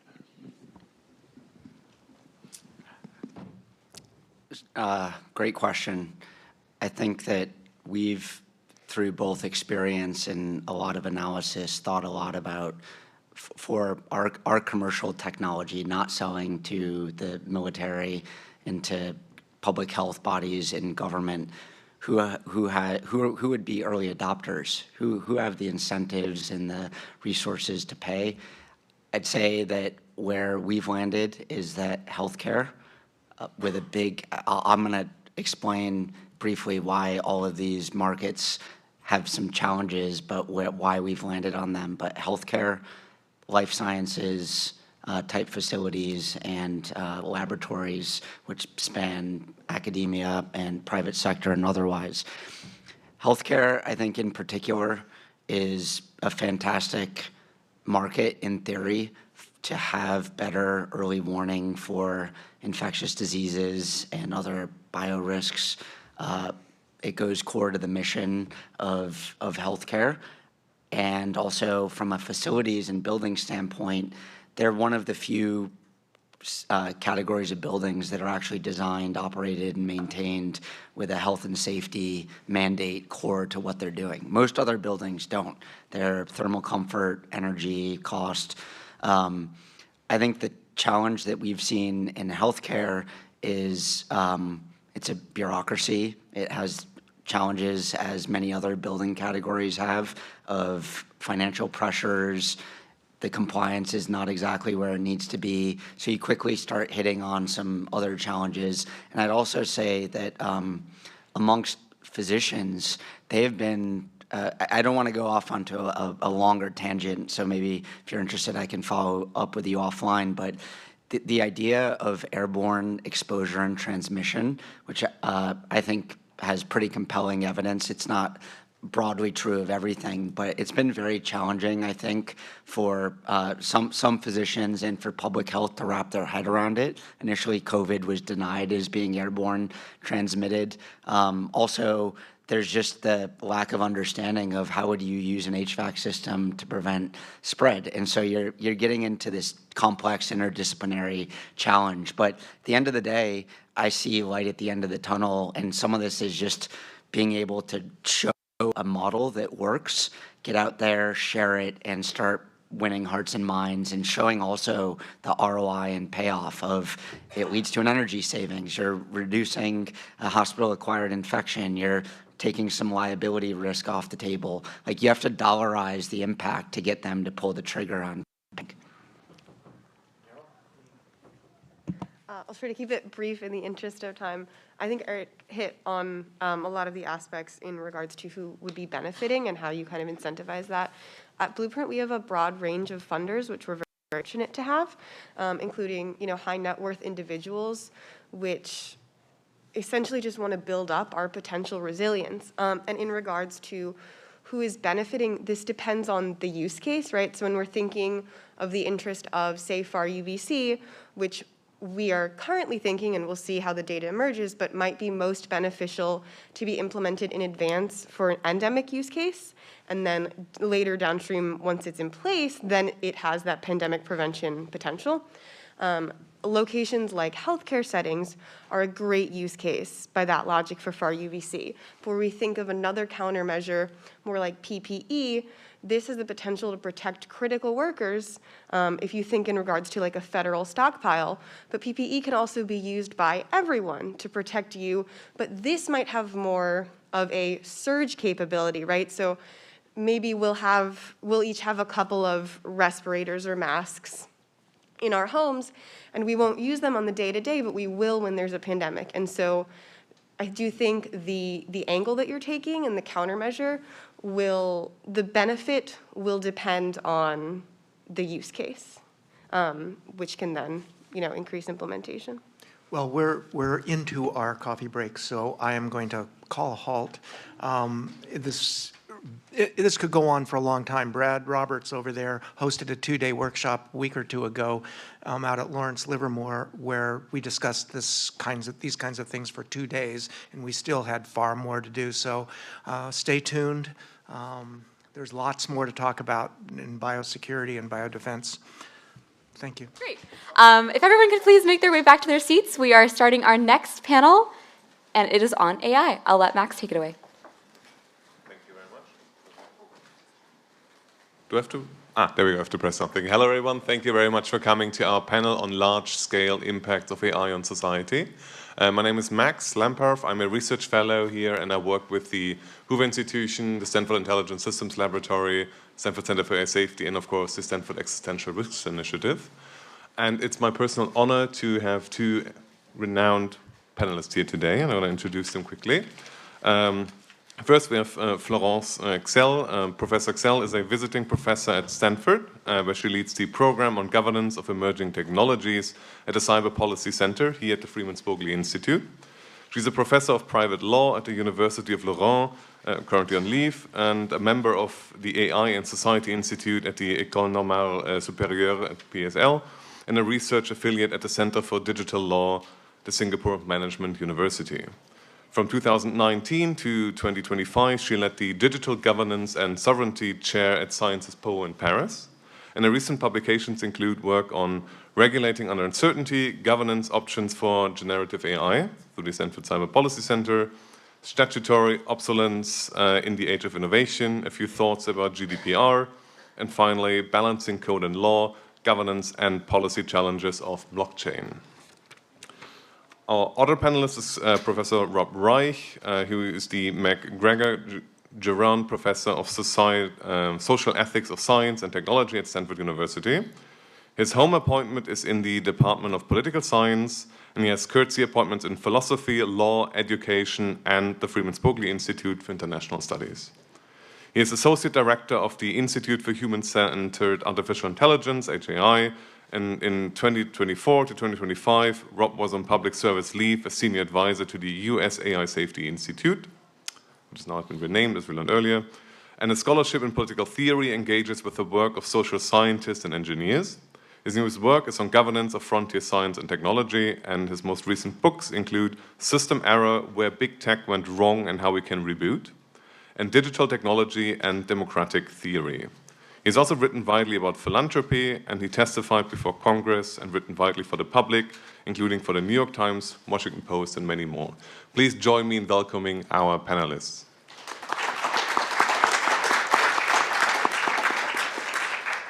Florence, would you please start with your opening remarks? Oh, so you wanted you wanted me to discuss the benefits of AI. That could be a great starting point. I think each of you has like 5 minutes to share your own thoughts on the topic, and that can be on the benefits of AI, but you can also talk about something else if you want to. Yeah. Okay, so I will start with what I'm currently working on, because I'm currently teaching a class. I'm a European law professor, so I've been working on the EU regulation for 4 years and extensively following what happened about AI regulation for the past years. And I'm currently teaching a class here on the Brussels effect. And the reason for which I'm doing that is that I kept, over the past 2 years, kept receiving questions from students asking me how influential EU regulation is today. What do you think of this, the extraterritorial impact of EU regulation? And do you think that it would have influence over what's going on here? I'm not sure I have a final answer to that last question. But by looking at what's going on in that sphere, I would say that we have, of course, very different ways to look at AI risk and how we must address them. In my country, in my region, in the EU, we have a tendency to regulate quickly, to have to adopt this comprehensive regulation to address what we perceive as risks. And in the case of AI, the EU moved quite fast. I would make 2 remarks about this. It was not obvious that the EU would regulate AI in 2017, 2018, 2019. At the time, some people said, we just need sectorial regulations, like regulating AI in the financial sector, regulating AI in healthcare. And then the EU made the decision to regulate AI as such, which implies to define it.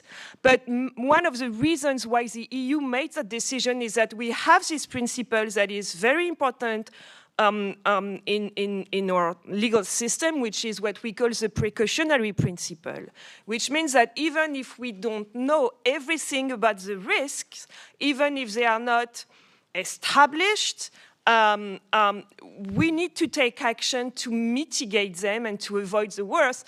And so what I could summarize this by this expression, better safe than sorry. And the second observation that I could make about this is the fact that the EU is sometimes criticized for making that decision to adopt a very ambitious regulation on AI, but the very first reason why the EU would regulate is mostly because we want to ensure, the EU wants to ensure market integration. And if nothing had happened, I think that France would have regulated, and probably other countries as well, and we would have had a very fragmented market with major difficulties implementing those rules. And so it's not just regulating for regulating, but making sure that there is a common space where we can develop innovative applications. So when I look at what's going on here, and I will not develop too much on that front, but to me, this idea is that better safe than sorry, that we need to anticipate on risks that are not totally established. This idea is not as present as it is in the EU, and I will probably develop a little bit more on that front and on that point later. But we can see today that we have this ex-post governance that we comment from Europe, because for us, Americans have a more ex-post perspective on risks, and so we can see liability claims emerging, and we might say a few more words about this, but we have seen in the past months various claims launched by families of people that committed suicide after extensively exchanging with chatbots. And this can be, this can lead to unprecedented decisions, and that can really change the legal landscape. So I will stop here, but these are the main distinctions that I see: ex ante regulation on the one hand, and ex post approach on the other hand. Thank you.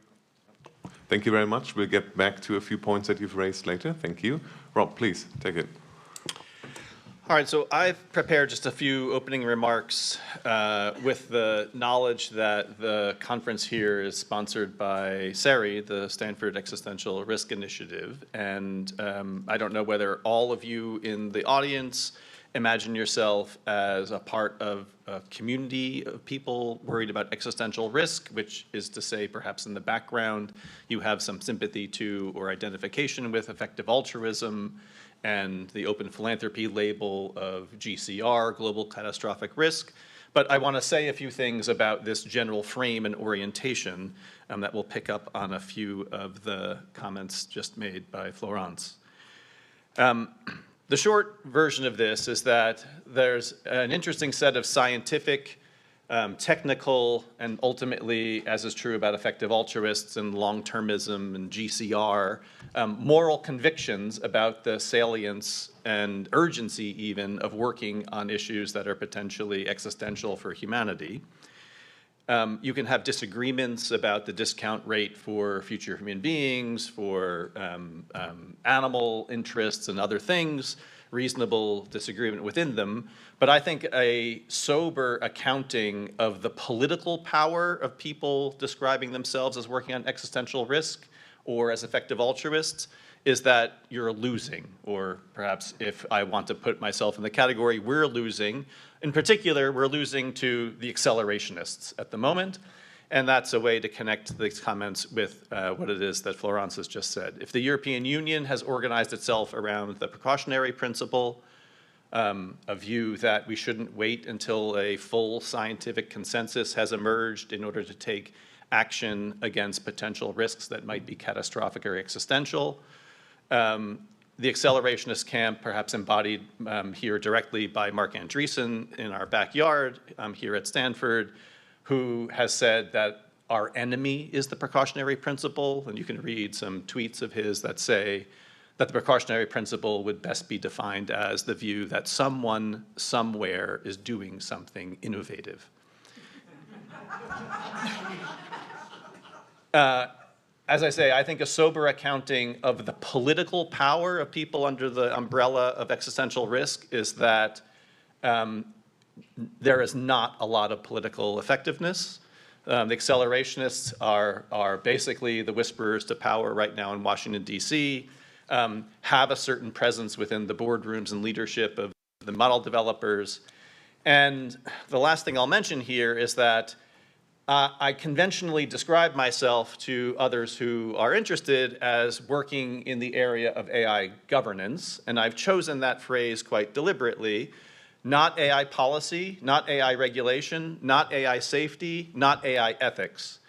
AI governance picks out at a minimum 2 pillars of work: law, policy, and regulation, number 1, that come distinctively from government, and then secondly, and equally importantly, professional norms, professional standards, professional responsibilities that emerge from the respective profession. In the case of AI, this is AI ML developers.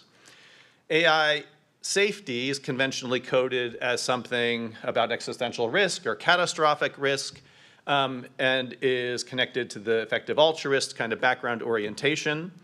And they're often at loggerheads with those under the heading of AI ethics, who are concerned about actually existing risks from algorithmic bias and discrimination and other kinds of things that are, if you wish to put it in a temporal frame, short time horizon rather than a long time horizon.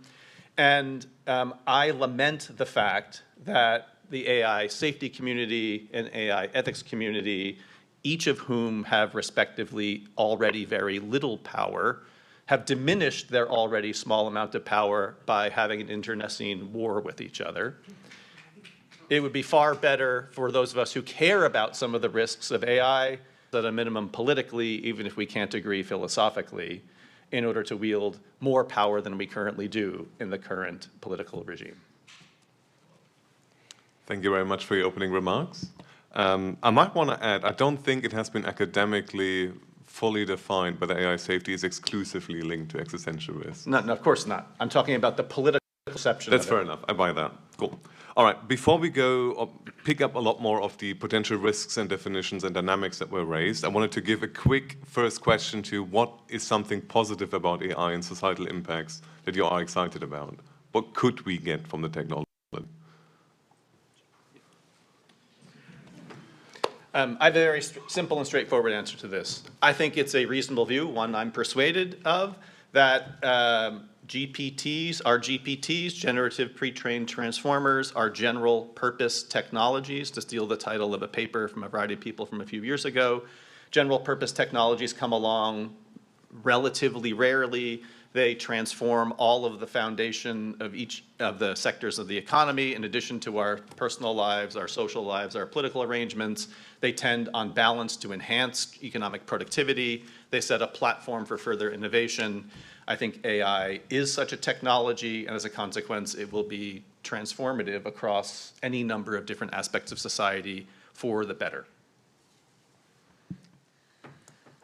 So what I would add is that I see AI as another step in the democratization of knowledge that was started with the internet. We have the possibility to access to any sort of information very quickly, and now with AI we can have access to even expertise, which is brand new.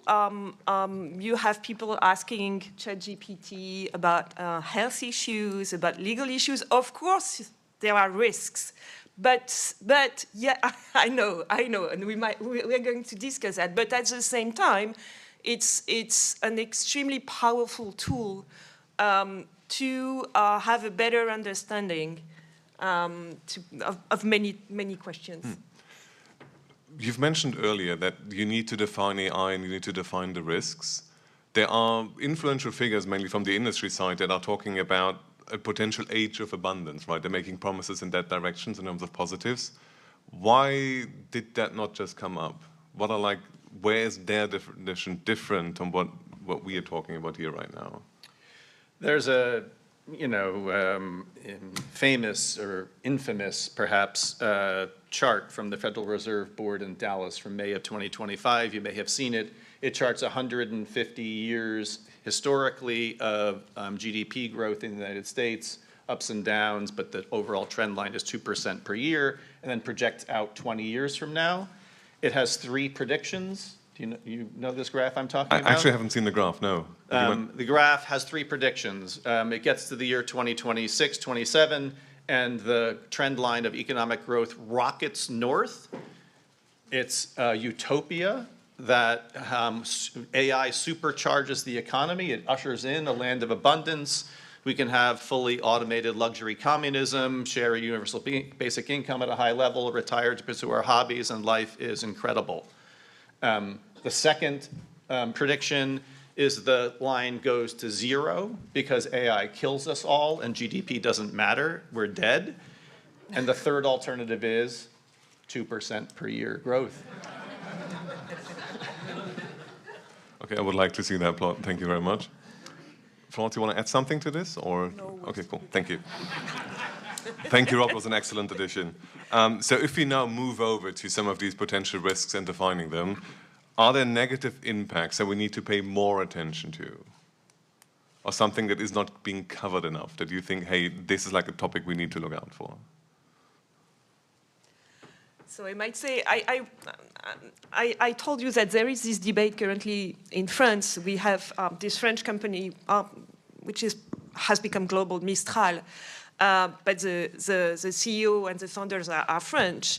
And so they have started a discussion about the real risks of AI because they keep saying they don't believe or they don't think that the main risks are what we've been discussing, bioweapons, existential risk. And the CEO of Mistral keeps saying, but to me, the main risks, it's the influence that those AI tools might have other people and how those tools can influence their vote. And of course, he has competitors. So he says, well, all this noise or all this discussion about existential risks and bioweapons, it's something that is designed to distract us from the real question, which is the fact that you have a few AI companies in that sphere that want to have a sort of oligopoly over information. It's not me speaking, it's him. He's a little bit provocative, but I do believe that currently, right now, this information challenge is real. And the question of influence is really problematic. This is something that we can see on a daily basis. There was this important decision that was adopted against Meta 2 weeks ago about addiction. It was about social media, but these tools are also designed to keep users engaged.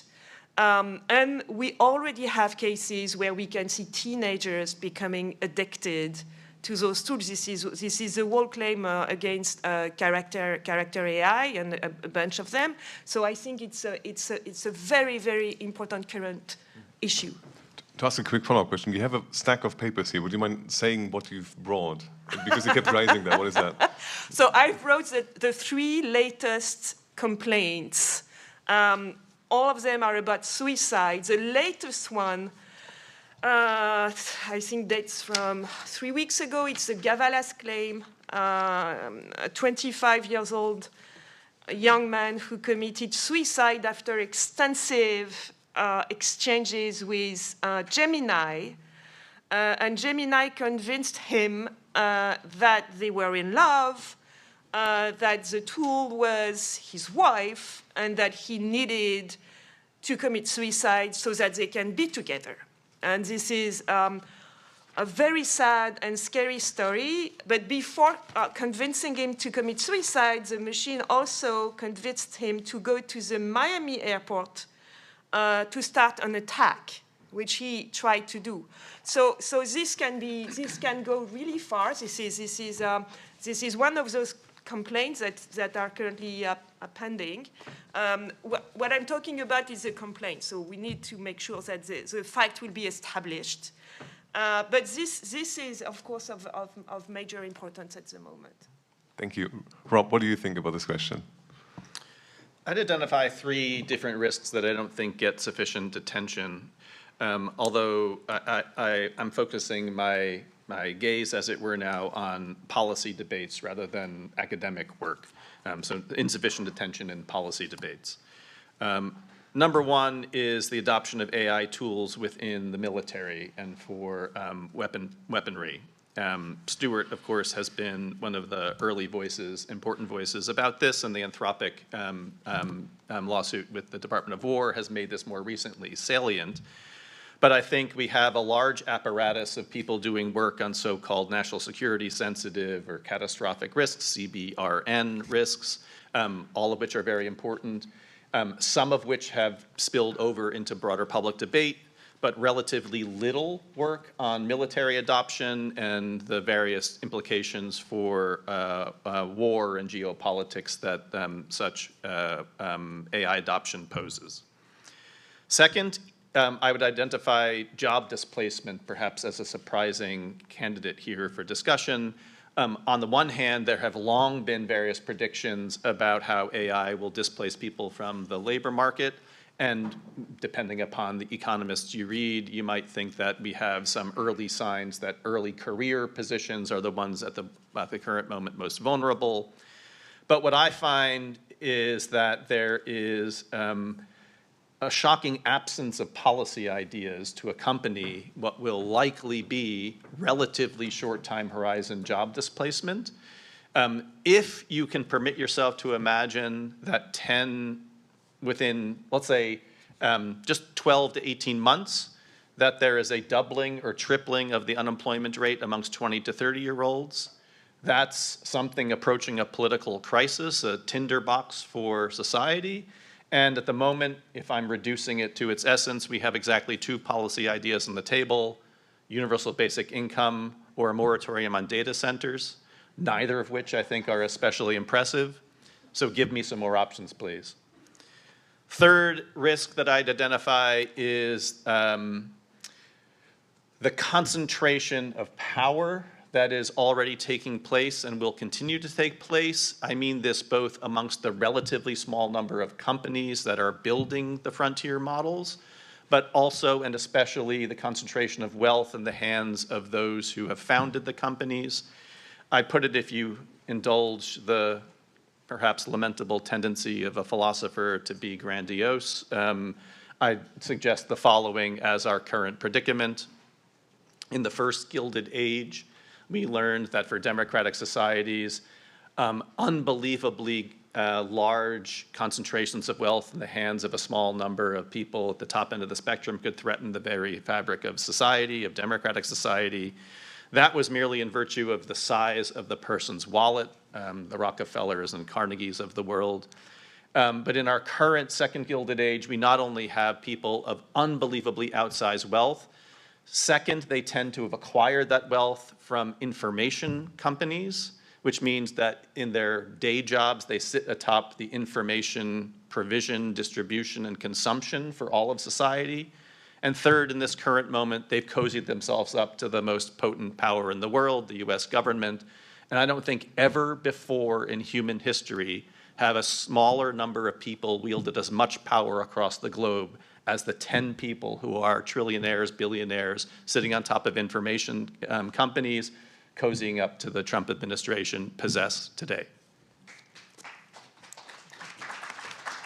I want to add a quote to that because it touches on the last point that you've just mentioned, but also on who might be answering the questions of policies and ideas. I recently attended a panel where there were basically representatives from the big companies, and their essential message that one person said, the others nodded to, was you should not really talk to academics, you should talk to us because only we know what's actually happening. I took that personal as an academic, but I want to hear, what do you guys think about this? Are the only people that know what's happening sitting at the companies? I mean, no is the short answer, but let's take that seriously for a second. I mean, I think what that might amount to is that not enough people have been AGI pilled, in the language of a certain type of technical person. And you know, if you weren't persuaded before the release of ChatGPT in 2022 about the potential potency of this current architecture of the technology, the scaling laws and the general kinds of predictions that have more or less happened over the course of the past 5 years about what is possible within this basic scaling hypothesis, you know, we have some reason to think that this will continue. And whether or not you want to label this as being AGI pilled, it seems to me secondary to the kinds of questions that are ordinary these days, which is how quickly is AI adoption happening? What are its effects within economic productivity in the labor market? And then across a whole array of other first order and second order risks. So it would be helpful if, in order to study these types of questions, whether as academics or policymakers, we had greater insight into the kinds of things that only people who are employed by companies are privy to, usage and a variety of things about the data logs, that in the same way for the social media era, if you're concerned about content moderation, you had to go work at a social media company in order to study the questions. We're in a similar position today. That's the closest I can get to acknowledging something of a kernel of truth within the argument, but that's something to be resisted, of course, at the end of the day, not championed or celebrated. Thank you. Do you want to add something, or do you want to move on? No, I might add that it's not easy. So as someone that works on regulations, it's not easy for policymakers and regulators to have access to information about what's going on in the industry. And this is a problem that is faced by EU regulators that have extensively worked with experts and that try to collaborate with the industry. And the EU is currently recruiting people that have a good. It's not that easy. When you're a public institution, you're not even able to provide the same type of salary as Google. So it's a real issue, and of course it raises the question of regulatory capture if you depend on the industry to get information about what's going on. But it's still working. Thank you very much. With this, I would like to go to audience questions, either to ask more about risks or potential ways we could mitigate some of these issues. Person with the microphone, please. I think here in the front might have been the quickest one, and I think then hopefully we can do a little turn around the room. Thank you. Hello, I'm Nikhil Jain. I'm at the business school filled with AI accelerationists, I'd say. And That's the name of your group? Or are you just identifying as an accelerationist? No, I'm saying that the school is filled with a lot of AI accelerationists. Oh, it's filled with a lot of them. I see, yes. Okay. Yes, yes. And something I was curious about, especially with the conversation, one of the toughest arguments I struggle with is when people say,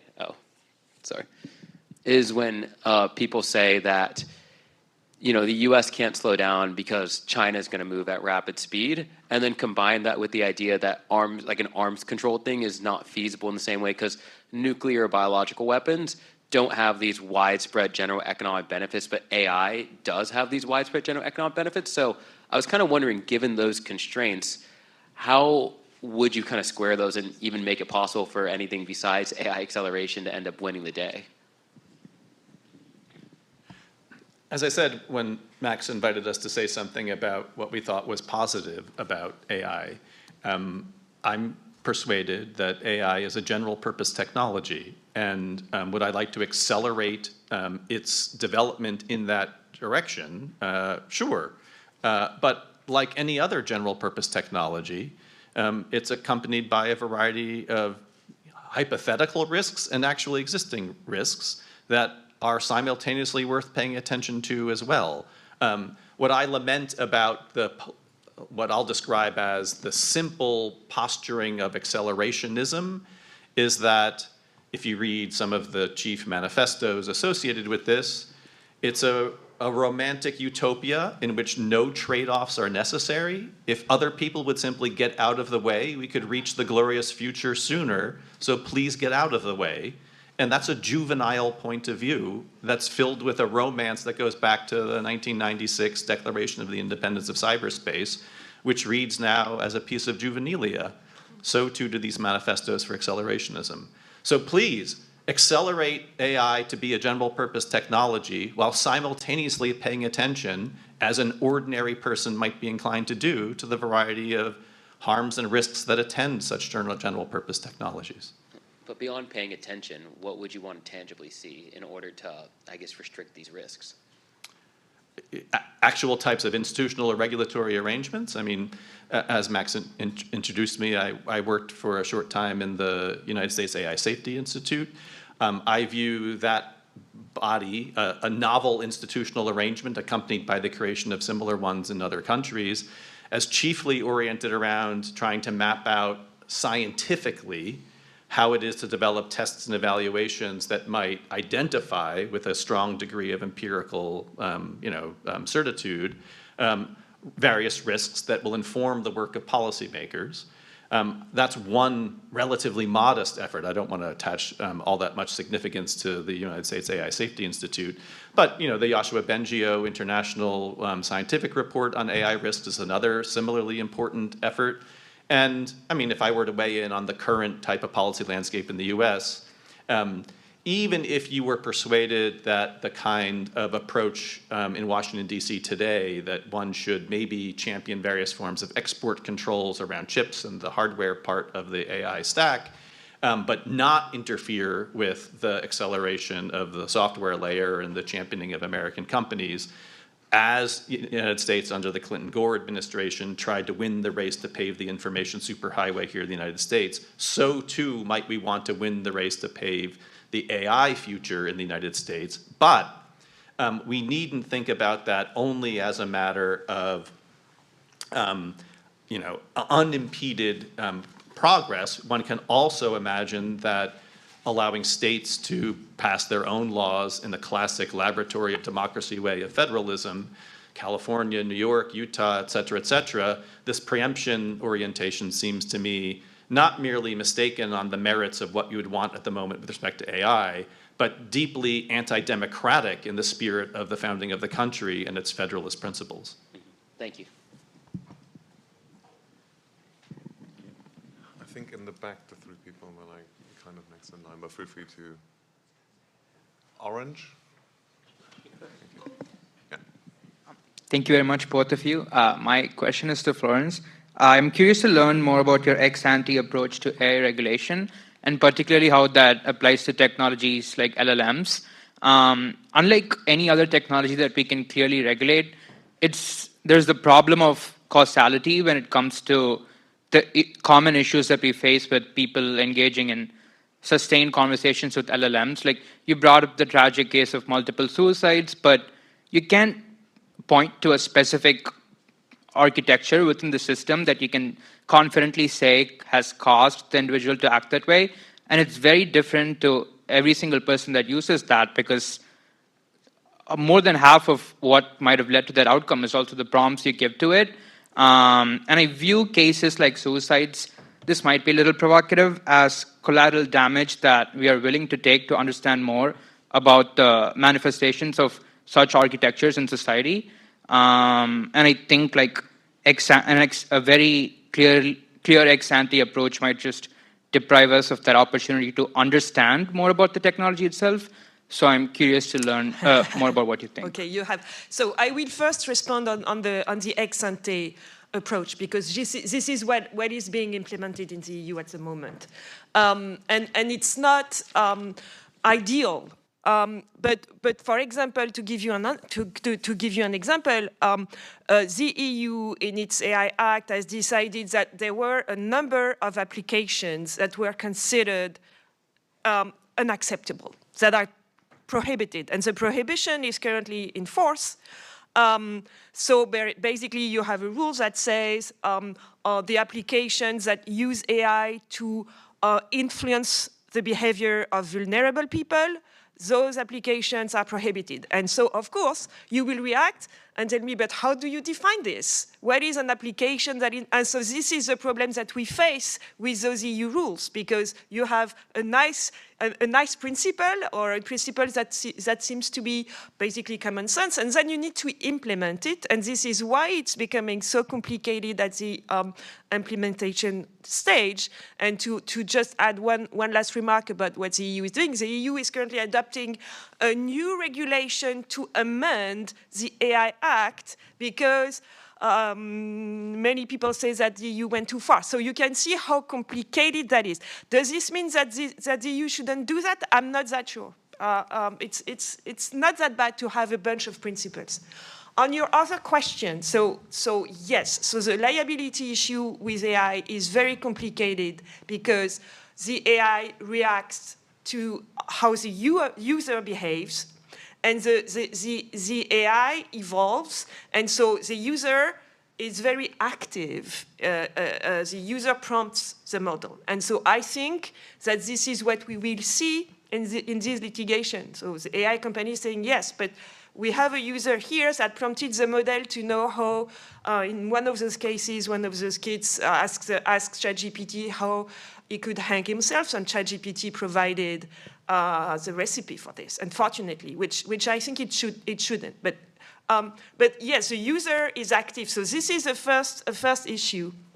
And the second issue, as you say, is a causation issue, which is a problem in the case of suicide or mental health issues. It's the case in the decision that was adopted 2 weeks ago about Meta, because it's, again, a teenager that became addicted to social media, to Instagram.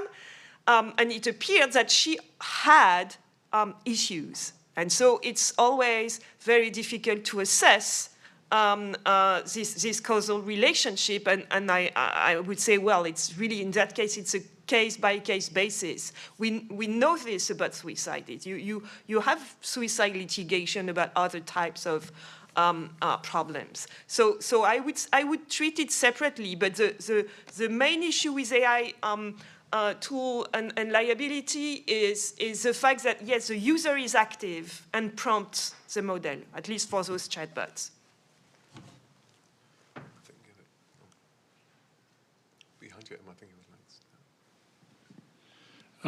Rob, you mentioned the asymmetry that exists in terms of the lobbying power in Washington today. But then later, when you were talking about some of the labor or potential labor impacts of this, you also called it a political tinderbox. That feels right to me. Some of the early polling that's coming out, some of the kind of town hall level discomfort around data centers, I don't know in which political cycle it comes, but it feels like a moment of reckoning where potentially the pendulum swings pretty far in the other direction is on the horizon. And I was curious, you mentioned the insufficiency of data center moratoriums, but equally of the universal basic income. On the day when that comes, I'm curious for your thoughts on what fills the void there, and when that moment of opportunity presents itself, what if you had the pen, what would your blue sky scenario look like?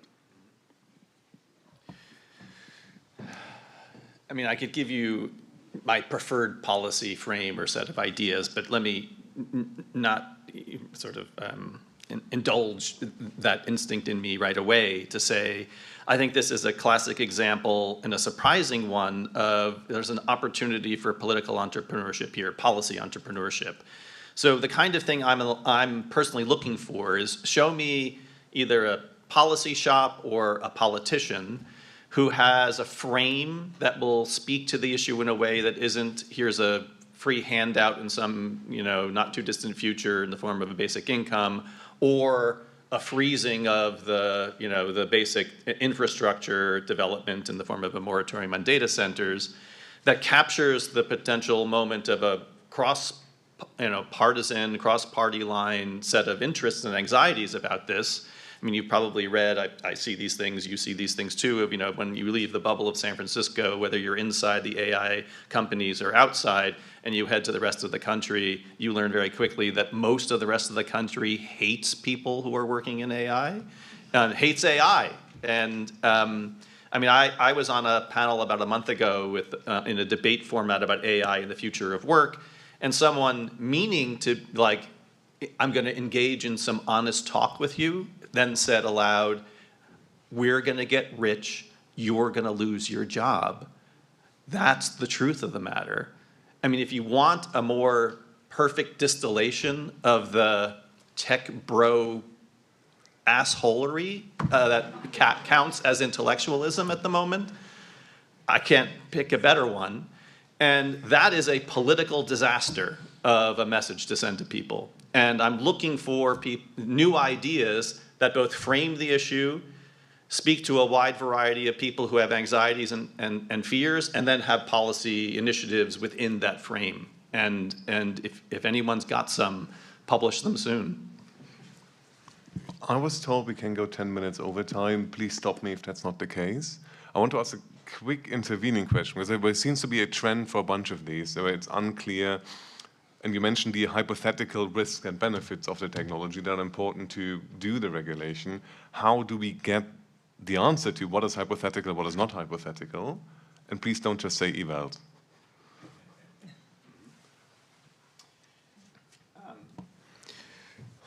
Well, so I'll give an answer that I hinted at earlier about why I think a reasonable frame to think about these set of questions is to describe oneself as working in AI governance, and that captures both law, policy, and regulation, and professional standards and norms and responsibilities. So if I think now about the amount of financial capital and human capital that is devoted to pushing the capability frontier forward within AI ML circles, including from the beginning point of one's education as a computer scientist at universities like Stanford, it's so many more times larger to the capability frontier than to other kinds of efforts to understand and control as a scientific matter AI models and systems. So what I mean there is something along the lines of Can we have more financial and human capital directed toward adversarial robustness, mechanistic interpretability, a variety of garden variety subfields or projects within the precincts of computer science and the kinds of things that an AI ML engineer encounters in their education, so that the distribution of overall work on the kinds of things that will ultimately redound to society's benefit in understanding and controlling and steering the models is not just at the capability frontier, but about the basic scientific operation of them.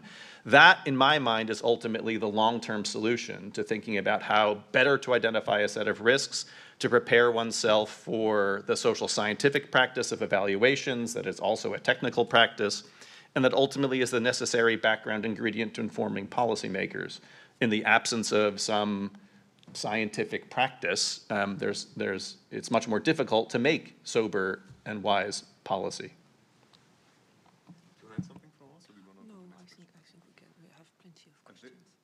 At this point, I'm not quite sure who raised their hand next. Emma, if you want, I think random search, random sampling is right. The first one is closest to your mic, please. Thank you. Awesome. Yeah, thanks for being here. I appreciate it. So when it comes to the economic incentives of the accelerationist point of view, and also perhaps the ease of regulation or lack thereof, I guess I'm wondering what your thoughts are, maybe if you can elaborate on, since there's been so much focus here and generally in public discourse about GPTs allowing for general purpose technology, instead encouraging more narrow intelligence, whereby you could have models that are extremely capable, like superhuman in certain domains, and know just enough about other domains in order to allow for that, in order to maybe make those types of models more bounded from the standpoint of controlling for existential risk, but also like maybe more easily regulated if they're limited to certain domains.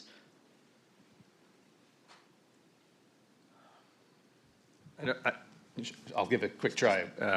I don't know that I have really good answers to your question, but I think I'll use the question as an opportunity to underscore my background conviction that I'll put it in a provocative way, the developmental immaturity of the AI ML profession is part of the background problem.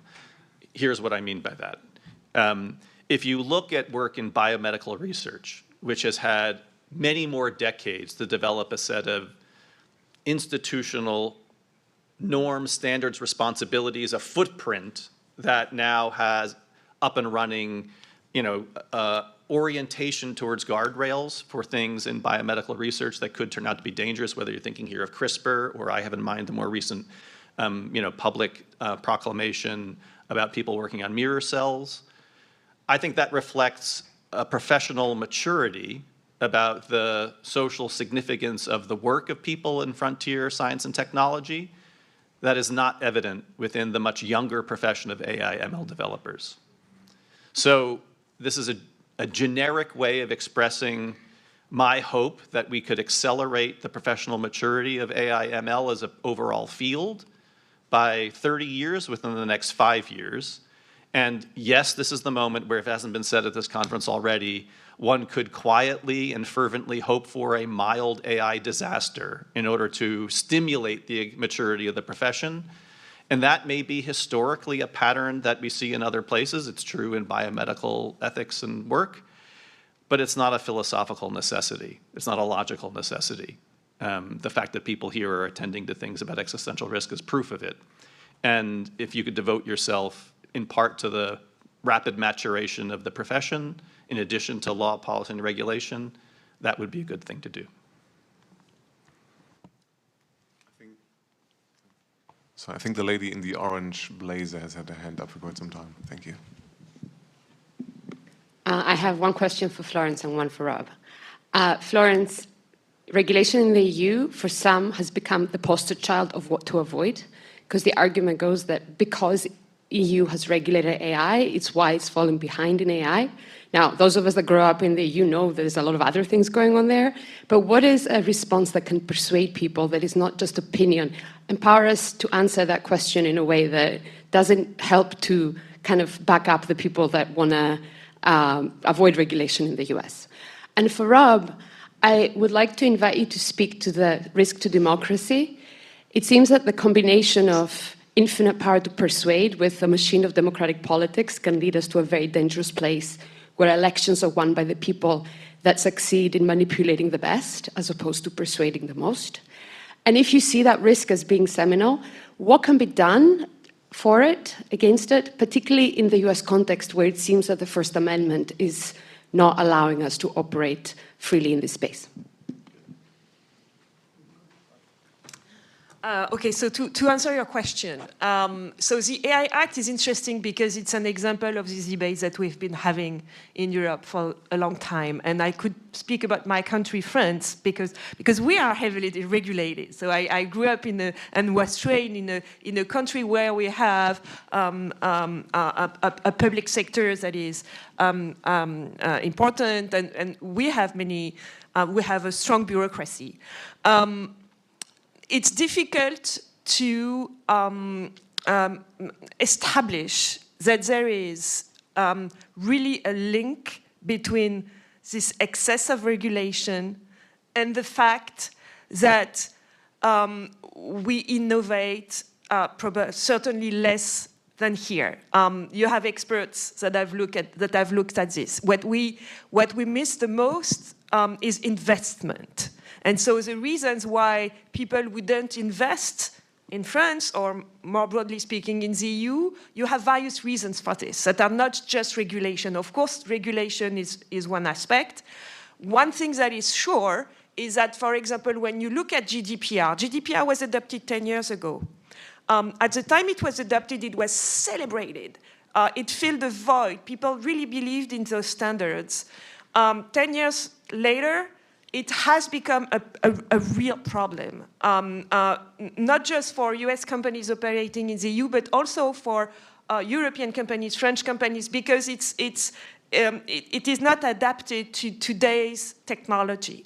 So yes, there is something that needs to be done, and this is what the EU is trying to do currently, trying to amend GDPR, trying to amend the AI Act to adapt the regulation to the need for investment and innovation. After spending a few years here, looking at what's happening, for example, in Asia, I'm more and more convinced that we need a more flexible approach and more interactions with the industry. So we do not always need mandatory rules. This is what we do. We have this culture. So maybe this is the next step, hopefully. All right, so you ask about AI and democracy and the risks to democratic institutions from AI's potential capability of engaging in especially powerful forms of persuasion. I want to say, I guess, two things about it, and then acknowledge that there's some early and interesting academic work being done on this, and I'd like to see a lot more. So I'm going to just sort of illustrate what I think the scope of concern is here. Number one, various forms of online persuasion are not new to the moment of AI, and I have in mind here the era of social media advertising, or more generally, advertising as a general practice, which aims to persuade in the form of changing people's behavior to buy things they wouldn't have been inclined to buy otherwise. So we don't need to think that there's something especially distinctive about the moment in the form of a surveillance economy that attempts at behavioral change. What we have to ask is the magnitude of the power that AI might bring to that topic. Second, within the precincts of political philosophy or democratic theory, persuasion, that particular word to describe what we're after here, has a certain positive valence. If you have a deliberative democracy in which the exchange of reasons turns out to persuade other people to change their minds, we're talking in general about a better democratic system. And one of the things I lament about the current research paradigm up and running about the persuasion of AI models is that they fail as a general matter, the research design, to distinguish between manipulation, which is bad, and persuasion, which is good, each of which result, at least in principle, in attitudinal behavioral change. So I'm looking for a set of research studies that will try to map beneficial kinds of persuasion by engagement with AI models that involves the introduction of new reasons to your overall orientation to politics or any policy question, which I would see as a potential benefit of AI, as opposed to manipulation, things that try to change your behavior or attitudes on the basis of things that wouldn't count as good reasons. And yes, you're probably thinking what counts as a good reason, and then otherwise we're just now into the heart of some ordinary, long-standing work within democratic theory.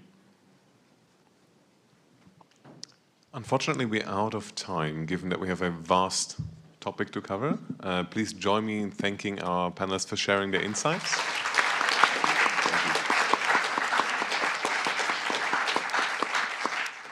Hi, everyone. My name is Samantha Bennett. I'm a PhD candidate in philosophy here at Stanford, where I focus on ethics, risk, and safety issues with emerging technologies.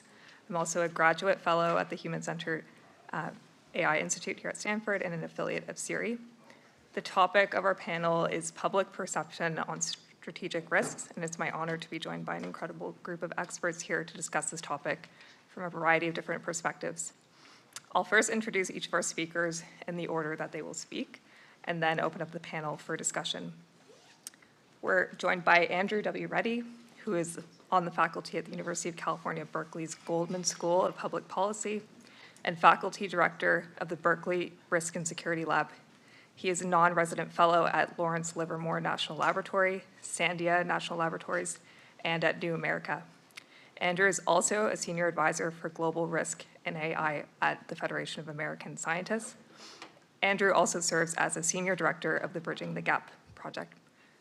We're also joined by Dr. Brad Roberts, who has served as director for the Center for Global Security Research at Lawrence Livermore National Laboratory since 2015. From 2009 to 2013, he was Deputy Assistant Secretary of Defense for Nuclear and Missile Defense Policy.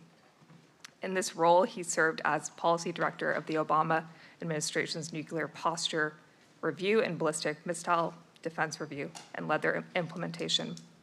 Prior to entering government service, Dr. Roberts was a research fellow at the Institute of Defense Analyses and the Center for Strategic and International Studies, editor of the Washington Quarterly, and adjunct professor at George Washington University. Between leaving the office of the Secretary of Defense in 2013 and assuming his current responsibilities, Dr. Roberts was a consulting professor at Stanford University and William Perry Fellow at Center for International Security and Cooperation, CSAC. While at CSAC, he authored a book entitled The Case for U.S. Nuclear Weapons in the 21st Century, which won the Choice Award for Outstanding Academic Title in 2016. Dr. Roberts is also a member of the Strategic Advisory Group advising the commander of U.S. Strategic Command. We are also joined by Scott D. Sagan, who is co-director and senior fellow here at CSAC, the Carolyn S.G. Monroe Professor of Political Science and Bass University Fellow in undergraduate education at Stanford University. He also serves as co-chair of the American Academy of Arts and Sciences Committee on International Security Studies. Before joining the Stanford faculty, Sagan was a lecturer in the Department of Government at Harvard University and served as a special assistant to the Director of Organization of the Joint Chiefs of Staff in the Pentagon. Sagan has authored and co-authored a number of books, notably The Limits of Safety, Organizations, Accidents, and Nuclear Weapons, and with co-author Ken N. Waltz, The Spread of Nuclear Weapons and Enduring Debate. He is the co-editor of Insider Threats and The Fragile Balance of Terror. In 2022, Sagan was awarded the Therese Stopek Memorial Award from the Carnegie Endowment for International Peace at their International Nuclear Policy Conference. In 2017, the International Studies Association's Susan Strange Award, he received this award, which recognizes the scholar whose singular intellect, assertiveness, and insight most challenge conventional wisdom and intellectual and organizational complacency in the international studies community. He was also the recipient of the National Academy of Sciences William and Catherine Estes Award in 2015 for his work addressing the risks of nuclear weapons and the causes of nuclear proliferation. The award recognizes research in any field of cognitive and behavioral science that advances understanding of issues relating to the risks of nuclear war. He has also won for teaching. We're almost done. He has also won 4 teaching awards: Stanford's 1998-99 Dean's Award for Distinguished Teaching, the Hoagland Prize for Undergraduate Teaching, and International Studies Association 2008 Innovative Teaching Award, and the Monterey Institute for International Studies Non-Proliferation Education Award in 2009. So to kick off the panel and situate each of your remarks, I'll offer one question to begin with, and then I'll hand it over to Andrew first. So here's my first question. Each of you work at the intersection of technical risk domains and national policy, whether that's nuclear deterrence, missile defense, or cyber threats. Public perception of these risks often significantly lags behind expert consensus, as we've heard from many today, or it gets distorted through media and political framing. So my question is, do you think that this gap is getting wider as technologies become more complex and as AI comes into the mix more fully? And who do you think is most suited to close this gap? Is it scientists, policymakers, journalists, or some combination thereof? So over to you, Andrew. Perfect. Thanks so much, Samantha, and thank you so much to the organizers for having me. It's a pleasure to be here. I think this is my second SERI conference, so it's really a pleasure to be up here alongside Brad and Scott. I've kind of split your questions into 2, so I'll take each in turn. In terms of the gap getting wider as technology is becoming more complex, perhaps, although I think something of the paradox that Colin hinted at earlier today, I think has also been around for quite a while, where public underreaction to real but non-salient risks in the AI space, right? Things like data poisoning, but also in some of the things that we work on in terms of nuclear war, often get short shrift, and there's a overreaction to kind of speculative or anthropomorphized risks. So in the AI space, right? AI commanders. Right, types of concerns. And so, what this leads to is this kind of misaligned risk perception where attention gets allocated to failure modes that are maybe coming down the pipe but aren't already here. And certainly in the AI space, and I know you want to get to this later as well, there's enough that worries me about where we are today with systems getting deployed now that we should be paying very close attention. Just to give you an example of kind of an empirical example from the news, you'll all have probably seen a lot of the hand-wringing around the use of Claude in the Iran conflict that really focuses on the AI-ness of it all. So Claude is effectively living on top of the Maven Smart system to provide a way for targeting officers to interlocute with the targeting algorithm. And of course, you've had examples of collateral damage in Iran where a school inside of a military cordon, right, ended up getting hit. A lot of conversations about how that might be inappropriate. Unfortunately, from my perspective, the discussion around the AI-ness has detracted from 3 concerns that really kind of worry analysts. So the first one is, what data are we actually using to feed these targeting models? I think that's very significant. It turns out that in the case of the school, most of the data was coming from 2016. Is that appropriate for the world's premier fighting force? Maybe yes, maybe no, but at least let's have a conversation, not talk about Claude. And then the second piece is human-machine teaming. There is a real concern that when you're interlocuting with a targeting algorithm via a chat window, you might end up servicing more targets than you might otherwise. And that is something of an empirical fact as we look across Gospel, Lavender in the case of Gaza, and then MSS in Iran, where targeting officers have gone from 10 targets per cycle to hundreds. And so that's a question that, again, I feel like we as a scholarly community should be, or analyst community should be grappling with. And then finally, the conversation around what constitutes a legitimate military target in wartime, and the degree to which collateral damage is going to be acceptable or not in this next era of warfare where these technologies are playing a big role. So that's just to kind of give you an example of some of the frustrations that live when I see editorials in the New York Times opining on the AI-ness rather than these concerns that I think that we ought to be really grappling with. That said, even amongst expert communities, because you kind of asked whether we could establish an expert consensus here, even inside of this room, there's divergence in perspectives about, right, some of these concerns. So take AI, for example. We're in the midst of writing a large report at the Federation of American Scientists tied to a big gala in May in Washington. You're all welcome. But effectively, inside the report, it's very clear that there's at least 3 camps, right, vis-a-vis AI and the risk question. So you've got the AI is a con shop, right? So folks like Emily Bender, right? It's all hype, nothing to see here.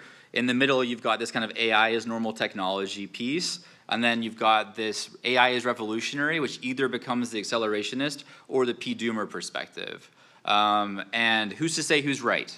You know, I think we all live somewhere, right, on that continuum, right? But who are the experts that we're going to listen to, right? Are they coming from, right, one discipline or another? And in terms of who's most suited to close this gap, scientists, policymakers, journalists, really, I mean, this is the quintessential academic answer. It's all of the above, and it depends. And so, you know, insofar as there is a consensus that needs to be communicated to the public, it's going to be a team effort, particularly amongst the technical and policy communities. All 3 of us represent institutions that I think have done a really nice job of bringing the technical community and the policy community together. I mean, ultimately, we need more people like Max, like Allison, like Lindsay, right, who are doctors and scientists, to kind of borrow from Collins, not a scientist, not a doctor, but they can speak the policy language. In terms of scientists and engineers, I think I too worry about the private sector having a monopoly on the knowledge that policymakers want. I'm quite cynical about how they're shaping discussions in Sacramento, in Washington, and also in Brussels as well. Indeed, the omnibus process that you just heard about, revising the EU AI Act, is coming to some degree because of lobbying from Mistral and European companies and American companies that invest in European companies. And so I do worry about that a little bit. But obviously, scientists and engineers are the ones that actually understand the ways in which these systems fail. Policymakers are ultimately responsible for translating these failure modes into policy options, legislation, regulation, sometimes litigation. And then journalists play a really important role as well. I would commend to you programs like the Outrider Foundation, who have tried to bring scientists and engineers and their perspectives into the public domain. So there's been a variety of pieces run on nuclear conflict, for example, in the New York Times that were supported by Outrider. And ultimately, we need more of that because it is going to be a team effort. So, you know, I think ultimately, you know, we've got a lot of very smart people, right, focus on these problems, and to right-size this risk, we have to make sure that these voices are actually getting heard. Thank you, Andrew. Now we'll hear from Brad. Thank you. Thank you for the opportunity to join the conversation. I was asked to start with a few words about Livermore and the center that I direct, just to give you a sense of what the organization is. Most of you will, of course, know that Livermore Laboratory was founded in the 1950s to design and develop nuclear weapons.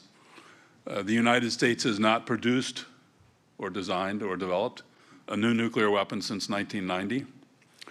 So the business of the laboratory when it comes to nuclear issues is to safeguard the existing stockpile of nuclear weapons by extending the life of the existing weapons and certifying that these remain viable without resort to underground nuclear testing.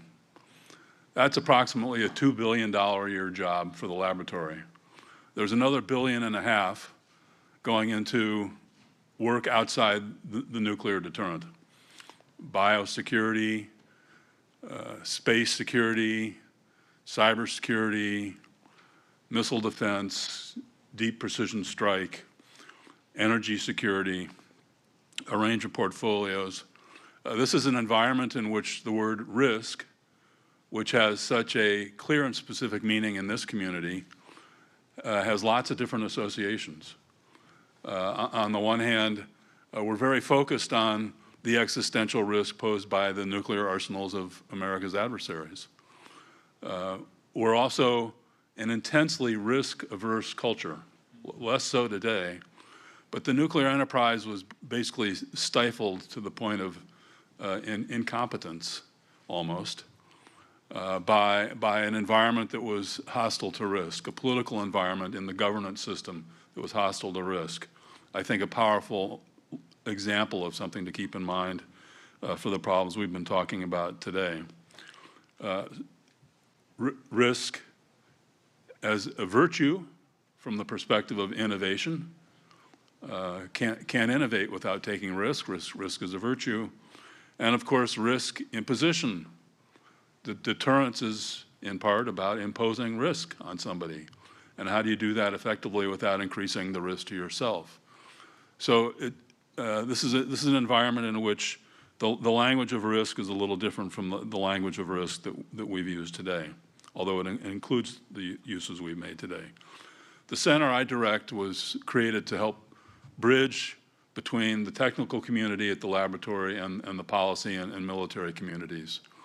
When I was in the Pentagon, I used to have members of the technical community come to me to try and explain that they had just the solution to my problem, and their 30 or 60 minutes persuaded me they didn't understand my problem. And that persuaded me that I didn't understand what they could do for my problem. And that problem exists at the institutional level. The center I direct was aimed at helping to bridge these two communities and create new intellectual capital on some of the problems in our mission space. That work, I would say, as an aside, leaves me ever skeptical about the pathway that many of us envision for many of these new security challenges in front of us. Skeptical about the idea that we will sooner or later, if we talk long enough, find common ground with the leaders of China and Russia on common interests related to the avoidance of instabilities in these new technical competitions. This is the model that Thomas Schelling set out for us in the 1960s. It's a model that worked well in the Cold War. Jabber, jabber, jabber. Then we were willing to cooperate on strategic stability and to take modest steps, and then modest steps improve the political environment, and in a changed political environment, we could actually build arms control regimes. That's not the world we live in today, and it's not the world we've lived in for 20 or so years. It may come back. We shouldn't give up on it. But if we're in a waiting mode for the moment when Russia and China are prepared to join us in defending mutual interests in strategic stability, we're going to wait a long time. And we have other business to get on to while we wait. So let me turn to a couple of arguments and respond directly to your question. I found the question to the panel to be, it caused me pause. Public perceptions, after all, are not the only ones that matter. And a lot of our conversation today touched on the interests of other constituents, other members of the community of interests who have to be informed, who have to have a sound understanding of the relationships between emerging technology and existential risk. These are, of course, include experts in universities and think tanks. They include members of the military at the operational and at the leadership level. They include executive branch officials. They include lawmakers at the federal and state level. They include the practitioner communities, both public sector, private sector, developers, users, and they include allies, and they include the future stakeholders, the younger generation of emerging analysts who need to bring to their careers a depth of these topics that few others of us have. And so I'm with Andrew on it's not a dodge to say it's everyone's job. We're all creating we're all creating a well, I'll step back one step. Your question posed a distinction between the expert consensus and the public that doesn't understand the expert consensus. Did we have a consensus here today? I think we're still in the business of developing a community of interest with a sufficiently common understanding of the issue set and the vocabulary that we're still learning from each other a lot.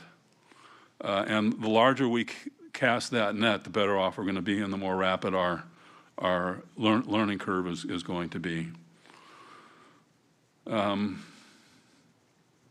Second argument is about how do public perceptions matter?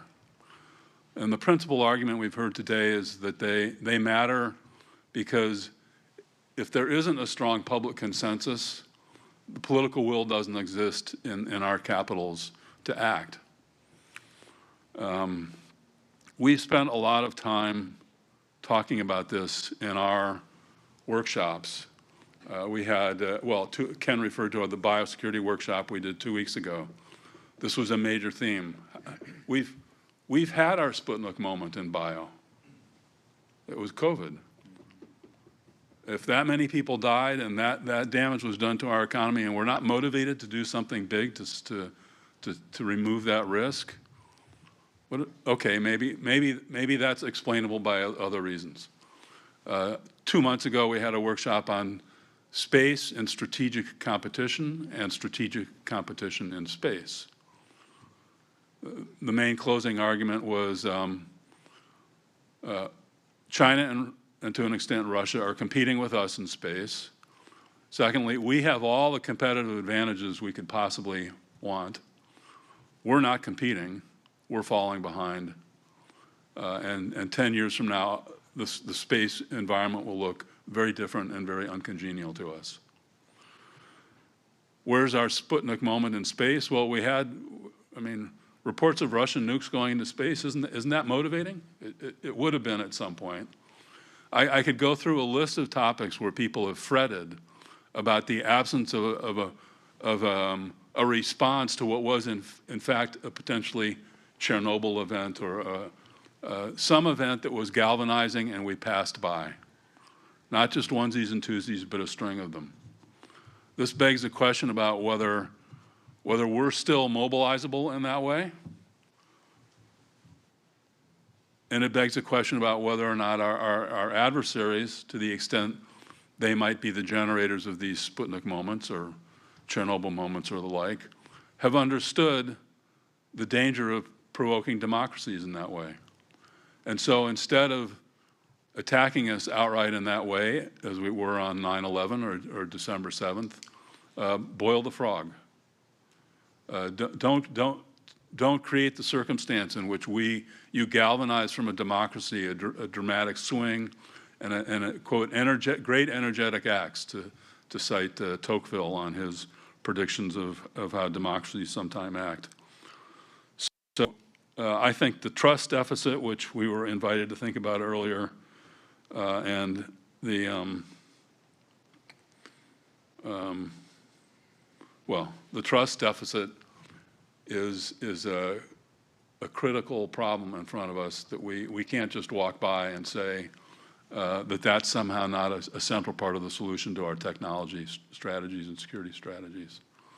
With that, thank you. Thank you, Brad. Now we'll hear from Scott. I believe you have some slides.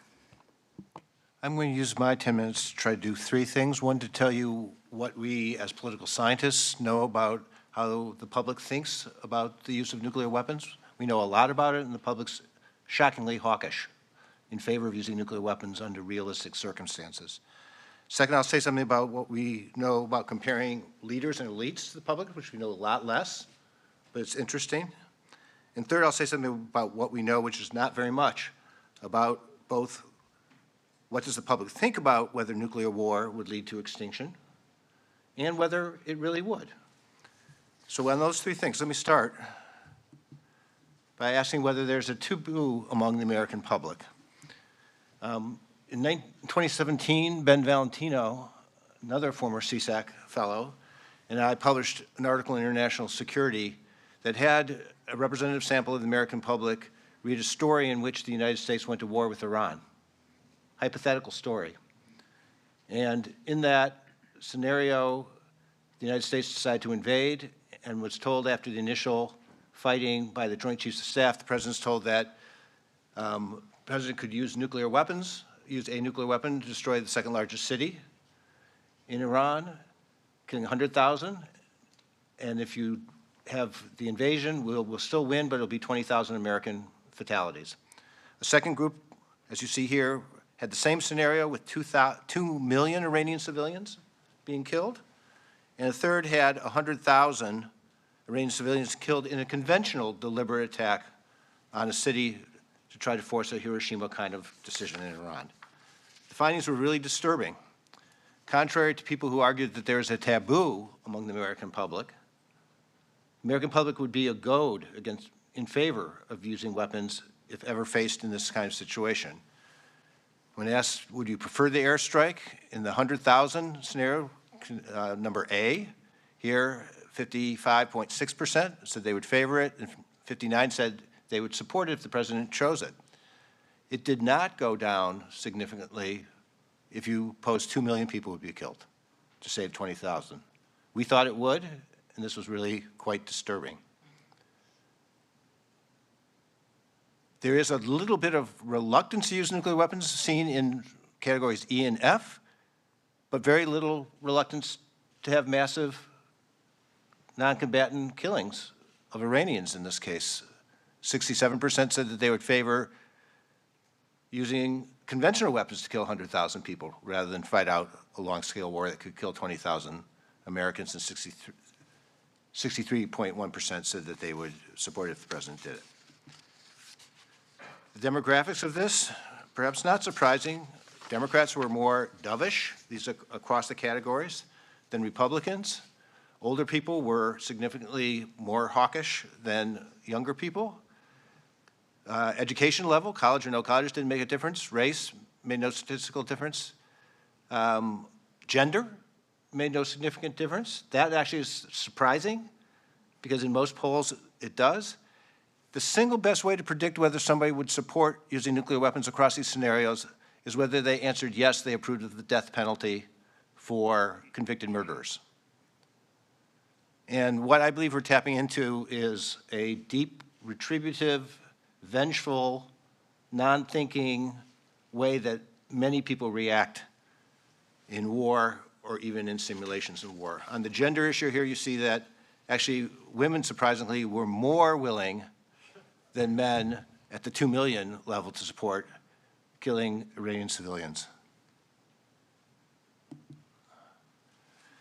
Is this reflected in elite views? We really don't know because elites are very hard to do surveys on. People are not going to say, yeah, I'm going to answer this and believe that it will stay private. There is a very good new article by young political scientist David Logan at the Fletcher School at Tufts, in which he studies the gaps, but he does it not with a scenario of using nuclear weapons against a non-nuclear weapon state, which is a measure of the taboo, but rather using nuclear weapons first in the United States in a limited strike against Russia after Russia's invaded the Baltic states. And what he finds is that the public, when said to avoid losing a conventional battle, do you support using nuclear weapons? The majority said yes. We'll use nuclear weapons first. When asked, he calls them elite, it's actually 2/3 military officers in the War College and 1/3 civilians in the War College. So it's people studying this who know that the Russians have nuclear weapons. They've been thinking about deterrence and escalation and those issues. They're much less hawkish, and you get 6% and 16%. Probably not good news for extended deterrence arguments, but better news about the public. What I would say here is, do the elites and experts that he's talking about reflect the President of the United States? I was quite convinced in the first Trump term that if President Trump made very poor decisions and ordered uses of nuclear weapons in ways that were illegal, that the U.S. military would push back and say, sir, that's illegal. I'm less convinced today that a rash, vengeful decision in a scenario in which lots of Americans have been killed and others might be saved by using nuclear weapons wouldn't occur. And I'll lastly say something about, can we recover from a nuclear war? Obviously, it depends on the level of a nuclear war, how many warheads are used, where they're used. Is it a local war, in which case we could recover? Is it a major war? But here I think the at least some scholars, some philosophers have really let the public down. I won't read this whole quote, but here you have what I consider both a callous and poorly thought through argument by the Oxford philosopher William McCaskill, saying that even if global nuclear winter was correct, you'd still have as many people after a nuclear war surviving as existed roughly in 2500 BC, and a post-catastrophic world would be better off than the world of 2500 BC because of the knowledge physical capital institution we have developed over the last 4,500 years. I think we don't know how bad nuclear winter would be. If you talk to the scientists doing this, they say they are deeply underfunded. They can't do the work that they need to do to really understand different scenarios, and it's extremely important. What do we know? We do know that the chances of surviving a war would be made even less likely if we don't invest a lot of time and energy thinking about it now. You'll be hearing, hopefully, from Joe Kempf later about some things that he's been thinking about that I think are really important. Think about what kinds of seed banks or cold weather agriculture we should be investing in. But I think this world would be better off if we said, we don't know enough about this and we need to invest a lot of money now in this subject. The National Academy of Sciences recently published 2 reports, both of which I was involved in, on risk analysis methods and potential environmental effect, trying to say that we lack the modeling capability to do this. I got interested in this because I became quite convinced that when a military officer says, yes, our war plans are proportionate, I discovered that they don't take into account the long-range radioactive effects of an attack on many targets. And they don't do that because they're told they don't have to do that under the Law of War manual. That makes no sense to me. As one individual involved in the nuclear posture review said, well, we exclude things like long-term fallout or environmental damage. Half the people who died after the bombing of Hiroshima and Nagasaki did not die from the blast and the fire and the immediate fallout effects. They died because of long-term fallout effects. So whether you're interested in trying to reduce the risk of nuclear war by thinking about proportionality and what would make sense and what wouldn't, or reduce the long-term effects of a nuclear war, or create a better chance of surviving a nuclear war, we need to do a lot more research to mitigate and to understand the effects and to work as hard as we can today to reduce those risks in the future. I'll conclude there. Thank you so much, all of you, for your incredibly insightful remarks. I think we'll just move straight to audience Q&A, given in the interest of time. I see first hand here.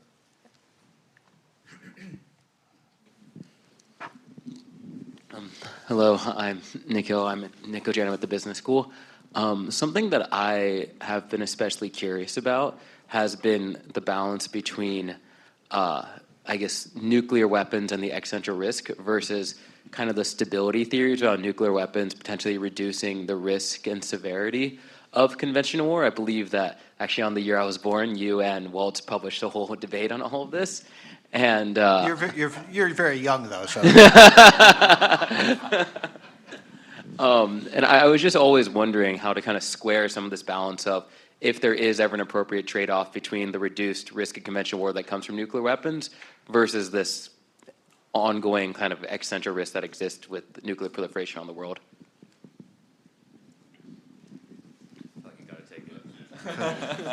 I'd make 2 points. One, I think that one can believe that deterrence has worked sometimes without having faith that it will work forever. Relying on nuclear deterrence for our security is like the metaphor I've used is it's like walking across thin ice. The fact that you've done it and you had to do it to get someplace at some point doesn't mean you should make it a regular practice. And I think that's really important. And I would say there has been at least one positive development here. One of the potential wake-up calls And I think the closest crisis of the recent decade to nuclear use was in the fall of 2022 when Vladimir Putin threatened to use nuclear weapons. His forces were collapsing in the war in Ukraine, and U.S. intelligence reported that there was a 50-50 chance that they were going to use nuclear weapons. And rather than doing what I think was the habitual thing that some advisors would have in the past advised the Biden administration to do, which was to threaten nuclear response if you use nuclear weapons, the Biden administration threatened that the United States would respond with conventional, overwhelming force and destroy Russian forces in Ukraine and in parts of Russia and the Black Sea. That was escalatory. It was taking a risk that we were going to get involved in a war, but it was de-escalatory by saying we're not going to use nuclear weapons. And I thought that was the wise thing to do. It's not widely reported, not widely known today, but to me that was a very scary moment, and but one that had a positive outcome. But it could be repeated any time now, depending on what happens in the war in Ukraine. Never heard that 50% number before. That's pretty terrifying. Yeah. Yeah, read Bob Woodward's work. Just very quickly on this side of the use, like the proliferation challenge, we're going to be seeing this in real time, unfortunately, over the next few years. So the lessons that countries are learning from Libya, Ukraine, Iran, and then the non-intervention in North Korea is having nuclear weapons might pay. And so proximately, we're very concerned about some U.S. allies proliferating capabilities, so specifically South Korea, Poland, and then obviously, if the Iranian regime survives, the lessons that they're learning is get a nuclear weapon. If they get a nuclear weapon, you can bet Saudi Arabia is right behind them. And so Scott's got one of his very early books, does a good job of explaining why having that amount of proliferation could be a terrible idea just from the function of accidents. And if you think that the U.S. has kind of got away scot-free from accidents, read Eric Schlosser's book, Command and Control, right? Like even inside the U.S., we have all of these near misses, and the fear is that we would have those, right, in these new nuclear countries too. So unfortunately, the geopolitical environment is definitely not moving in the favor of reductions in nuclear states. It's moving in the opposite direction. I'll have a question over here. Wonderful, thank you so much. I have a question for Brad Roberts. So, yeah, it's better. So this is a question for Brad Roberts. And thinking in terms of international security, the way you started off the panel was very much thinking about, can we deter our adversaries? Can the United States deter its adversaries? But I want to flip that question around. Isn't the real danger about whether we're going to be deterred? I mean, we've seen military operations in Venezuela and Iran. We've been seeing the United States essentially fight a proxy war in Ukraine. Like, aren't we probably a danger to international security? Thank you. There's an opportunity to skate on thin ice.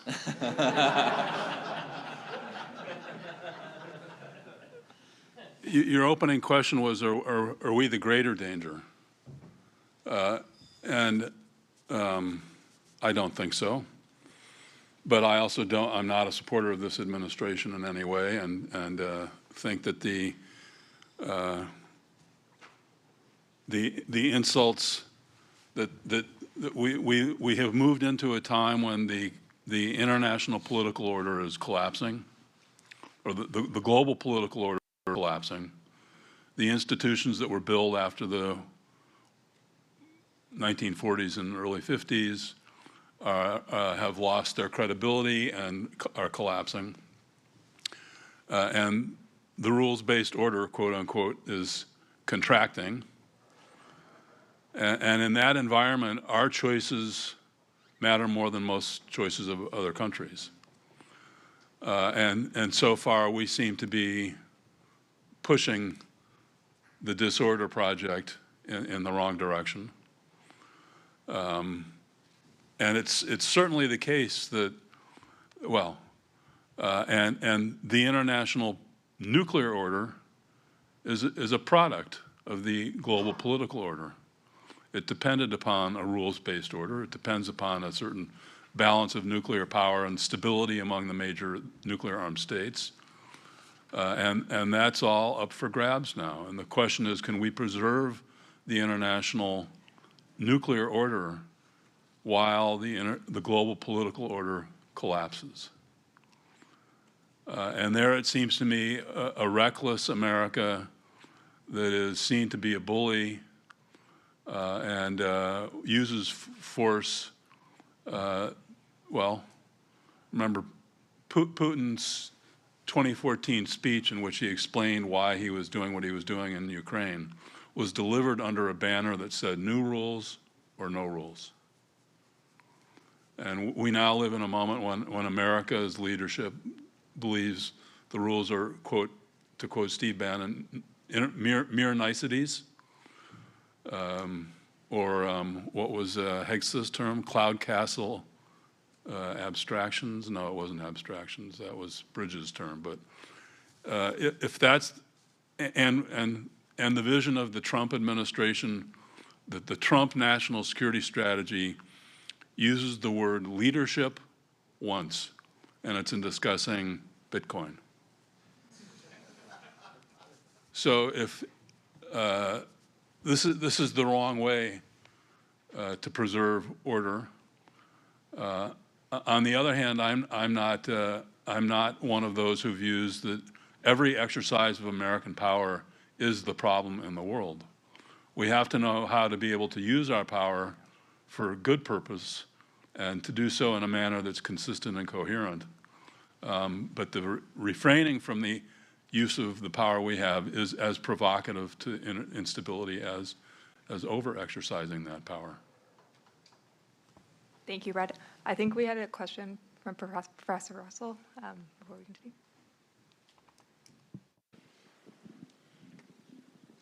Yeah, so there was some mention of how important it is to get the expert view, the consensus out there and understood by the public. My sense is the public don't care what experts think. They don't watch talking heads documentaries. They don't pay attention to PowerPoint. What can we do? You know, I'm thinking back to the day after, which I think did have significant effect on public perception of nuclear war. My guess is that the survey you showed was that there were somewhat surprising, given the response to the day after, that elderly people who were the ones who would have watched it in 1983 didn't remember how they felt about it at the time. So I'm wondering, what can we do now in terms of popular culture to get people to understand these issues at a more visceral level?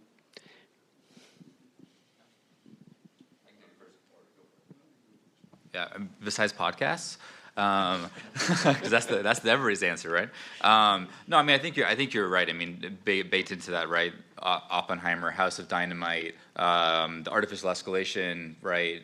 Vignette that FLI put together, I think does move the needle in terms of media that ends up garnering attention. I mean, I will say that the uptick in enrollment in nuclear security and AI policy and security classes, and I know this is true for you like it is for me, is just astounding. And to some extent, it's hard to figure out if it's on the supply side or the demand side. But it's definitely happening, and this geopolitical moment has certainly motivated all of the students that I get to see. Granted, right, we are all representing elite institutions with a very particular set of students. But, you know, I think that we try things, right, and we see what sticks. And I think certainly the popular culture side has been very useful, right, to have your Netflix documentaries, your Netflix shows, et cetera, moving in that direction, social media, et cetera. But I think it's the same thing we've talked about a couple of times. All it takes is that precipitating event, and then all of a sudden, right, we get serious about these issues. The challenge for all of us is how to get there without actually waiting for that precipitating event. Can I, Edge? We'll have time for one more question. Yeah. I'd love to follow on to the question that was asked earlier about alliances being taken down and what the repercussion would be in terms of risks. And opening the paper this morning, there was the article about that the current administration is looking at potentially leaving NATO. Can you maybe help us think through what what are the risks and how would that possibly play out? If the U.S. actually did leave NATO, would we still leave our nukes on the continent? Would we, maybe if you can help us think through this, please. So this seemed to be a settled issue last summer when the Trump administration struck a deal with the NATO, the other allied heads of state and government in a summit in which it was agreed that the non-U.S. members of NATO would pick up more of the conventional deterrence burden, in fact, all of it. They stopped calling it burden sharing and said it's burden shifting.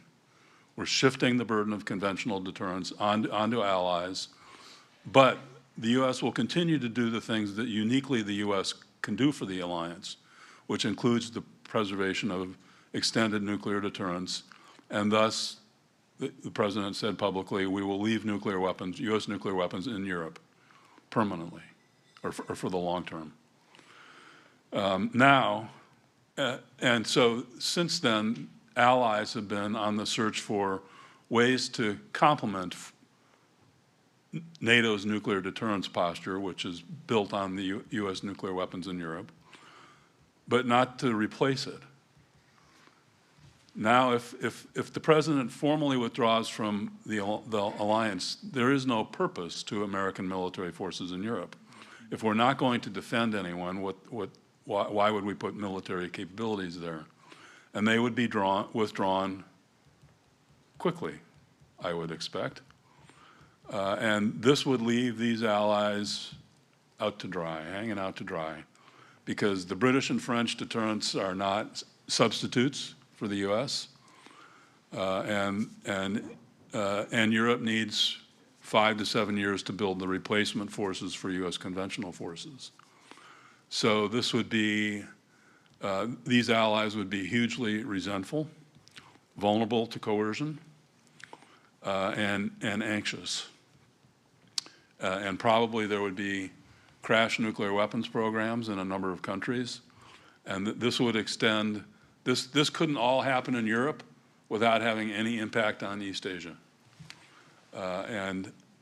So the breakdown of nuclear order that we should be most concerned with isn't proliferation to our enemies, it's proliferation to our allies.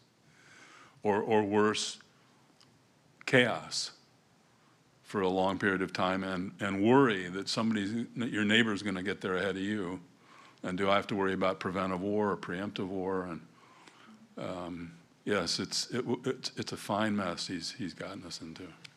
I wanted to take just 1 minute to answer Stuart's comment, because it strikes me that too often pundits and even scholars are preaching to the choir. They talk to the people they already know, believe in what they say, and all the research on global warming, for example, suggests that it's not the problem of expert consensus, it's that people don't trust experts, and you've got to think of other kinds of ways of doing this.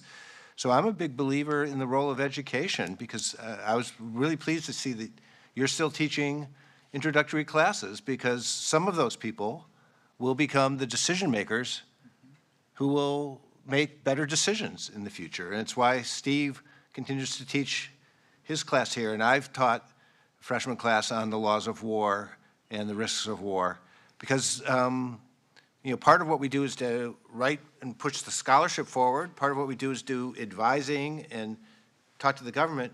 But part of what we do is create the next generation of government leaders who will implement some of the ideas and hopefully do a lot better than we've done in the last decade. Thank you. Please join me in thanking the entire panel.